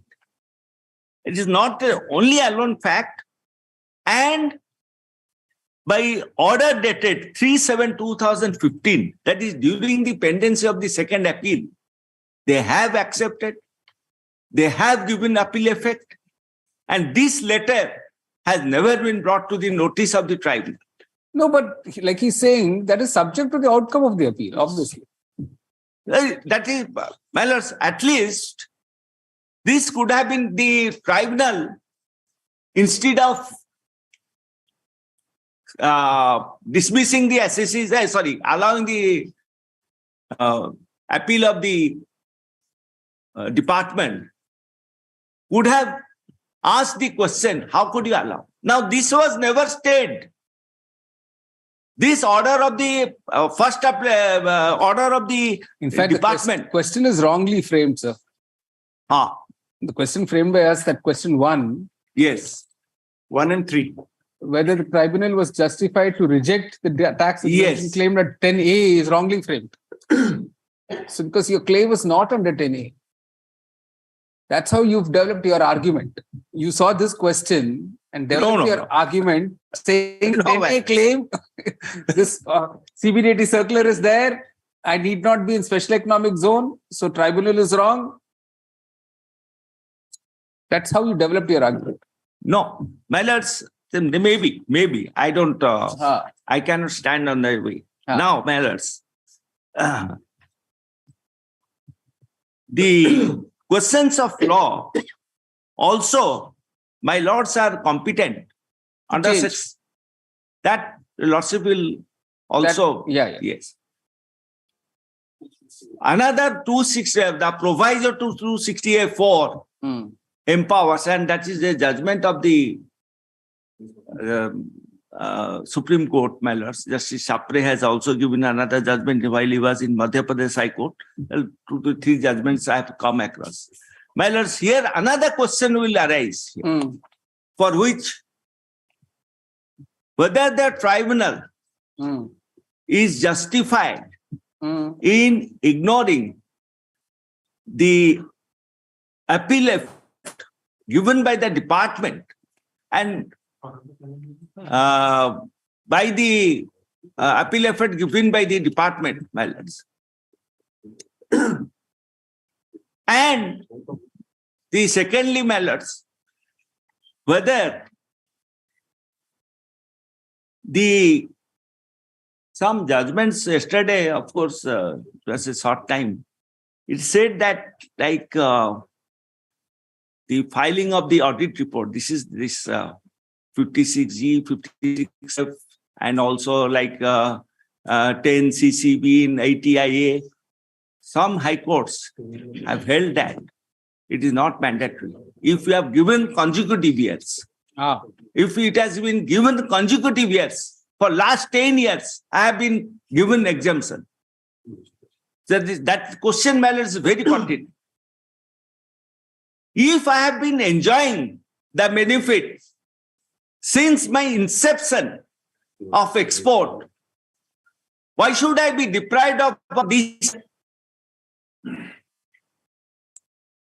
Yes. And the same assessing officer, the assessing officer has allowed for the assessment year 4-5 onwards up to 8-9. That assessment orders need to be produced before the lordships to come to a just conclusion. No, that's it. Anyway. Elders are dismissing. See, sometimes you're correct. It's hard to disagree with you. All right. I'll write the order. I will dismiss. But enjoyable. It was an enjoyable experience. Thank you, Maharaj. Thank you. I've got two. Now I'm sweating. Mr. Satpathy has made me to sweat. So There are two other items. I think it can reach by 4 o'clock. All right. 53, 54 is there. 46. After prolonged argument of the Charai. I don't know whether your lordship will. Let's, this is a case where two questions your lordship was pleased to frame, my lords. My lords may kindly see order dated 28/3/2017, my lords. So, one is whether in the facts and circumstances of the case, rejection of claim of export sales under Section 3 of the CST Act, supported by declaration from H and bill of lading can be sustained in law. B, whether in the facts and circumstances of the case, disallowance of rate of tax at the rate of 1% as per Finance Department notification dated 31/3/2001 is lawful and valid. So far, the first question is concerned, my lords knows that after that constitutional bench of Sirajuddin says 5(3) came into the statute, my lords, whereby not only export but penalty based exports are also allowed exemption, my lords. And in order to give benefit of exemption in respect of penalty based export sales, my lords, Section 5(4) was enacted in 2005. I will read 5(4), my lords. CST Act. If my lords permit, I will read 5(3) and 4 alongside so that it will be clearer, my lords.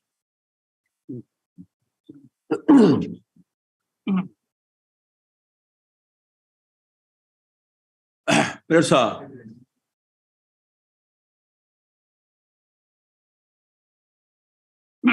may I please pronounce? Yes, yes. Yes, sir. Notwithstanding anything contained in subsection 1, the last sale or purchase of any goods preceding the sale or purchase occasioning the export of those goods out of territory of India shall also be deemed to be in course of such export if such last sale or purchase took place after and was in for the purpose of complying with the agreement or order for in relation to such export. 4 is important. It came in 2005. And your lordship is concerned with, in this case, for the period after 2005, that is 1/4/2006 to 36/2006. This is covered by 5(4). Now 5(4). The provisions of subsection 3 shall not apply to any sale or of such goods unless the dealer selling the goods furnishes to the prescribed authority in the prescribed manner a declaration duly filled and signed by the exporter to whom the goods are sold in a prescribed form obtained from the prescribed authority. Now, my lords, the section 5(4) corresponding rule is rule 1210 of the Central Sales Tax Registration Turnover Rules, which prescribes declaration from H, my lords. I need not take your lordship's attention to that in detail because that only prescribes declaration from H for the purpose of grant of under 5(3) read with 5(4), my lords. Now, your lordship will see in this case, there is no denying the fact that in respect of penalty-based claim of export sales, my lords, I have for this declaration for H, which your lordship will find annexure 5 at page 31 and 32. And this has been dealt in also by the Law and Tribunal, my lords, at page, my lords, 22. While narrating the fact at paragraph 3,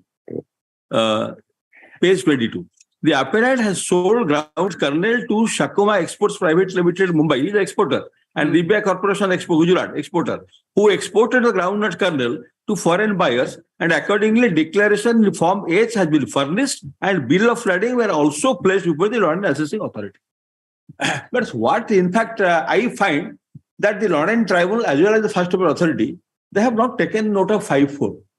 Had they been taken note of the impact of 5(4), probably this issue has been addressed by Honorable Madras High Court, because I am giving a copy of the judgment. And why they disallowed? They said that the foreign buyers agreement, which is produced, even though it is signed by 2, it is not signed by 1.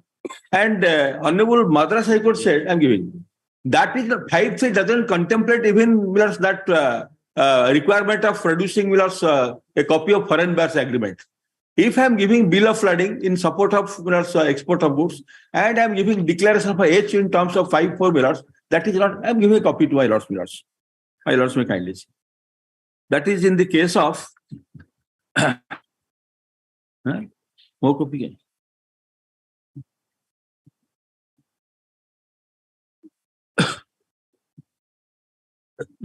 he win garments. And so one line I'm reading, no rule says it is mandatory to produce agreement with the foreign buyers. That is what Honorable Madras High Court said, and that also section is very clear. Now this has been dealt in by the Lorraine Tribunal at page 24. Your Lordship will find They will only examine the agreement. it has dealt with everything, saying that there is of signature. So therefore, it is not acceptable. But Honorable Madras High Court said this is not mandatory at all. It is not contemplated. It cannot be. As long as Form H is filed. Yes, 553. And admittedly, Form H has been filed, duly filed. So this is my case, Miras. So for a 5-3 exam, second question, Miras. So for a second question is concerned, Miras, whether 1%. No, there are two questions. I think. That's a 1%. That 1%, yes, 1%. But your Lordship may kindly see, I have annexed a notification, sums of which this 1% claim of rate of tax is paid for at Annexure 7 at page 36. And how the Lorraine Tribunal has addressed this issue. This is a notification issued under Section 8(5) of the Central Sales Tax Act dated 31/3/2001. In exchange of power conferred under Clause B of subsection 5, Section 8, Central Sales Tax Act, the state government having been satisfied that it is necessary so to public interest to hear that with effect from 1st April 2001, the tax on sale of the following goods in course of interstate trade commerce by a dealer having his place of business in the state of Odisha shall be calculated at the rate of 1% subject to the condition of production of declaration of C prescribed on the Central Sales Tax Register and Turnover Rules 57, offset from the purchasing law, namely. Now you will also kindly see serial number 6, which is relevant for the purpose. Goods manufactured by SSI units in the state of Odisha when sold directly or marketed by OSIC after purchasing them from such SSI unit. So what is the condition? First of all, declaration from C is to be given. And the goods which will be sold in course of interstate trade, purported under Section 3, must be manufactured by a small-scale industrial unit. Or if it is not sold by SSI unit, then the goods so manufactured SSI unit must be routed through Odisha Small Industries Corporation, which is a canalizing agent. They market the product of the SSI units. So this can be either through OSIC or by the SSI himself. Here is a case, I am producing this groundnut kernel of groundnut. So now they say this is not manufacturing, and that Rohini industry will not apply because that deals with pulses and dal. And here I will demonstrate before Lordship some entries which will be clearer. My Lords may kindly see groundnut is an item which is leviable to purchase tax under Section 3B of the Orissa Sales Tax Act. There is no sales tax on this. The first purchaser in the state of Orissa will be liable to pay purchase tax in respect of purchase of groundnuts in the state of Odisha. So here, before effecting interstate sales, this petitioner has purchased goods from within the state of Odisha on payment of this purchase tax, liable to purchase tax under 3B. And the entry is, my Lords will find, entry here is milk, groundnut. Sales tax act, no? Sorry? OVAT or sales tax? Oh, OVAT, Millers. OVAT. Oh, sorry, sales tax. Sorry. That's what I thought. Yes. Purchase. Your Lordship has 3, Section 3B.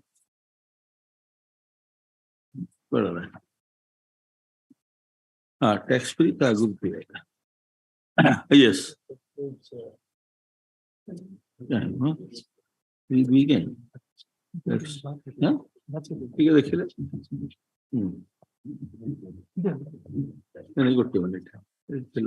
Tax on purchase. You also will find, yes.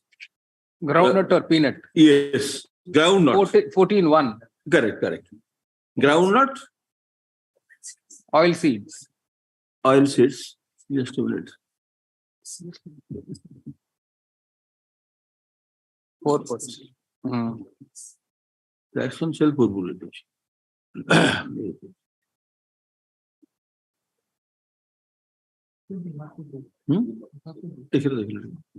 Yeah. Yes. So now, serial number 14 minors. I'm sorry. So 14, groundnut or peanut, which is called.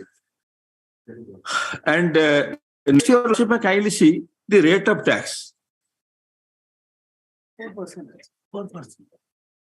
4%, sir. The rate of tax 4%. 4%. Now, if this is put to in course of interstate rate and in respect of which C form is furnished, the rate of tax instead of 4% shall be 1%.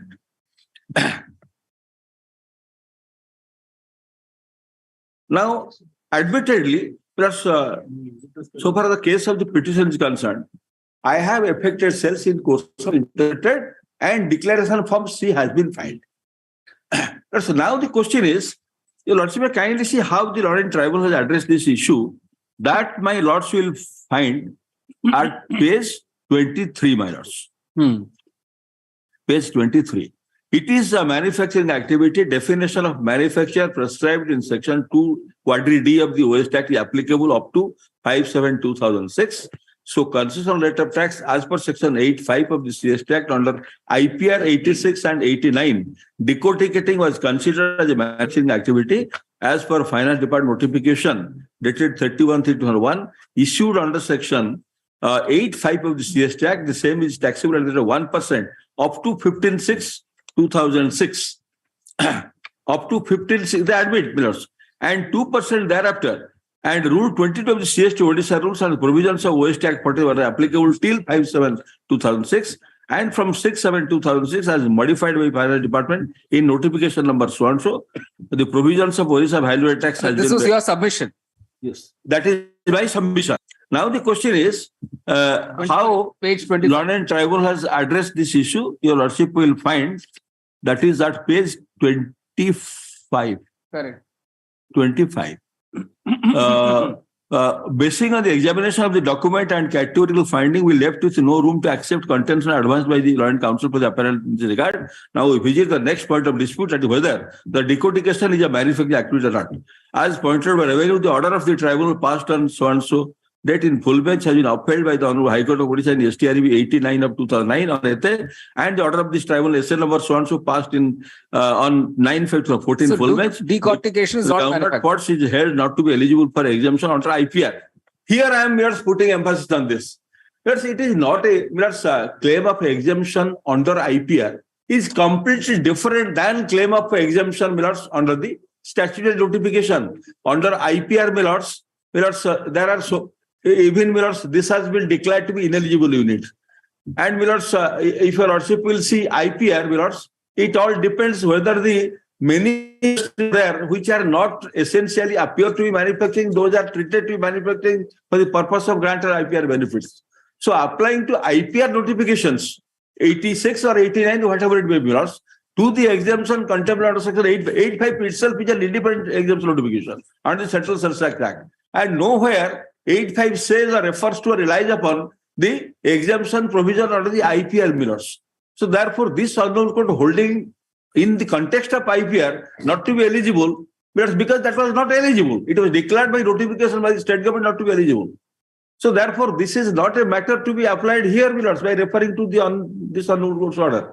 My humble submission is, had the judgment been dealing with an exemption under 8(5) of the Central Sales Tax Act, which is an notification, your Lordship have seen the power of central government to issue notification in public interest. The language is 8(5) is always issued in public interest, where the government feels to avoid cascading effect of taxation and rise in price, that instead of 4%, the price will be rate of tax will be 1%. So that will contain the effect of cascading effect of the price of the goods. So therefore, how that can be applied? That is by humble submission. Law and Tribunal has not considered distinction between the exemption provision under section 8(5) with that of 26A, the provision or 26D under the IPR Millers. That's nothing to do with the requirement of one small issue is, come to page 36. Millers. The requirement of the notification is goods manufactured. goods manufactured. So here he says removing the outer shell is not manufacture, Minors. and therefore you are not eligible. Minors, one judgment I am giving to your lordship, minors, of our High Court, minors. Your lordship may kindly see paragraph 13. I am placing this one. Haji Ibrahim.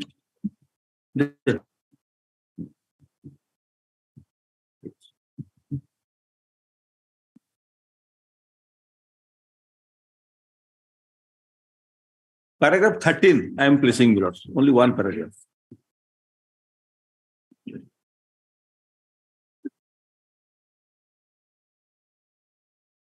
That was in fact a case of black gram and green gram.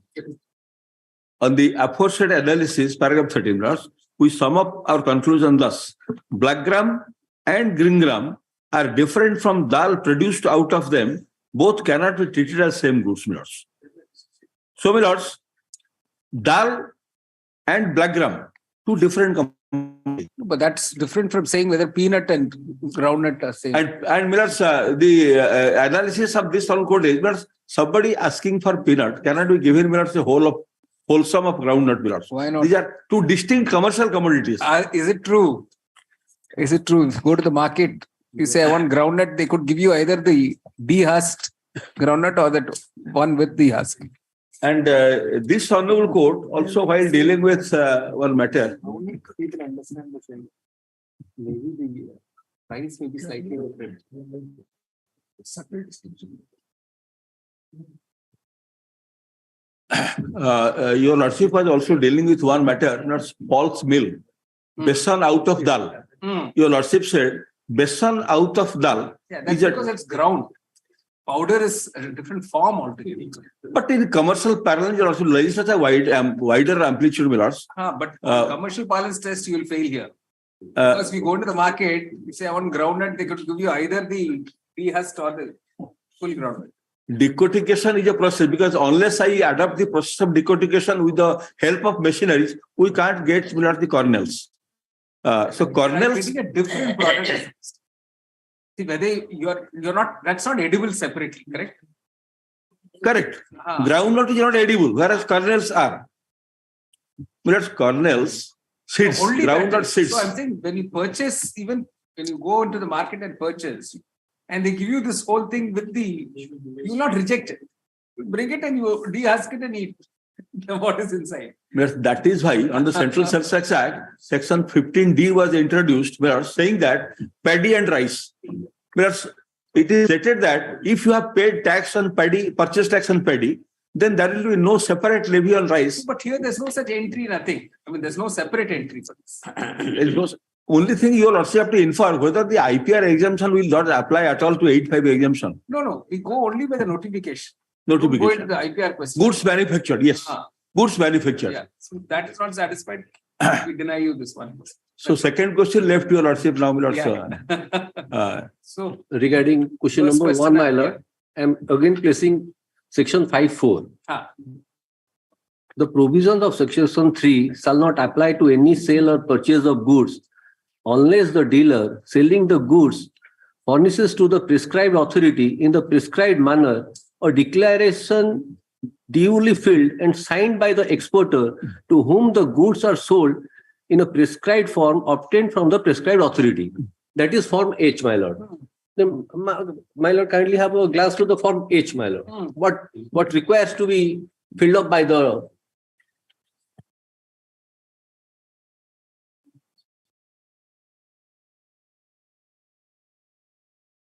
Yes. My lord, from the top, serial number, name of the issuing state, office of issue, seal of the issuing authority, date of issue, name and complete address of the exporter, registration number of exporter under the Central Sales Tax Act, 56 FNE, 2, name of the complete address of the seller. No, what is your submission? My lord, he has filed a defective Form H. Without a signature. Form H was not even examined, sir. See, the problem is nobody saw Form H. They straight away went and saw the agreement. If they had seen Form H, what you say is right. They did not say Form H is defective. There's not even a reference to Form H. Please read the order. Well, that Please read the order. Please read the order of the tribunal. They're not even touching that Form H. They're not even acknowledging as filed Form H. They don't even refer to subsection 4. Forget all that. Only if they refer to subsection 4, they could have gone to Form H. They don't refer to that subsection at all. That page 24. Where have they referred to Form H? Nothing. Consider the rival contention gone through impugned orders of assessment as well as first appeal, grounds of appeal, cross objection, written submission and case law cited. Now the point of dispute is as to whether the order of the Lord Deputy Commissioner of Sales Tax can be sustained in the eyes of law. The appellant raised the exemption under section 5.3 of the CST Act. That's the problem. It's 5.3 read with 5.4. My lord. That 5.4 is omitted altogether. See, from 2005, 5.4 came into. My lord. And this is assessment year 2006. My lord. So, it is obviously an omission by the tribunal. So, we allow question 1, reject question 2. All right. Yes, may I submit, there are two other matters on today's board of your lordship minutes. That is item number 58 and 59. That covers question number 1. But the second question, which is there, Milords, that is covered by a circular saying 12(3)G penalty, Milords. And there is a circular of the commission saying that in case of non-production of declaration from H, Milords, there will be no levy of penalty. C, F, and this H. Those are, your lordship, kindly hold one brief for a moment. Item number 58, Milords. 58, 59, same. That covers serial number 1, question number 1. That is one additional question, which is also covered by the circular itself. Item 58, Milords.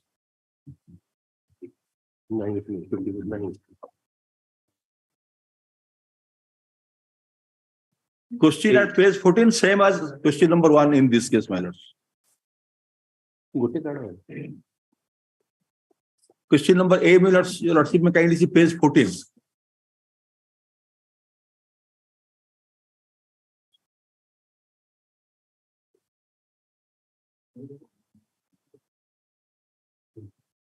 No, but let's read the two questions. Question number A, your lordship got page 14.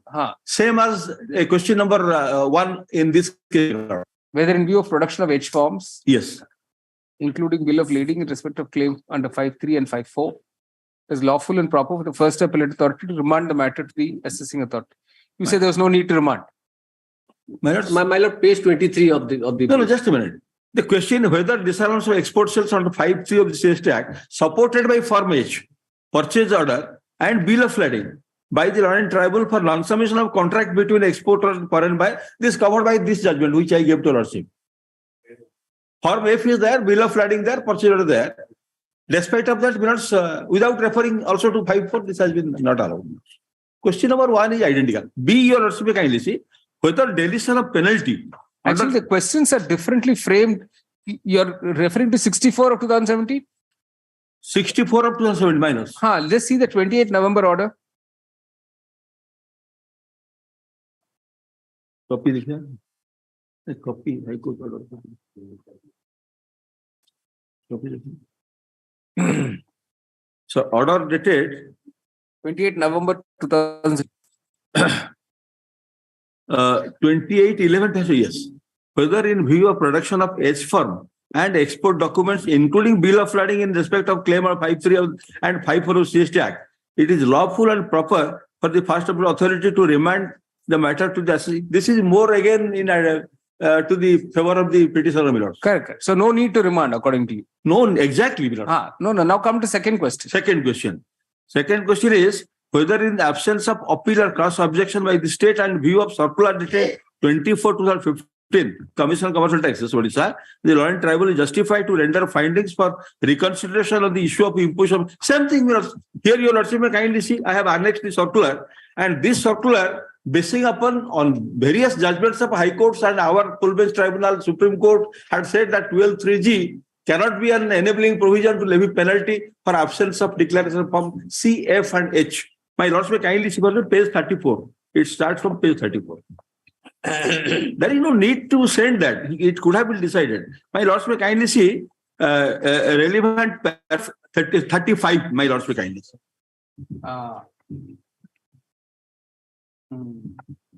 No, so it's not mandatory, is it?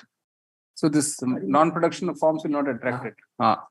Page 35, my lords. The deal, this is a order passed by the full bench of the tribunal and not appealed against. So that is also referred to by the commissioner. In case of Lalbagh saying. So non-filing of CF is exactly and H. In those cases. No, but here it's only C and F. No, because here, the London Tribunal did not consider my forms. So imposed penalty under 12(3)(g). And now that I have filed H, this is also should not have been there. So penalty is also equal. I will delete it. Otherwise, I will delete it on the face of it. At page 35 and also at page 37. No. What I'm saying is this notification only refers to two forms, C and F. C and F. In the midst of page 35, it refers to H. In the last paragraph, this is not mentioned. I have seen that. C and F is mentioned. But the commissioner circular refers to H. Page 35, internal page 2, second page. The Orissa Self-Statutory Tribunal in the case of Lalbaba Roller Mills, Cuttack versus State of Odisha in the essay number so-and-so, dated so-and-so as observed to But court. Anyway, you have filed H here. I filed H here. So that 12(3)(g) will not stand. That will automatically, that should go. But without an agreement, my lord. The finding is without an agreement, he has filed the H form. There's no need for agreement, sir. H is what is required. Once form H is filed, there's no need for agreement. That is the statutory requirement, my lord. If H, the agreement is required, he has filed H, that's the end of the matter. If you examine, sir, in this cases, they never examined H. They're examining only the agreement. They're not even acknowledging his filed H. If they had seen Form H, what you say is right. They've not even seen Form H. Here, my lord, they're different. Page 23. My lord, kindly see page 23. Here. Last para. Against the above sales, the dealer, although submit H form, but failed to produce the agreement. Not necessary. That's the decision of the Madras High Court. The Madras Court says no need to produce agreement once you produce a form. The form itself has the column to.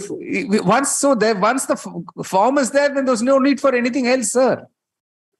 The form is countersigned by that exporter. That is what your assurance is, that on that form there will be counter signatures. Correct? Correct. That is the assurance you have. All right. Next item is also same, 58, 59 identical. Yeah, it is enclosed.